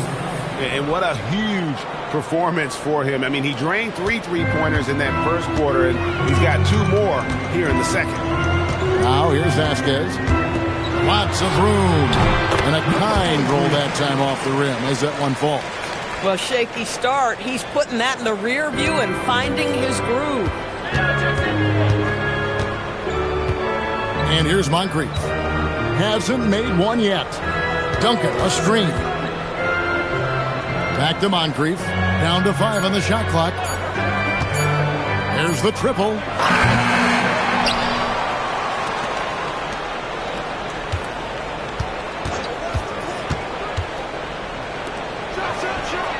Good on the three-point shot.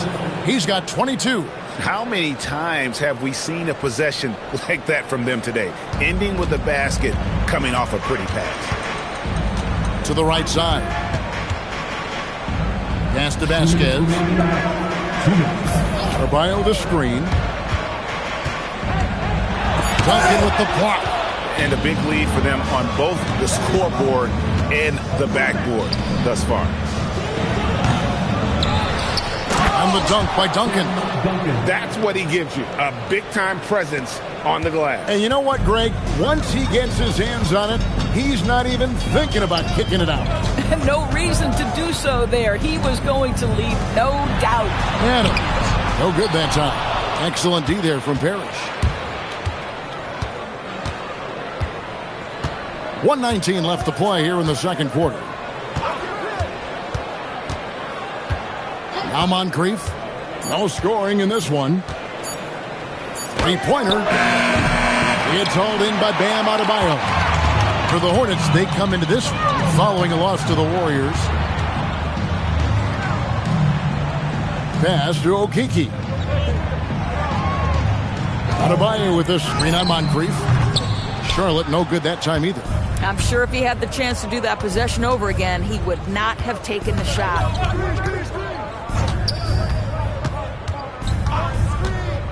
Down low. And the dunk by Duncan. That gives him a double-double in this one. 10 points and 11 rebounds. You can see he just has a great overall feel for this game. Excellent job tonight. And that's been his role pretty much from the opening tip. Get the ball to guys where they can score it. A three-pointer is right on target. Pick works well there. Not much resistance from the D. It takes incredible effort to stay connected to the hip of the offensive player. You've got to want to work. Here's Moncrief. Duncan. Goes up again. And he nails the buzzer beater. One eye on the rim, one eye on the clock.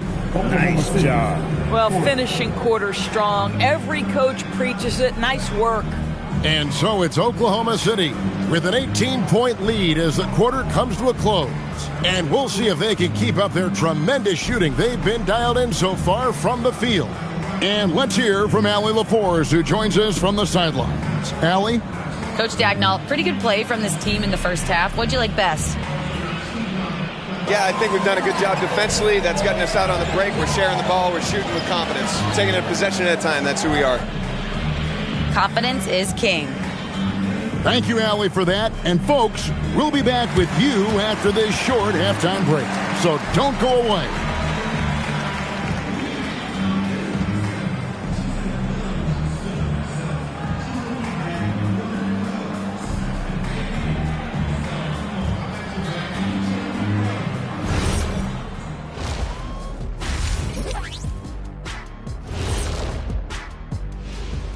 Hey folks, thanks for joining us. It would be an understatement to say it's been a great half for the Oklahoma City Thunder. Rebounding, clearly an emphasis of theirs coming in. Everyone's bringing the energy and putting in that work. Gotta appreciate the blue-collar approach. Okay, fellas, now we'll look at the sharpshooters lining up for the three-point contest. For one of my favorite events, Kenny, I think I could beat you right now if we did one. You'd have everyone ducking their head, running for cover. So you're scared. I get it. And that'll do it for halftime.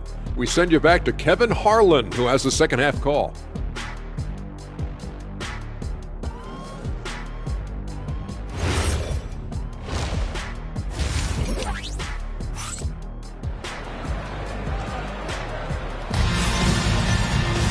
And with a big gap on the scoreboard, the second half begins with very different goals for these teams. One side trying to mount a comeback, one side trying to protect their lead.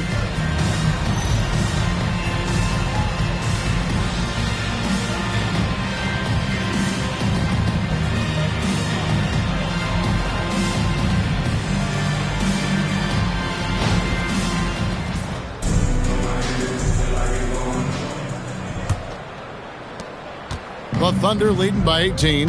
They've got Adebayo. He's out there with Steven Adams. And it's Okeke in at the 3. That's the group starting the second half for Charles Lee. Now here's Vasquez. Fires for 3. It's rebounded by Oklahoma City. Duncan's got 14. Yep, 14 rebounds for him tonight. Wow.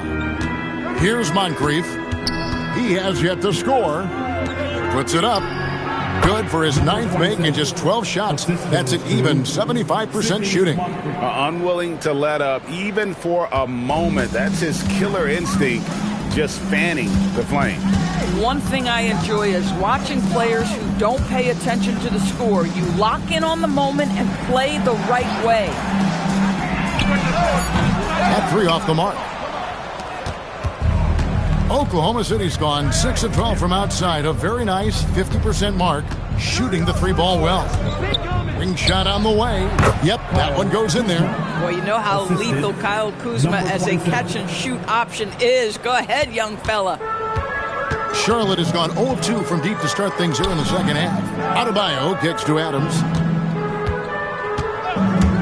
Releases from 15. Hits the front of the rim and out. Taking what the defense gives you, exactly the shot you want, just doesn't go in. Lets it go from the wing. It's good, and that takes him to 77% shooting this game, 10 for 13. That's 3 of 4 here to start the half. They could use a big shot here to get this offense going. Too many empty possessions. Right now, they need a basket. And a timeout called by Charles Lee. He's going to take a minute here to get things straightened out. Wow! It's time for your small squad! Get up and get noisy, fans! It's your small squad!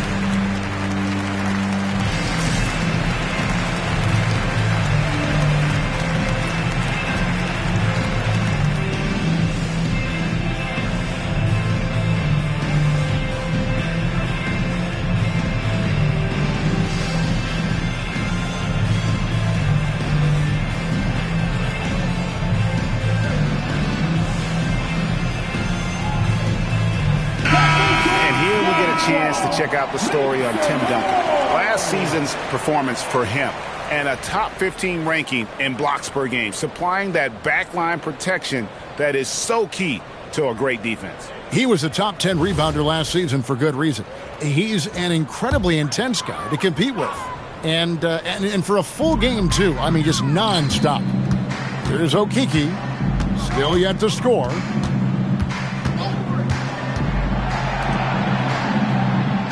Adebayo the screen.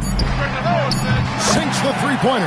Well, their first basket in 4 tries. Can that trigger a little bit of good shooting here? We'll find out. Pass to Henson. That one goes. Count it. Yeah, the chemistry has been terrific. Really impressed with their offensive execution. Right now, let's take a second to catch up with Allie LaForce on the sidelines. Thanks a lot. Coach Mark Daigneault talked about the Thunder's system of player development, and he said, we try to do things that serve both the team and the individual, and then it's easier for guys to commit to it, and if that happens, then you have an environment that can be pretty powerful. Guys, back to you. Turning potential into production. Thanks a lot, Allie. And so Mark Daigneault calls a timeout. He's going to make some adjustments to the game plan. Here we go.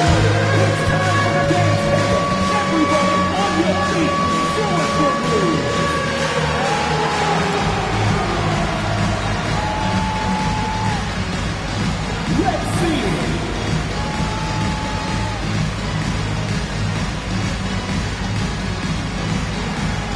Oh, that's nice.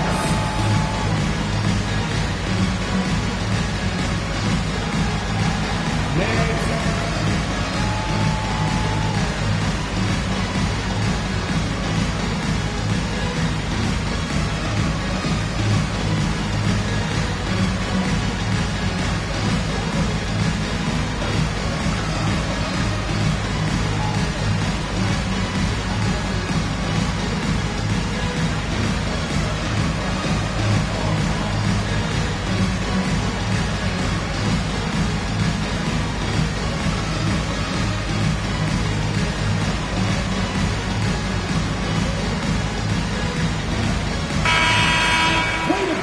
And now, it's a look at the 2K leaderboard with the list of the NBA's best fast break teams from a season ago. In second, the Hornets. I mean, this is such a tough team to deal with. You see the numbers. They would just push the ball at every opportunity.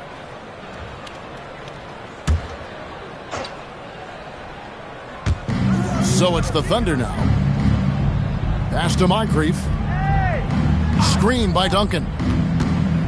To the inside. Pocket 6. And the shot goes down. And the crisp passing has opened things up for them offensively. And this is his first trip to the line tonight. Shooting for Oklahoma City, Tim Duncan at the line for one.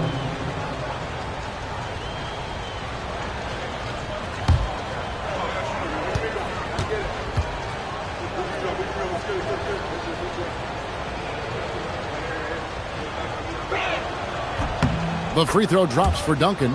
And with NBA defenses more spread out than ever, Doris, teams are getting more aggressive, looking for offensive rebounds. They are, Kevin, because it can be a valuable asset to get extra possessions. You're winning on the margins if you do that. And let's remember, certain guys just have a knack for getting offensive rebounds, so why not let those guys work? Thunder have gone 5 of 6 so far from the field in the second half. Tremendous efficiency. To the left wing. Good on the triple. He has 29. The ball movement on this run has been fantastic and is a big part of why they've been able to get these good looks. Inside. And Adebayo throws it down. And get used to seeing that from Bam. If you haven't already, young man plays above the rim. Now here is Moncrief. Still without a basket. No coverage that time. Ever since halftime, they've played precision basketball on the offensive end. I got to believe that's something the coach talked to them about at the halftime. They have valued each possession. Here's Okeke. Pass to Adebayo. Here's Vasquez. Tried to come right back with the three of his own, but it's no good. Boy, he just doesn't have it here tonight, and it's had a ripple effect on this team. And Moncrief gets it to go. And the Hornets call time here. And no doubt, Coach wants them to shore up their interior defense. I think right now they're giving up way too many easy looks. That is a recipe for disaster. It's time for T-shirts. Get proud if you need a free T-shirt, man.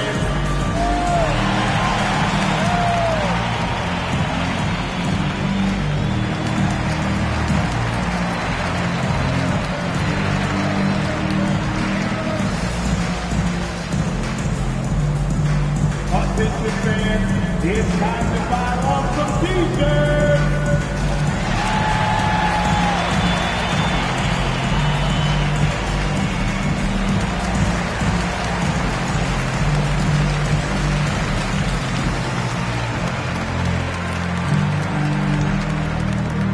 Show your spirit, fans. Loudest in the arena gets a free t-shirt.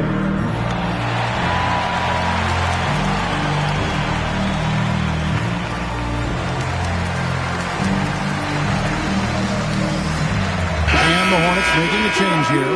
Williamson's checked in. And then for Oklahoma City, Robert Parrish is checked in for Duncan. Jonathan Isaac comes in for Henson. And Washington subbed in for Kyle Kuzma. Pass to Vasquez. Williamson is screen on Moncrief. Charlotte no good that time either. No doubt it's been a bit of a struggle for him here in this quarter in terms of scoring.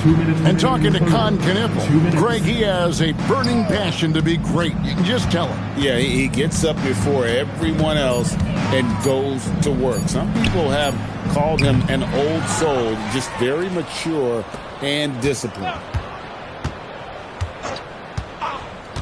Here's Washington. Still yet to score. Lets it go from deep. Kept alive. Parrish. And finally they hit one. And boy, he can see blood in the water attacking a somewhat helpless team right now. Well, you love that there's no let-up in how they're playing. They want to dominate every aspect, including second-chance points. Washington with it. Now defended by Adams. Parrish, the pass to Washington. Moncrief, El Cid with it. And again, another assist. That makes 15 assists. He's been one step ahead of the defense all game long. And so it's Vasquez. He'll bring it up for the Hornets. Screen by Adams. Pass to Vasquez. To end the run. And that one drops. Now, the veteran Vasquez is a pro at running the pick and roll. This guy exceptional at making the right choice. There's 31 seconds left to play in the third. And here's Washington outside. Charlotte's gotten a lot of looks from outside tonight. 5 of 12. A 3-ball. Robert Parrish comes up with the rebound. Parrish has got 6 rebounds here tonight.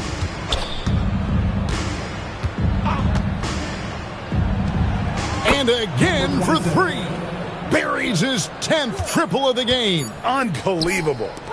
Stolen by Parrish. And so it's Oklahoma City going to the break, holding an enormous 36-point lead. And it's been their rugged defense setting the tone. Back right after this.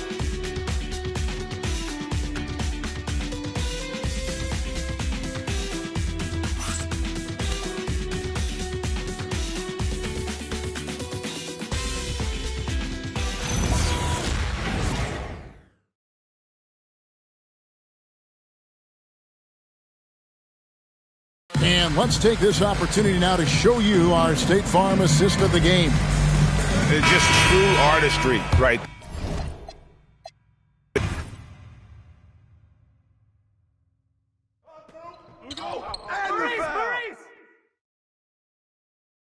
Reggie!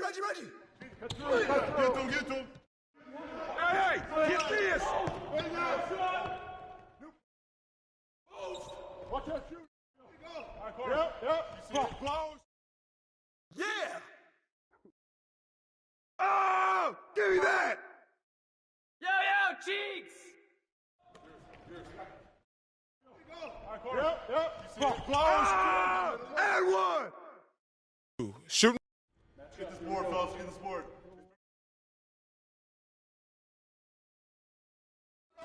Take that one.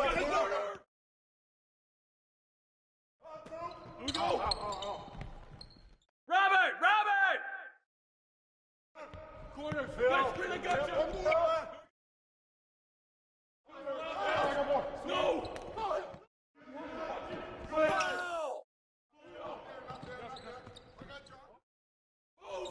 Watch that shooter.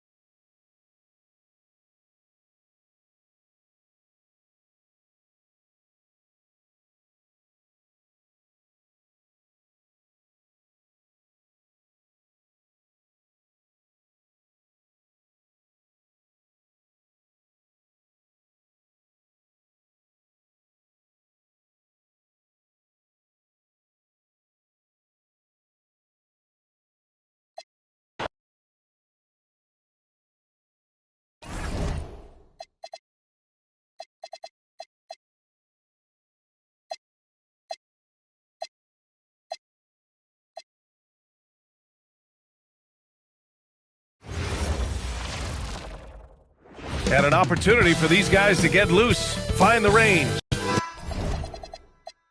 Welcome and thank you for spending this holiday season with 2K Sports as we get ready for the special NBA presentation. Along with the all-star team of Stan Van Gundy, Grant Hill, and Allie LaForce, I'm Brian Anderson. All right, now the opening lineup for Phoenix. We've got Harrison Barnes, Austin Rivers out there with R.J. Barrett, and it's Robinson in at the 3. The 3 from Barnes doesn't go, and he's 0 for 1 from the floor. Here's Noah, and he buries his first look. These are two teams with a clear identity, Grant. Defense is their backbone. Oh, B.A., I don't expect to see many easy buckets between these two defenses.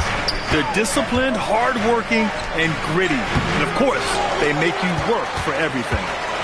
And Fox has got the ball here for the Spurs. Deflects the pass, and as it goes out of bounds, San Antonio will keep possession.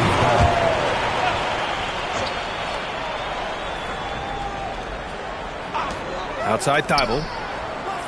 San Antonio moving the ball around. Shot clock at 6. Fox, the pass to Noah. Over Barnes. Noah, no good. Well, I'm surprised that didn't fall for him. We know that's a shot he can hit, and there wasn't much resistance either. Thibault against Barrett. Puts up a 3. Count it. 1 for 1 to start the game. And that's what they want to do. Get him open looks early. Fox feeling it out a bit. Pass to Noah. The 3 is up. Drains the triple. Noah's got 5. And both teams running long-range plays that are working. Well, you know it's become a three-point shooting league. Teams shooting a steady diet from outside. Barrett, and there's the rejection. Not exactly what they're looking for out of the gates. Just 1 of 4 shooting. And they pick up 2. Noah's gotten his 3rd basket of the night. Well, it sure didn't take him much time to heat up. Aggressive start. Here's Rivers. It's stolen by Fox. Back come the Spurs in transition. And the basket by Noah. Well, you can't start the game much better than this. 4 of 5 from the field. And so the timeout by Jordan Ott here. A moment to rest and confer on the game plan.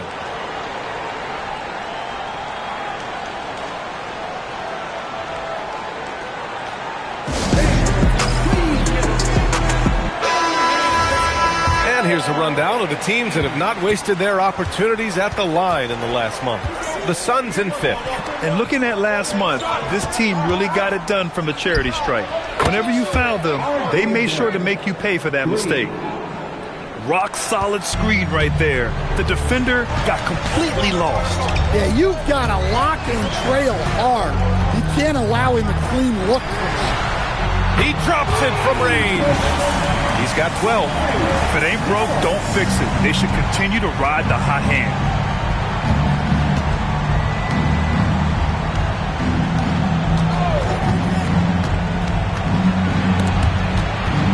Barnes passes to Rivers. Fires it from 18. Noah grabs the board. San Antonio leading by 6. Fox outside. Pass to Noah. Here's the 3. Yes! And a nice assist from Fox. Fox has got 3 assists now in this one. Here's Rivers. Still no points.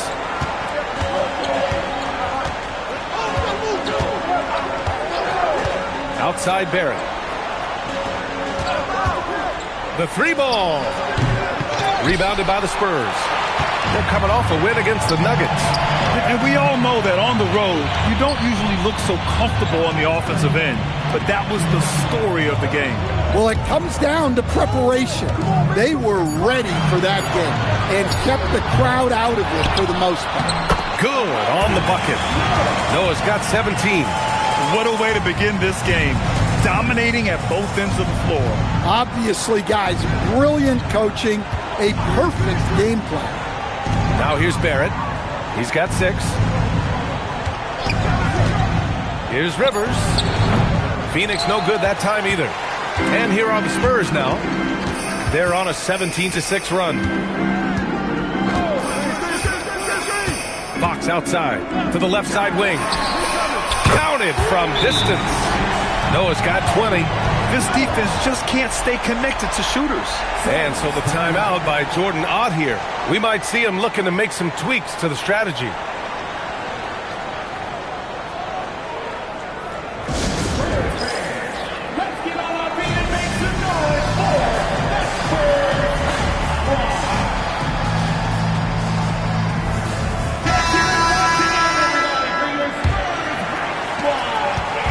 And so it's Mitchell who brings up the ball for Phoenix. They trail by 14, coming off that win against the Sixers. Oh boy, throughout the game, they got after it defensively and forced a lot of turnovers too. Well, hey, if you can prevent the other team from getting into a rhythm, the advantage is all yours. And San Antonio has possession, following the score by Phoenix. Pass to Noah from downtown. Fires in the triple. 23 points in the game. They're getting torched on the perimeter. 4 of the last 5 buckets have been threes. Mitchell deciding where to go with it. Barrett passes to Oakley. Stolen! And stolen by Barrett. Shoots over Thibault. The rebound by the Spurs. Their first chance to take a look at the Suns this season. They expected more of themselves against this team last year. Split the games between them. Here's Buckner. No made baskets yet. Shot clock at 5. Right wing. 20 feet out. And San Antonio again with a bucket. Well, when you look at what he's provided them on the offensive end, it's been an important part of why they're leading. Outside Mitchell. Pass to Barrett. Back to Mitchell. Robinson on the wing. Defended by Jackson. Robinson can't hit. Spurs lead by 17. Right side Thibault. Out to the right wing. Here's Noah. Puts up a deep 3. That one no good. And so it's San Antonio looking in total control with this 17-point advantage as the buzzer sounds. They've had incredible success defensively, taking away good looks and pressuring shooters. More NBA on 2K Sports right after this.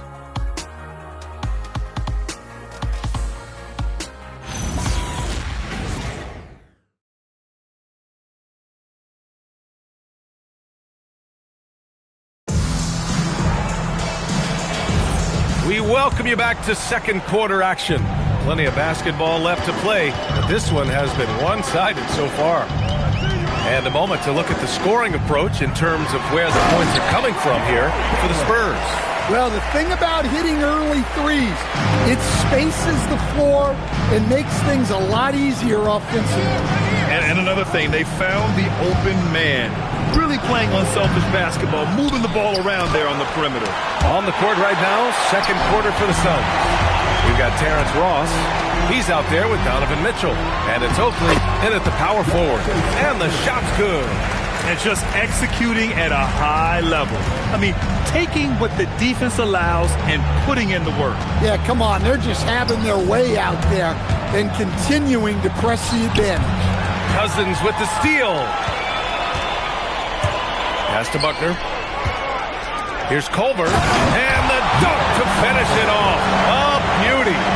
They're really dictating the tempo on both ends of the court. You love it. Absolutely. They're playing their game and executing at a real high level. Everything is working for them right now. Now here's White. They lead by the biggest margin of the game, 23 points. They're really working the paint now. Time called here. The Suns decide to talk it over.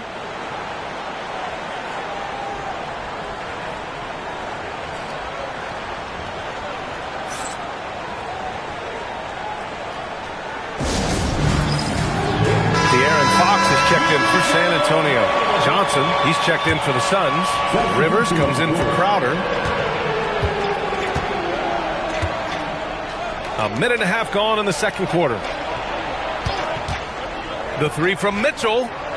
Rebounded by Cousins. Cousins has got rebound number 5 here tonight. White. The basket's good. Off the assist from Fox. Fox has got his 5th assist in this one. Here's Rivers. No points so far. Pass to Mitchell. Down to 5 on the shot clock. Shoots over White. And he's going to the line for 2. The official saw contact while he was going up. That one on White.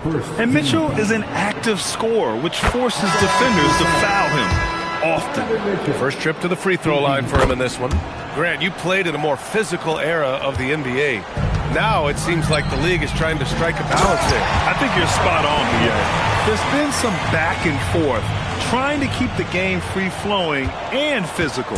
The league's trying for the best of both worlds. Here's Rivers. San Antonio getting their last shot to go. To the paint. Cousins with the steal. And here they come. Jackson against Ross. Jackson can't get it to go. He's as surprised as we are. Most nights that bucket is automatic. Outside Mitchell. Parked it down low that time. Got hit with the 3-second call. And here's a look at what's coming up for the Phoenix Suns. On Tuesday, the Golden State Warriors come to town, kicking off a homestand for them. And then on Monday, it'll be the Atlanta Hawks coming to town. And that game against Sacramento, it's the 8th time they'll take the court in this fledgling season. They'll be prepared for a tough one there. Now here's Fox. Yet to see a basket. Pass to Cousins. The rebound by Ross. For Phoenix, they've gone 0 for 4 in the second quarter. Cousins with the steal. Jackson with it. He's picked up by Barnes. And the dunk by Favors. Talk about taking advantage of the opportunity.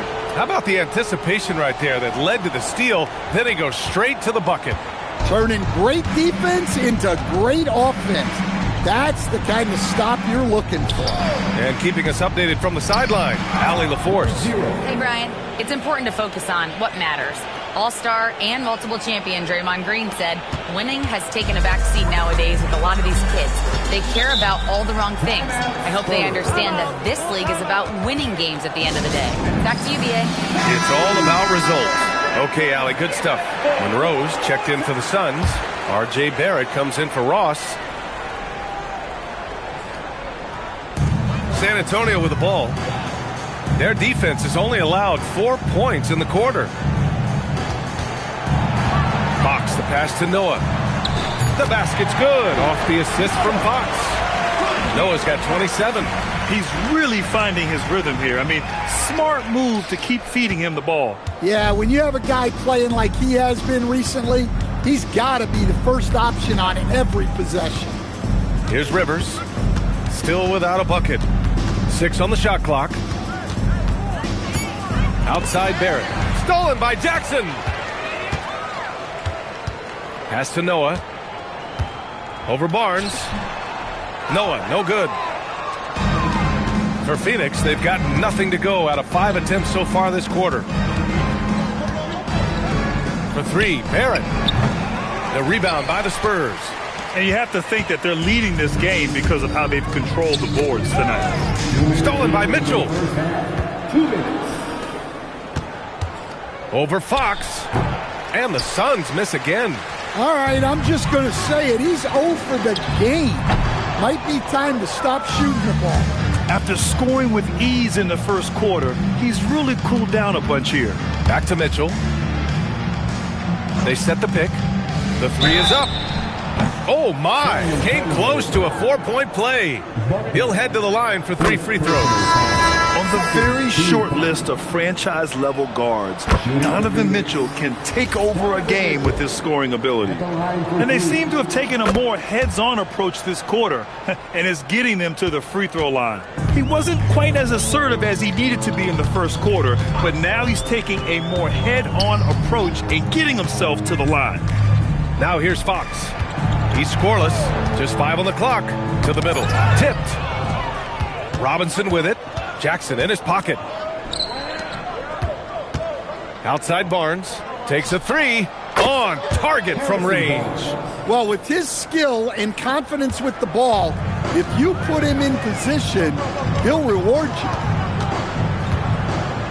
Pass to Noah. Jacks up a 3. Yes! And a nice assist from Fox. Fox has got 8 assists here tonight. And here's Mitchell. He had 9 points in his last time out. Outside Barrett. And looks like an illegal pick was set. That gets the ref's attention.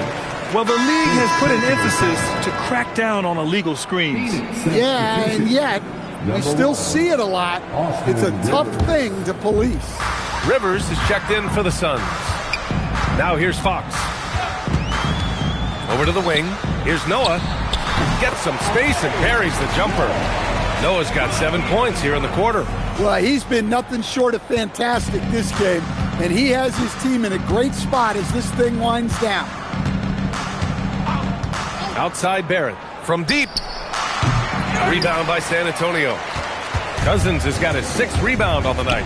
They really have a commanding lead, not just in points, but in rebounds as well. And the basket by Noah. Well, what a half he's had.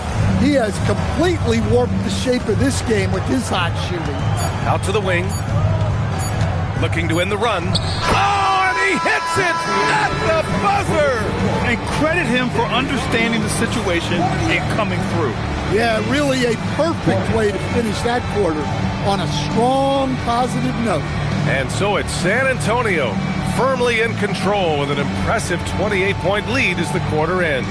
Well, when you win the battle of turnovers, you typically win the battle of possessions. And don't go far. We'll be right back.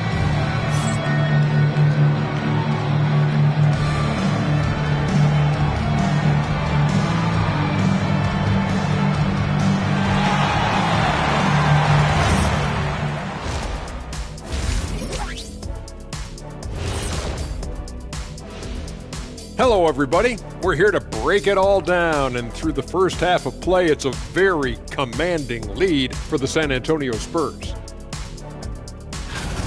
How about the points in the paint? Clearly, they made it a priority coming in, and it's paying dividends, Ernie. Yeah, I remember those days pounded inside.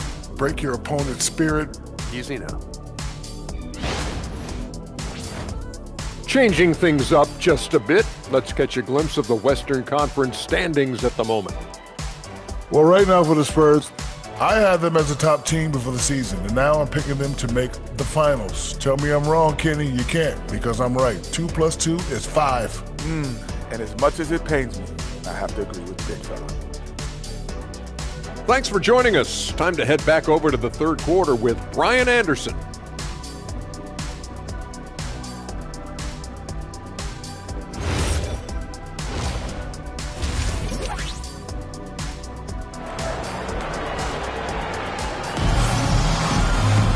Just about ready for the second half here. A big comeback is needed for this game to be competitive, and it probably has to happen quickly.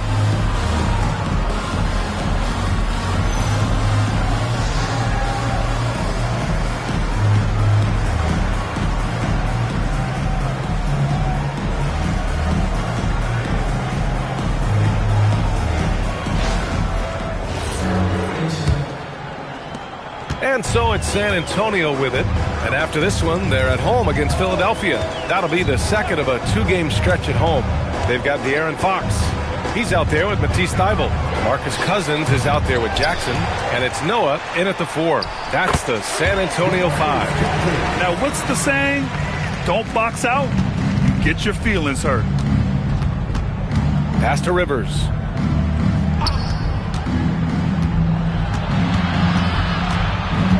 Back to Barrett. Clock at 6. Shoots over Thybulle. Barrett can't hit. Well, his shot selection's been poor. If I were coaching this team, he'd be sitting next to me. And yep, it's good. Thybulle's got his first points of the game. Look, you love to see this kind of team chemistry. Let's see more of that. They need something good to happen here. Yeah, they've gone way too long without a score. Barnes drives in, and he gets the bucket. Hey, that right there was a lot of confidence, given the size of the disadvantage there. Yeah, a skilled player can work around the mismatch. He's used to dealing with larger guys. Here's Noah. He's got 34. Count it. Noah's got 36 points. They've got the offense clicking. 3 for 4 to start the half and looking confident. Pass to Barrett. Check by Cousins. Shot is up. Rebound by San Antonio. Cousins has got 9 rebounds in the game. Boy, he's getting it done. Jackson, pass to Fox.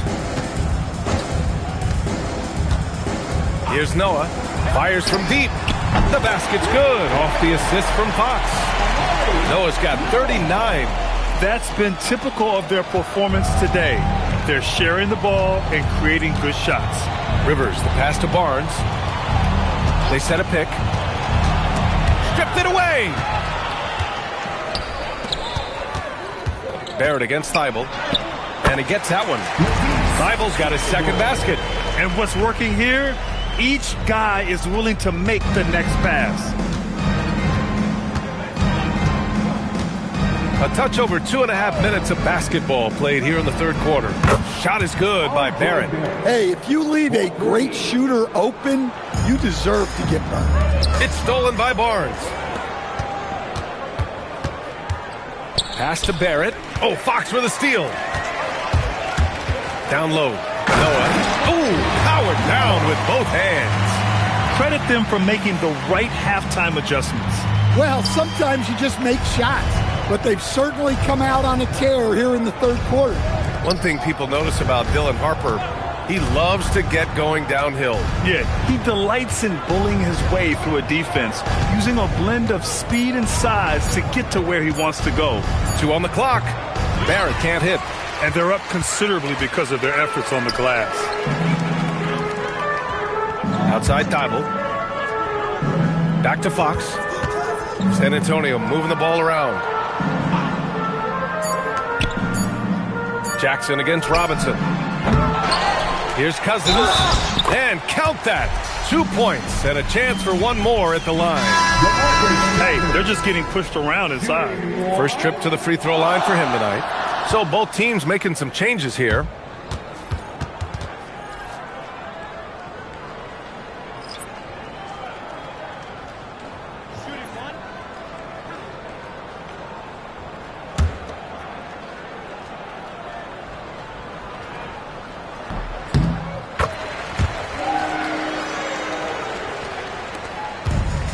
The Suns have gone 2 of 5 in this third quarter. Pass to Barrett. To the middle. Cousins with the steal.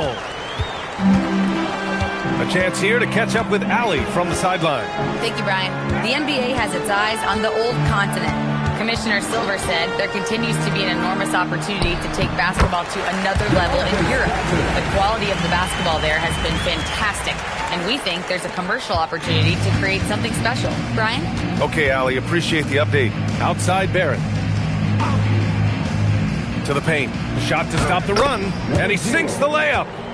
He's got 6. Yeah, this is when they need to lean on him more. Get him the ball and let him build some momentum. Here's Buckner. Pass to Cousins. That one's good for 2. Cousins has got 9 points now in the second half. And their offensive game plan is clear. Get it inside and go to work. Now here's Barrett. He's guarded by White. Shot is good by Barrett. The assist, Donovan Mitchell. 1:44 left in the third quarter. Here's Buckner. Culver outside.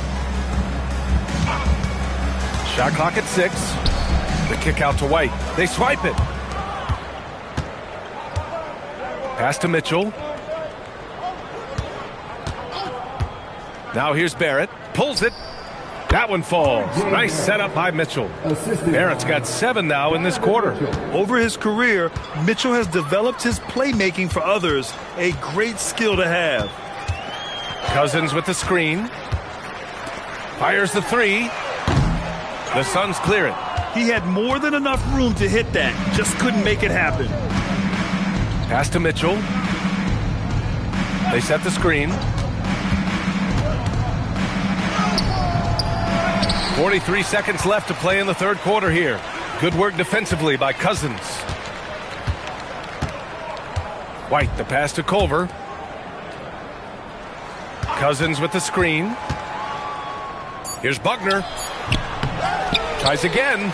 And it's Cousins laying it in. Cousins has got 13 now. And when you're the ones trying to fight your way back into the game, you simply cannot allow second chances. Well, look, their lack of effort is exactly why they're behind. Just look at how they're getting bullied on the glass right now. Culver outside. The three. No good on the buzzer beater. And so the San Antonio Spurs don't see too many 39-point leads in the NBA. Incredible. Defense is setting the tone. Back after this.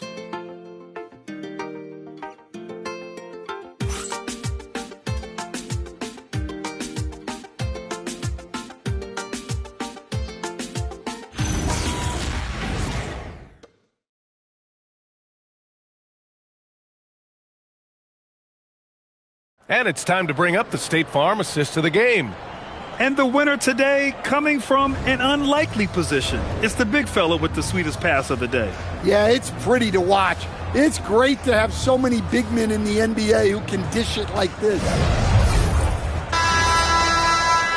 And we reach the fourth quarter in a game that may already be out of hand. On the court for the Suns, getting the fourth quarter going. Harrison Barnes out there with Terrence Ross. Then there's Austin Rivers. Then there's Mitchell. And it's Oakley in at the pivot spot, manning the middle. Here's Rivers. The rebound by Koncak. Koncak's got his fourth rebound in this one. Pass to Buckner. Well, some lament the death of the mid-range jumper in today's game. Grant, you got any fixes? Well, some have suggested cutting out the corner threes.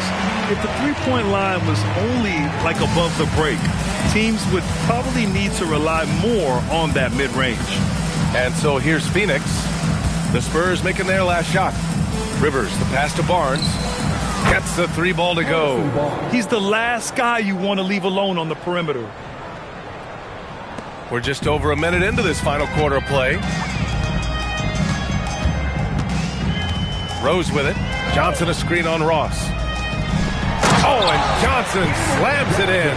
Putting that pass right in his stride. Didn't have to slow up and was able to complete the play. Here's Rivers.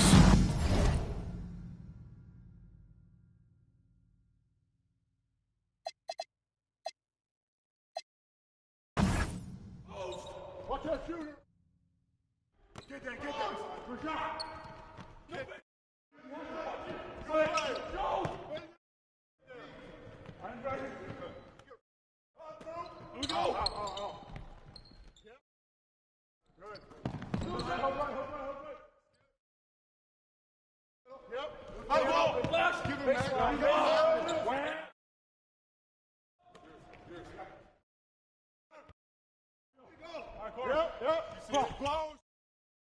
Oh, foul! Shooting. You got it out. Ah, that's okay.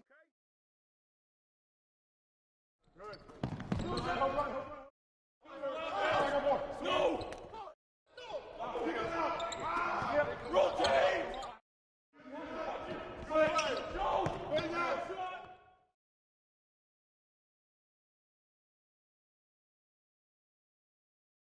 We know what to do. Oh! Keep bringing it, baby! Hey, yo! Gamble HB!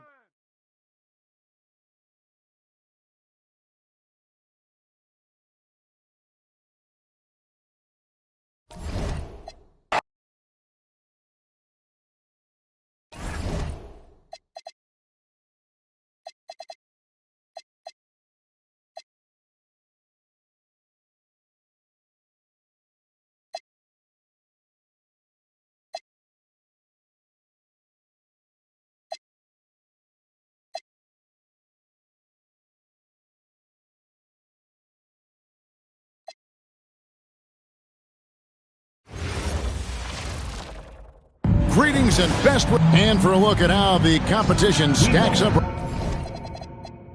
right now, here's the latest edition of the Power Rankings. They tell a great story. They're in a bit of a holding pattern, hoping to take that next leap. And checking out New York, they've come out of the gates just a little cold. Certainly not the hot start fans had hoped for. And their position in the rankings so far reflects that. Let's take a look at our starters for Sacramento. Andre Drummond is out there with Aminu. Then it's Stockton. Then it's Jones. Now, here's Aminu. Outside for Stockton. 6 to shoot. It's good from long range. Clark, you've been in this game a long time, and you know some teams don't hit their stride until deep into the season. That's exactly right. I mean, and it really just depends. I don't know how many times we've said a team looks awful in the first month of the season, then they come back and make a push into the playoffs. So it's a journey. It's an evolving journey as to how teams develop.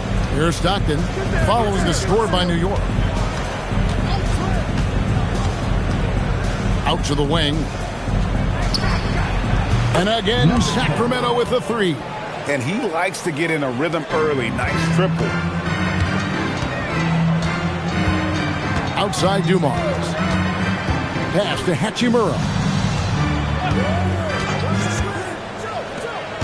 And there's the whistle. 3-second violation.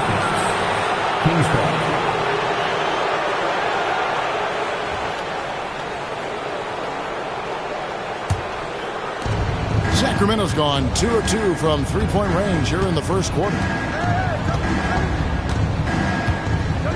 Stockton outside, shoots the 3. It's rebounded by Hayes. Outside Dumars.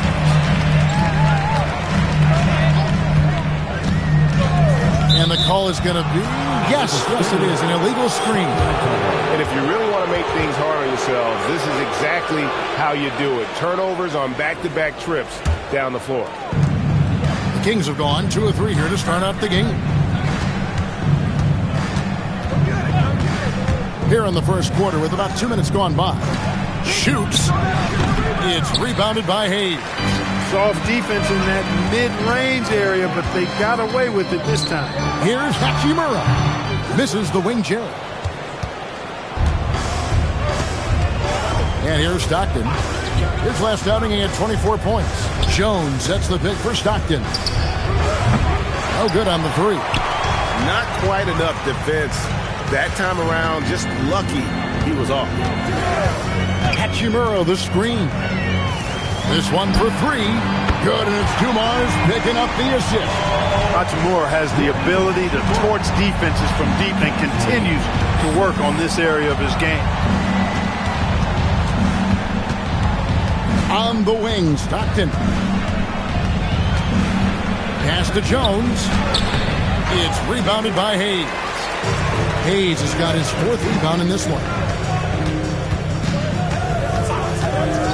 Payton with it. And again, it's a New York 3. It works well there. Not much resistance from the D.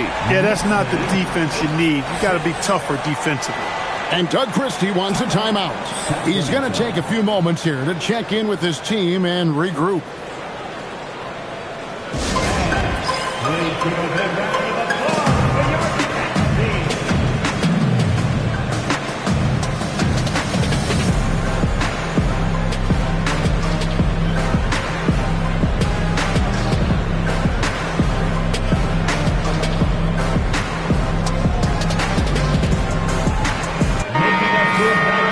This break in the game gives us a chance to look at the teams with the most points off turnovers last season.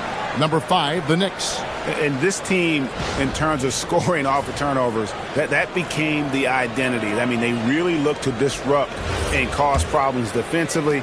And boy, do they take advantage on the other end. Jones with the screen on Payton. Pass to Drummond. Shoots over Hachimura. Sacramento again missing. The Knicks with the lead. Hachimura with the screen on Jones. Here's Hachimura. Good, and it's Dumars picking up the assist. Dumars got his 3rd assist on the night. And so Stockton will bring it up for the Kings. Clark, one of the better two-way wings in the NBA, Mikal Bridges. Yeah, he's a versatile defender. Has really improved offensively recently, in my estimation. Was second in Defensive Player of the Year voting one time. And over time, like I said, I think he's really added to and rounded out his offensive game. Now here's Payton. He has yet to score. Hachimura setting the big for Payton. And a miss there on the triple. And even without that three-ball dropping for him, the defense should have done more on that last play. Aminu misses. New York with the ball. They're on an 11-3 run. Hayes, no good. Got what he wanted, but then blew the lay-in. He tricked that one. Stockton outside. From outside the arc, Hachimura grabs the miss. Not really his best quarter as far as scoring. Let's see if he can eventually get back on track. Jacks up a three. Buries it from three-point range. 6 points for him. Oh, great ball movement there. The Kings trail by 8. Guys are looking for a spark here. Yeah, a cold stretch offensively, for sure. And Doug Christie wants a timeout. Looking for a breather and maybe adjusting a thing or two.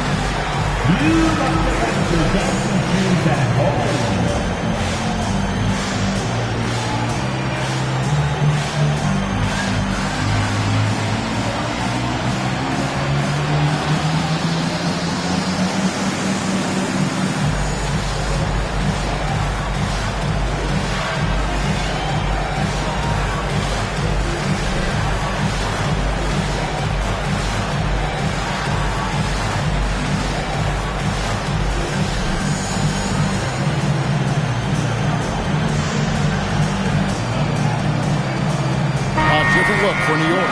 Jaylen Brown comes in for Hachimura. And it's Williams in for Gary Payton.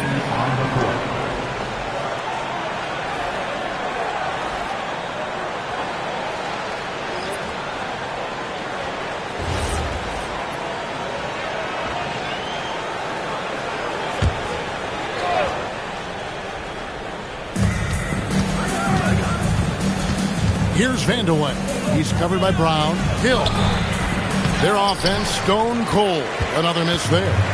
Just doing the job on the backboard.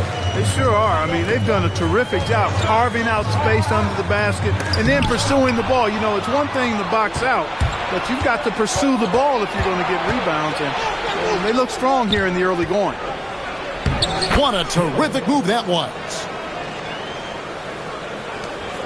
We've got 1:13 left to play here in the first. Brown sets a screen for Williams.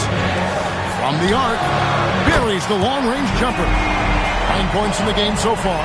Yeah, this looks like a pregame shoot-around with all the threes they're allowed. Jones with the screen on Williams. Pass to Jones. Clearly a foul. Yeah, he took a shot there. Earned those free throws. The Kings shooting their first free throws of the game right now.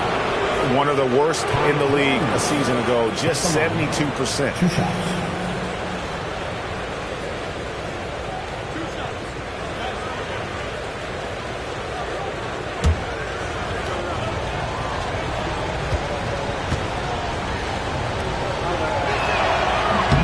And he makes the first. And some changes here for the Kings. Siakam is checked in for Drummond. Kersey comes in for Al-Farouq Aminu. And Stockton subbed in for Hill.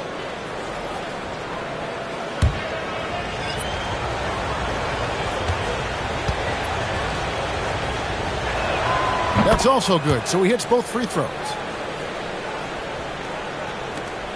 46 seconds left in the first. Zeller, a screen on Stockton. Burke, the pass to Zeller. Stolen by Jones. Stockton, left side. Fires the three. And Jones gets it to go in on the assist by Stockton. Now how about how he sets his man up there, runs him right into the screen, and then gets the basket. Over to the left wing. Burke looking over the floor. Here's Zeller, banked in off the glass. And the Knicks lead by 7. And that's a great play on the backboard for him. I mean, it's what we expect. All his second chance points do not come by accident. And so it's the New York Knicks bringing the quarter to a close with a 7-point lead. They're feeling very confident, shooting the ball with great efficiency and dictating the pace. And we've got more M2K Sports coming your way after this break.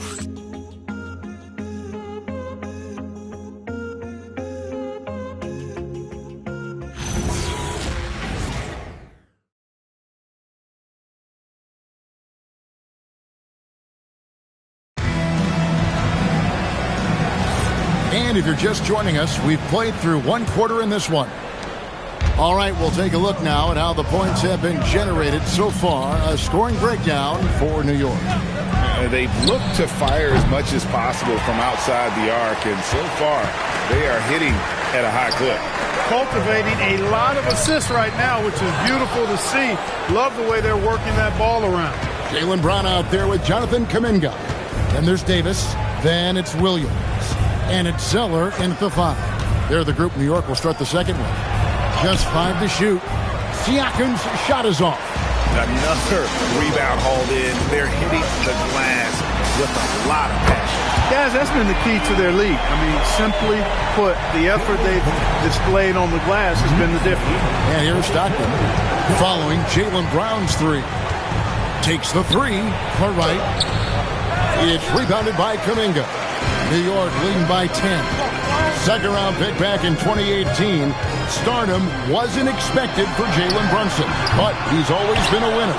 You look at his physical attributes, nothing jumps out at you, but it's all between the ears with him. The skill, the footwork, the vision, that's what makes him elite. And spacing is so vital. But Clark, talk about vertical spacing. You know, Kevin, that speaks to the ability to play in space above the rim. Think about the roller in the pick and roll situation, being able to go above the defense to finish a lob. Those are tough plays for defenses to stop. Helping in recovering and elevating to stop a well-timed lob, that's a real challenge for the defense. Now here's Stockton. Guys, they're looking for a way to score here. Yeah, they've had a tough time taking the lid off. Here's Drummond. That's good. And a nice assist from Stockton. Drummond's got his first bucket in this one. That is good offense. Unselfish play. Payton against Stockton. Got a piece of it. Shot clock at 6. The Knicks leading by 11. Fires from way outside. A shot off that time.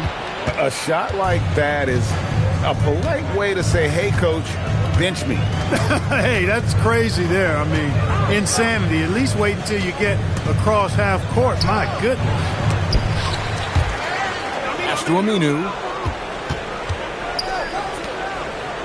Payton against Stockton. Launches it. Sinks the triple. Stockton's got it back down to within single digits for Sacramento. Pick works well there. Not much resistance from the D. Yeah, that's not the defense you need. You got to be tougher defensively. Now let's take a minute to talk to Allie LaForce courtside. Allie. Thanks. Keegan Murray wants to excel at both ends, and he said, quote, my defense wasn't where it needed to be, so I got a little faster, a little stronger, trying to figure out how to be physical defensively and be effective. Them trusting me to guard helps the other guys so they can focus more on offense. Back to you guys. All right, Allie, thanks a lot. First trip to the free throw line for him tonight. And you know, you'll take what he can give you from the free throw line. Looking at his numbers, just really not one of his strengths, shooting in the low 60s last season. And you know, with his free throw percentage being where it was last season, it changed the way teams defended him. I mean, there were no easy baskets. He was going to get fouled anytime he got near the rim.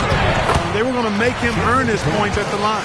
And very early on, Brown learned how to finish through contact, an essential skill for an NBA player to master. Outside, Jones. Sacramento moving it around. Pass to Drummond. 11 feet away, and once again off the mark by Sacramento. And they continue to control the glass. Guys, I think they've simply been the more physical team, and that's why they're ahead. Yeah, I mean, maybe could have tried for a more memorable dunk than that one. And we know he's capable of those memorable ones. Hey, they've got a nice, comfortable lead here, fellas. Might as well keep it simple. Do it a plain, simple one-hander, just like pound cake. Slammed home, and he draws the foul. A chance for another point at the free throw line. That's on Jaylen Brown. Another day, another chance at the rim for Drummond. This is where he likes to do his best eating. The Kings shooting their fourth attempt at the free throw line right here. Dumars, he's checked in for the Knicks. And so Payton will bring it up for the Knicks.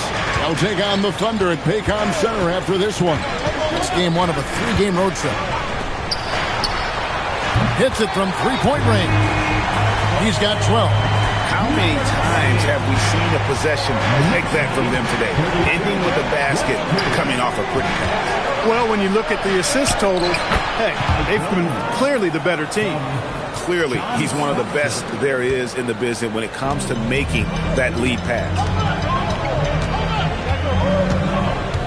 Now Payton, no scoring in this one. Pass to Hachimura. New York needs to get off a shot. Just his first attempt. Rebound by the Kings. Drummond's got 6 rebounds here tonight. Stockton the pass to Jones. Lets the three fly. It's rebounded by New York. And guys, this is the first they're seeing of Sacramento. Yeah, and they lost the season series to this squad last time around. Maybe a little extra motivation tonight to show they've improved. Yeah, I couldn't agree with you more. Two teams in the bottom half of the conference as far as respect goes. They're both scratching and clawing to try to get a little more of that respect. And unfortunately, we've seen a few too many of those. A lack of concentration, a turnover, and an easy bucket in transition. And Doug Christie wants a timeout. This now will give him a chance to discuss some potential changes.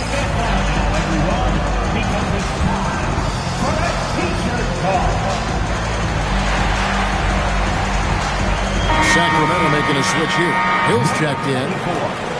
Let's take a look at last year's leading shot blockers. You don't want one of these guys in front of you when you're coming down the lane. Well, you look at Hayes, second in the NBA, a great defender. And shot blocking is the element of the game that I think he cares about the most. That's where he puts in that effort and energy. Now, here's Aminu. Not a lot of room. Stolen by Dumars. And a fast break now for New York. And that one is stuffed right through. You gotta love his hustle, leaving the defense no time to react. And, you know, you're going to get those buckets, guys, when you're quick to get out on the break. Get that ball up the court as fast as you can. And Drummond throws it down. Yeah, he just punched the ticket on that one. That'll get the job done. Powerful two-hand jam. I tell you what, if he's got a few more of those in him, this lead will really start shrinking. And so Mike Brown calls a timeout. Coach is going to talk some things over with the team. Might be seeing something to adjust. Get ready for one half. Right there and through.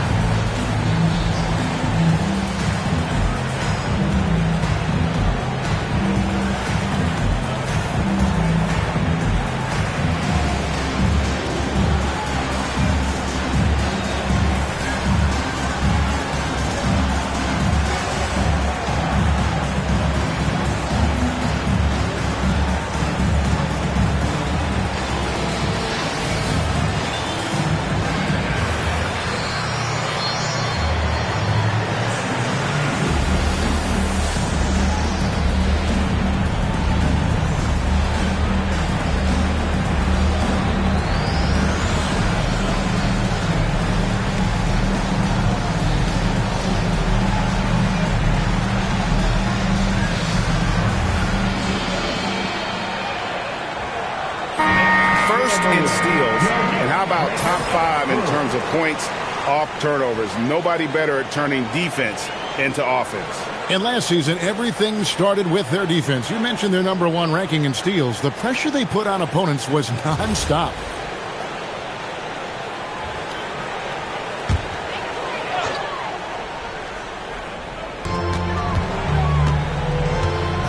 Outside Dumars.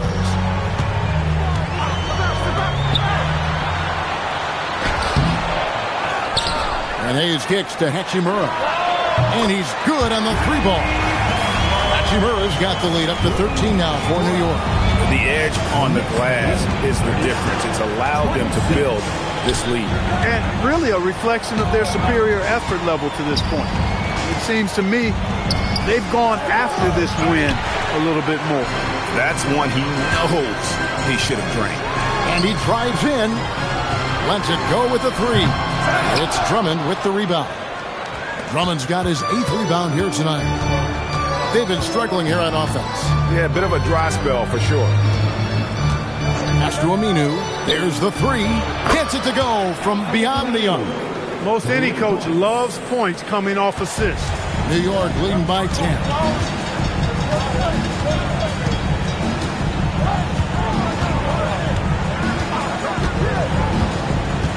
Six on the shot clock. From deep three-point land, that one doesn't drop. And so it's the New York Knicks with a 10-point lead. Some breathing room heading into the break. They've dictated the pace, pushed the ball at every chance, and it's paying off for them. And don't go away. We'll be right back.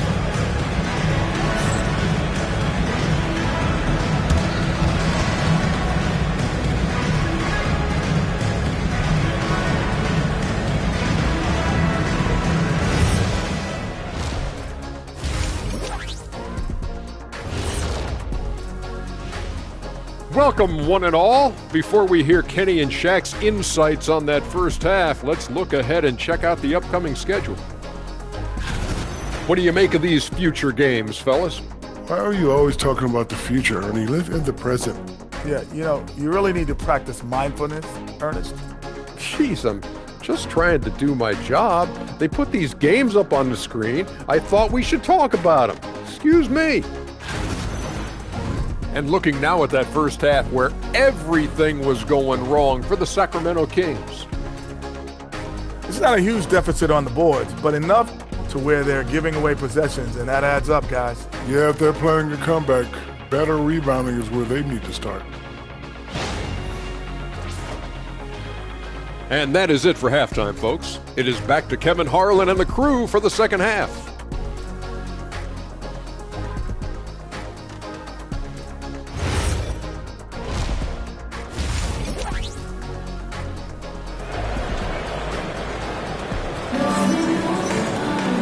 We played through the first half. Plenty of basketball, though, left in this one.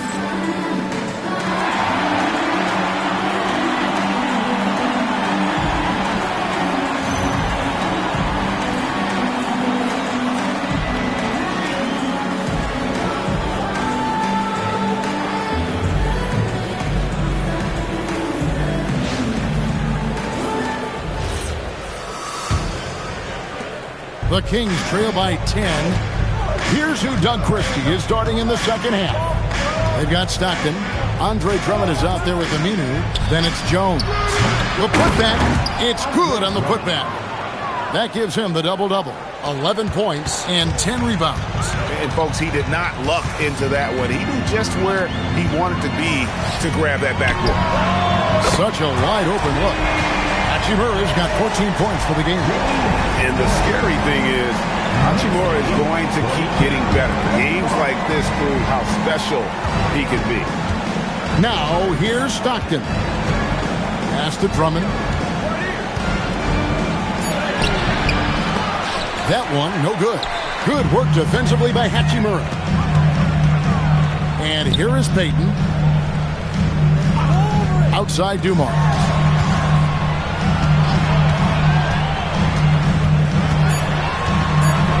The 3, That ball is good for another field goal. His sixth. He is 6 for 9 on the stat sheet. And really, as the three-pointers keep dropping, you get the sense that the frustration is mounting for the defense. Yeah, and they either have been unwilling or unable to take that shot away. And there's the whistle. Illegal screen. And not the most common call you'll see in the NBA, but hard to argue that pick wasn't illegal. Yeah, you know, the officials aren't nearly as lenient as they used to be on that call. As a matter of fact, I know I got away with a lot of those in my playing days, but that was 40 years ago. Now, here's Peyton. 14 points, their largest lead in the game. To the inside, and stolen by Drummond.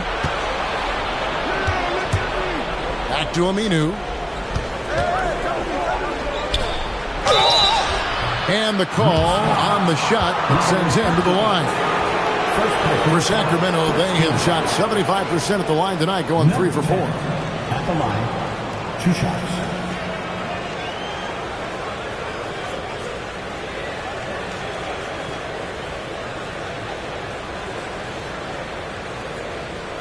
Take a break. Take a break. 2 shots.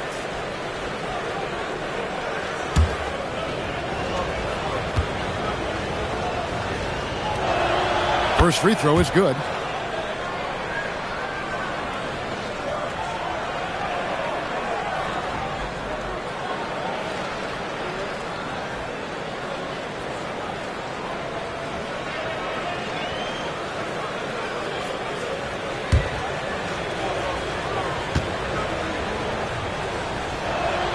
Both shots good from the stripe.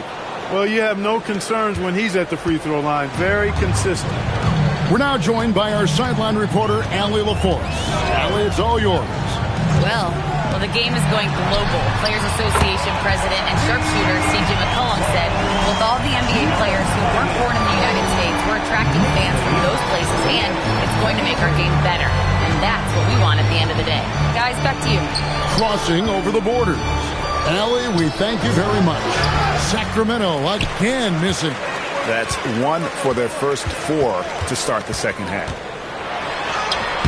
Hachimura, no good. This offense's first miss after 3 straight makes to start the second half. Drummond with a screen on Peyton. Pass to Drummond.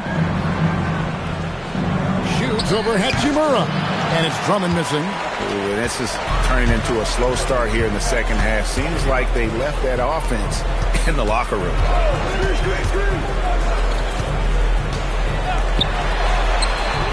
And again, New York with the triple. Out of their last 5 makes, how about all 5 from long range? Well, the defense just hasn't pressed up to deny any of those looks, guys. I mean, they're hanging back and getting picked apart. And Doug Christie wants a timeout. He's going to take a few moments here to check in with his team and regroup.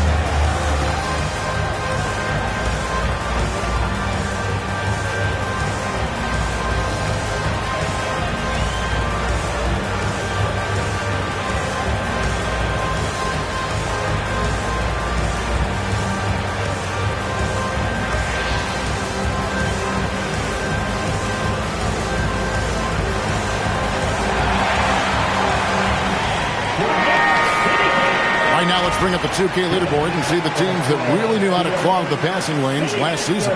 Number 1, the Knicks. You know, I don't know if the numbers even told the story. I mean, their defense was as good as it gets, often just leaving their opponents completely demoralized. Aminu with a screen on Peyton. Stockton with it, and Hachimura picks him up defensively. Looking to get it going. Jones kicks to Aminu. Stockton against Payton. Back to Aminu. Here's the three. Again, the miss by the Kings. Just a solid performance on the interior. The rebounding has been off the charts. Yeah, you look across the board, it's actually sizing up, shaping up to be a great game. I mean, strong performances throughout, and they've really been strong on the glass. Pass to Hachimura. Launches a three, and again, New York with the triple. That's a dozen straight points coming off the triple. You know, they're having free reign from beyond the arc. The defense is just not there. Now, here's Stockton. He has 6. Drummond with a screen on Dumas.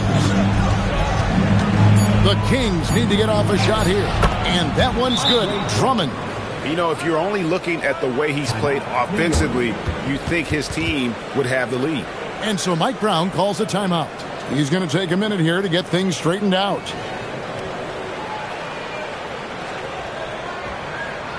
they are, fans. Put your hands together for your next city dancer.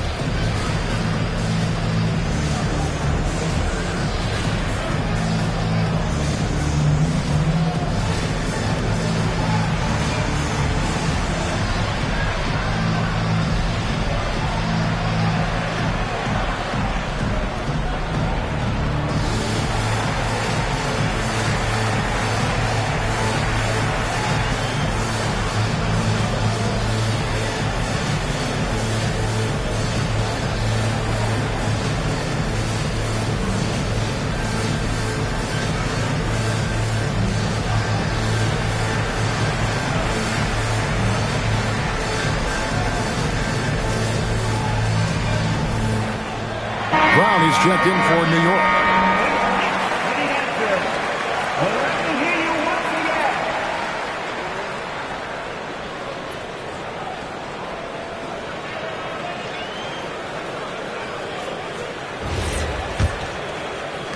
Now the Knicks with it.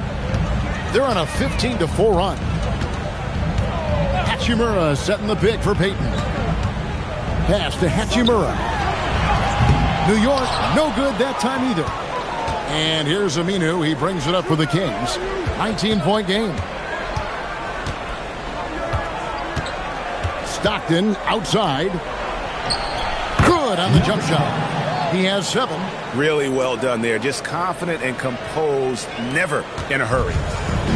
For New York, they've gotten 5 of 8 shots to fall for them in the third quarter. A nice 62% from the field. Payton the bounce pass. And here's Dumars outside. That's in, coming off an assist from Payton.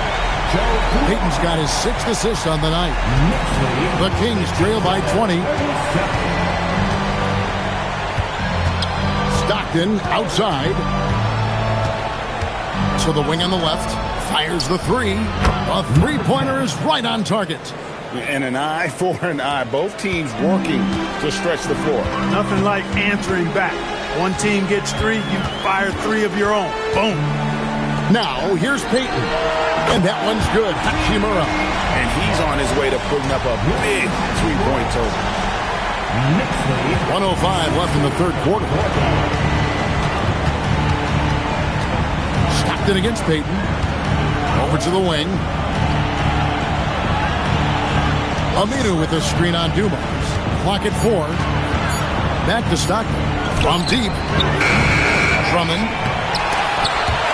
And so it looks like the Kings will retain possession here. And New York making a change here. Zeller's checked in. And the Kings making a change here. Here's Drummond. He's got 13. Pass to Aminu. 5 to shoot. Vandeweghe passes to Drummond. And he hits it just before the shot clock expires. Drummond's got 6 here in this quarter. Offensively, he's carrying his weight, doing his part. Maybe they should get the ball to him a little bit more. Hachimura setting the pick for Peyton. There's 3 pointers off the mark. Defended by Peyton. Shoots a fader. That shot off. Well, through 3 quarters of play, down double digits, and may be difficult to overcome. Knicks lead by 18. And when we return, we'll get the 4th quarter rolling right here on 2K Sports.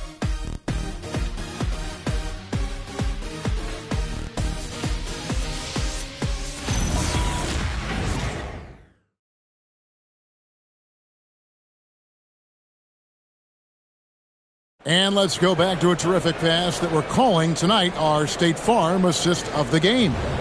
And definitely deserving of the prize tonight. How about the read he made here? Looking like a point guard. Put the pass right on the money. Terrific versatility coming from a big man. Not something that the majority of big guys possess. And with the 4th quarter upon us, time is running out for this game to become competitive. They've got Gorgie Dang. Brandon Boston is out there with Williams. Then there's Jaylen Brown. That's the 5 for New York right now. Here is Kersey. To the middle. And 2 free throws coming up. Unable to get that one to go with all the contact. That's on Jaylen Brown. With 4 spacing so in demand, leave wide, Clark. There are non-shooting big men on the chopping block, wouldn't you say? I agree. I mean, for centers, you've got to have the awareness as far as cutting and moving off the ball and then using what they call circle action in the paint to create an angle for the pass and stay out of the way. Those are things that are part of the game now for the big guys. That free throw good from Kersey. Cody Zeller's checked in for the Knicks. Burke comes in for Brandon Boston.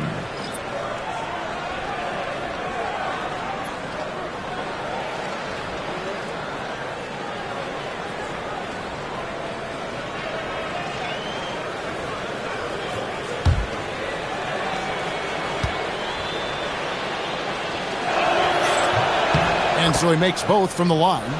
This is as good as it gets from the charity stripe here in the second. Yeah, you know what? And I think they've just got to keep on keeping on. Keep drawing contact, attacking, getting to the line. That will certainly give them a chance to get back into the game. And he gets it to go. Big miscommunication on defense. He recognizes it and quickly takes advantage. Boy, the defense looks shell-shocked. I mean, they're on the ropes right now, on their heels. Here's Vandeweghe. Pass to Kersey, knocks it loose, and that one goes out of bounds. Last touch by Brown. Sacramento substitution, number 22, Keith Moose.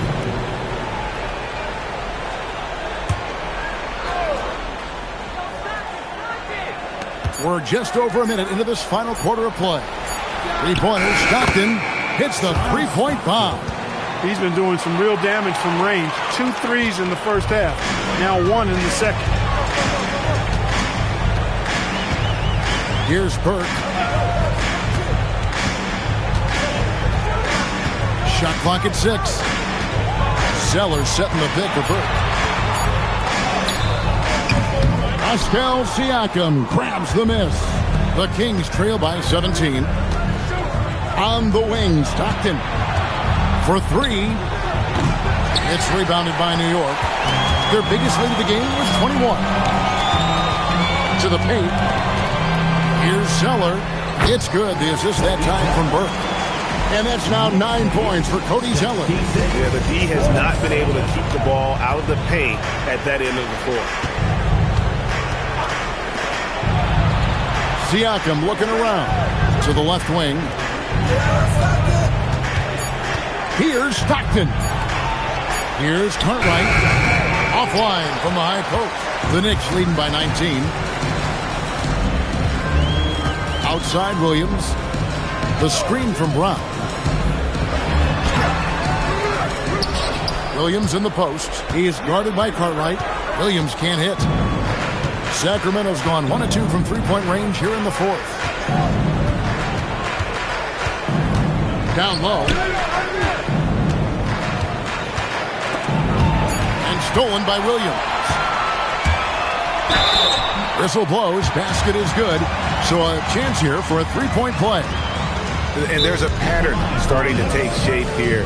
They're working it inside and getting good shots from close range. Well, I agree with you. 4 of their last 5 baskets have been exactly of that variety. And so it's Mike Brown here calling timeout.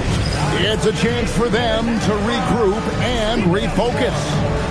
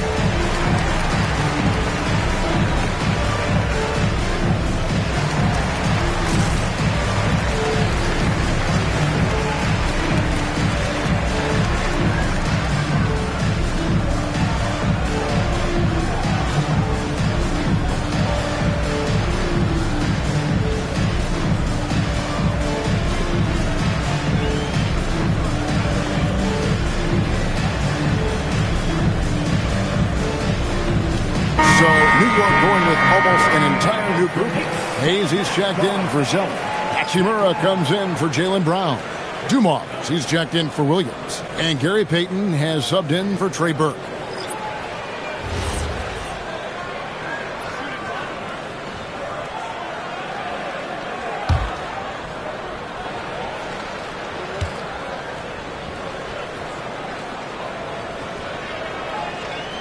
And that one misses. And for the NBA, anytime there's a blip in the ratings, Clark, you've got those who will begin to criticize the state of the game. Do you find any credence there? I think in many cases it's a bit of an overreach, an attempt to try to define something simply that's more complex, to have a simple answer for a complex situation. I do think the league is very much on the right track and continuing to listen to criticisms and then evaluate them on their merit. Wow. What can you say? Pass to Drummond.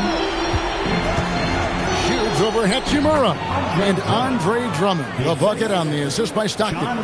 Here's Payton.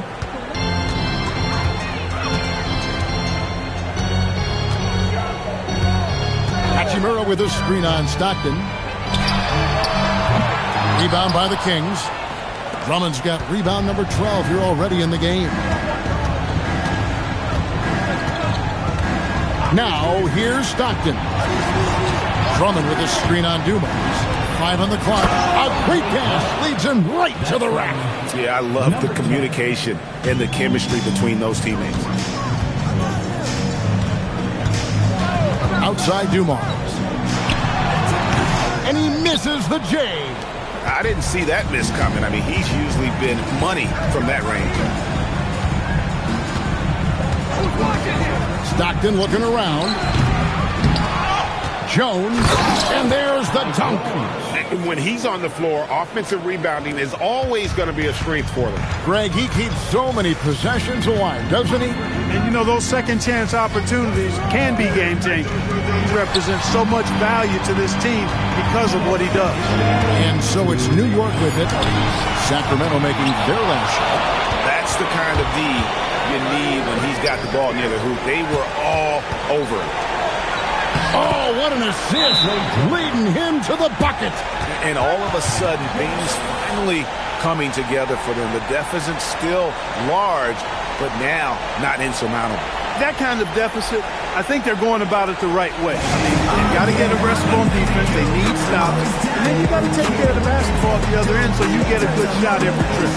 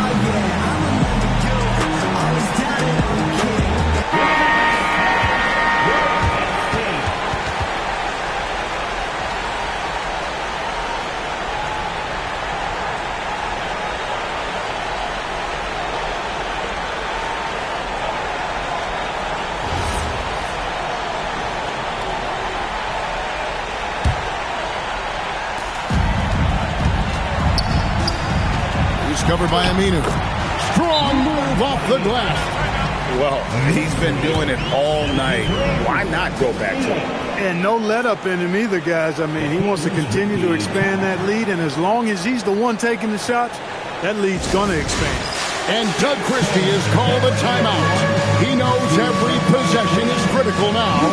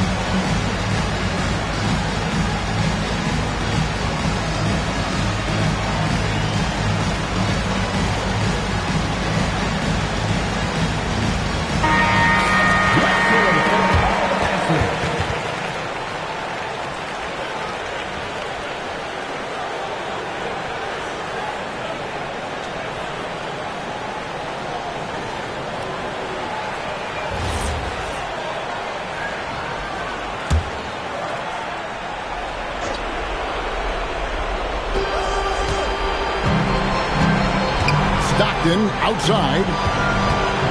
Aminu with a screen on Payton. Covered by Dumont. Just 5 on the clock. The three is off. And not allowing the shooter even an inch of breathing room on that one. And, guys, that's exactly the kind of high-impact defense they want to see out of him. And this is what they want. I mean, to announce their presence in this matchup with authority. Very decisive. It can definitely be considered a statement win for the Knicks. Starting 5 must have been happy to get so much help from the reserves in this game.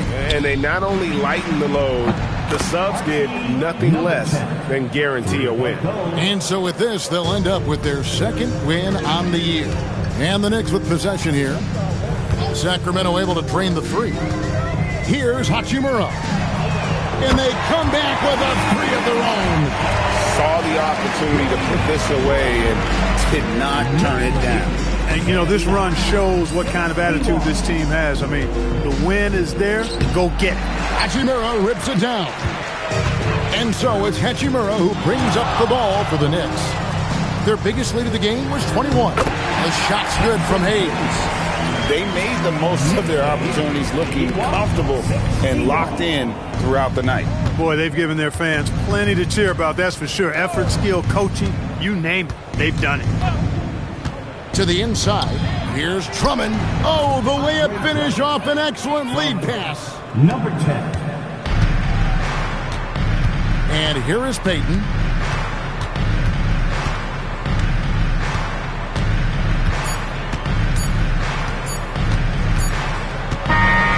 So no problem for New York as they get the win. This game may not have been the most exciting we've ever seen, but yeah.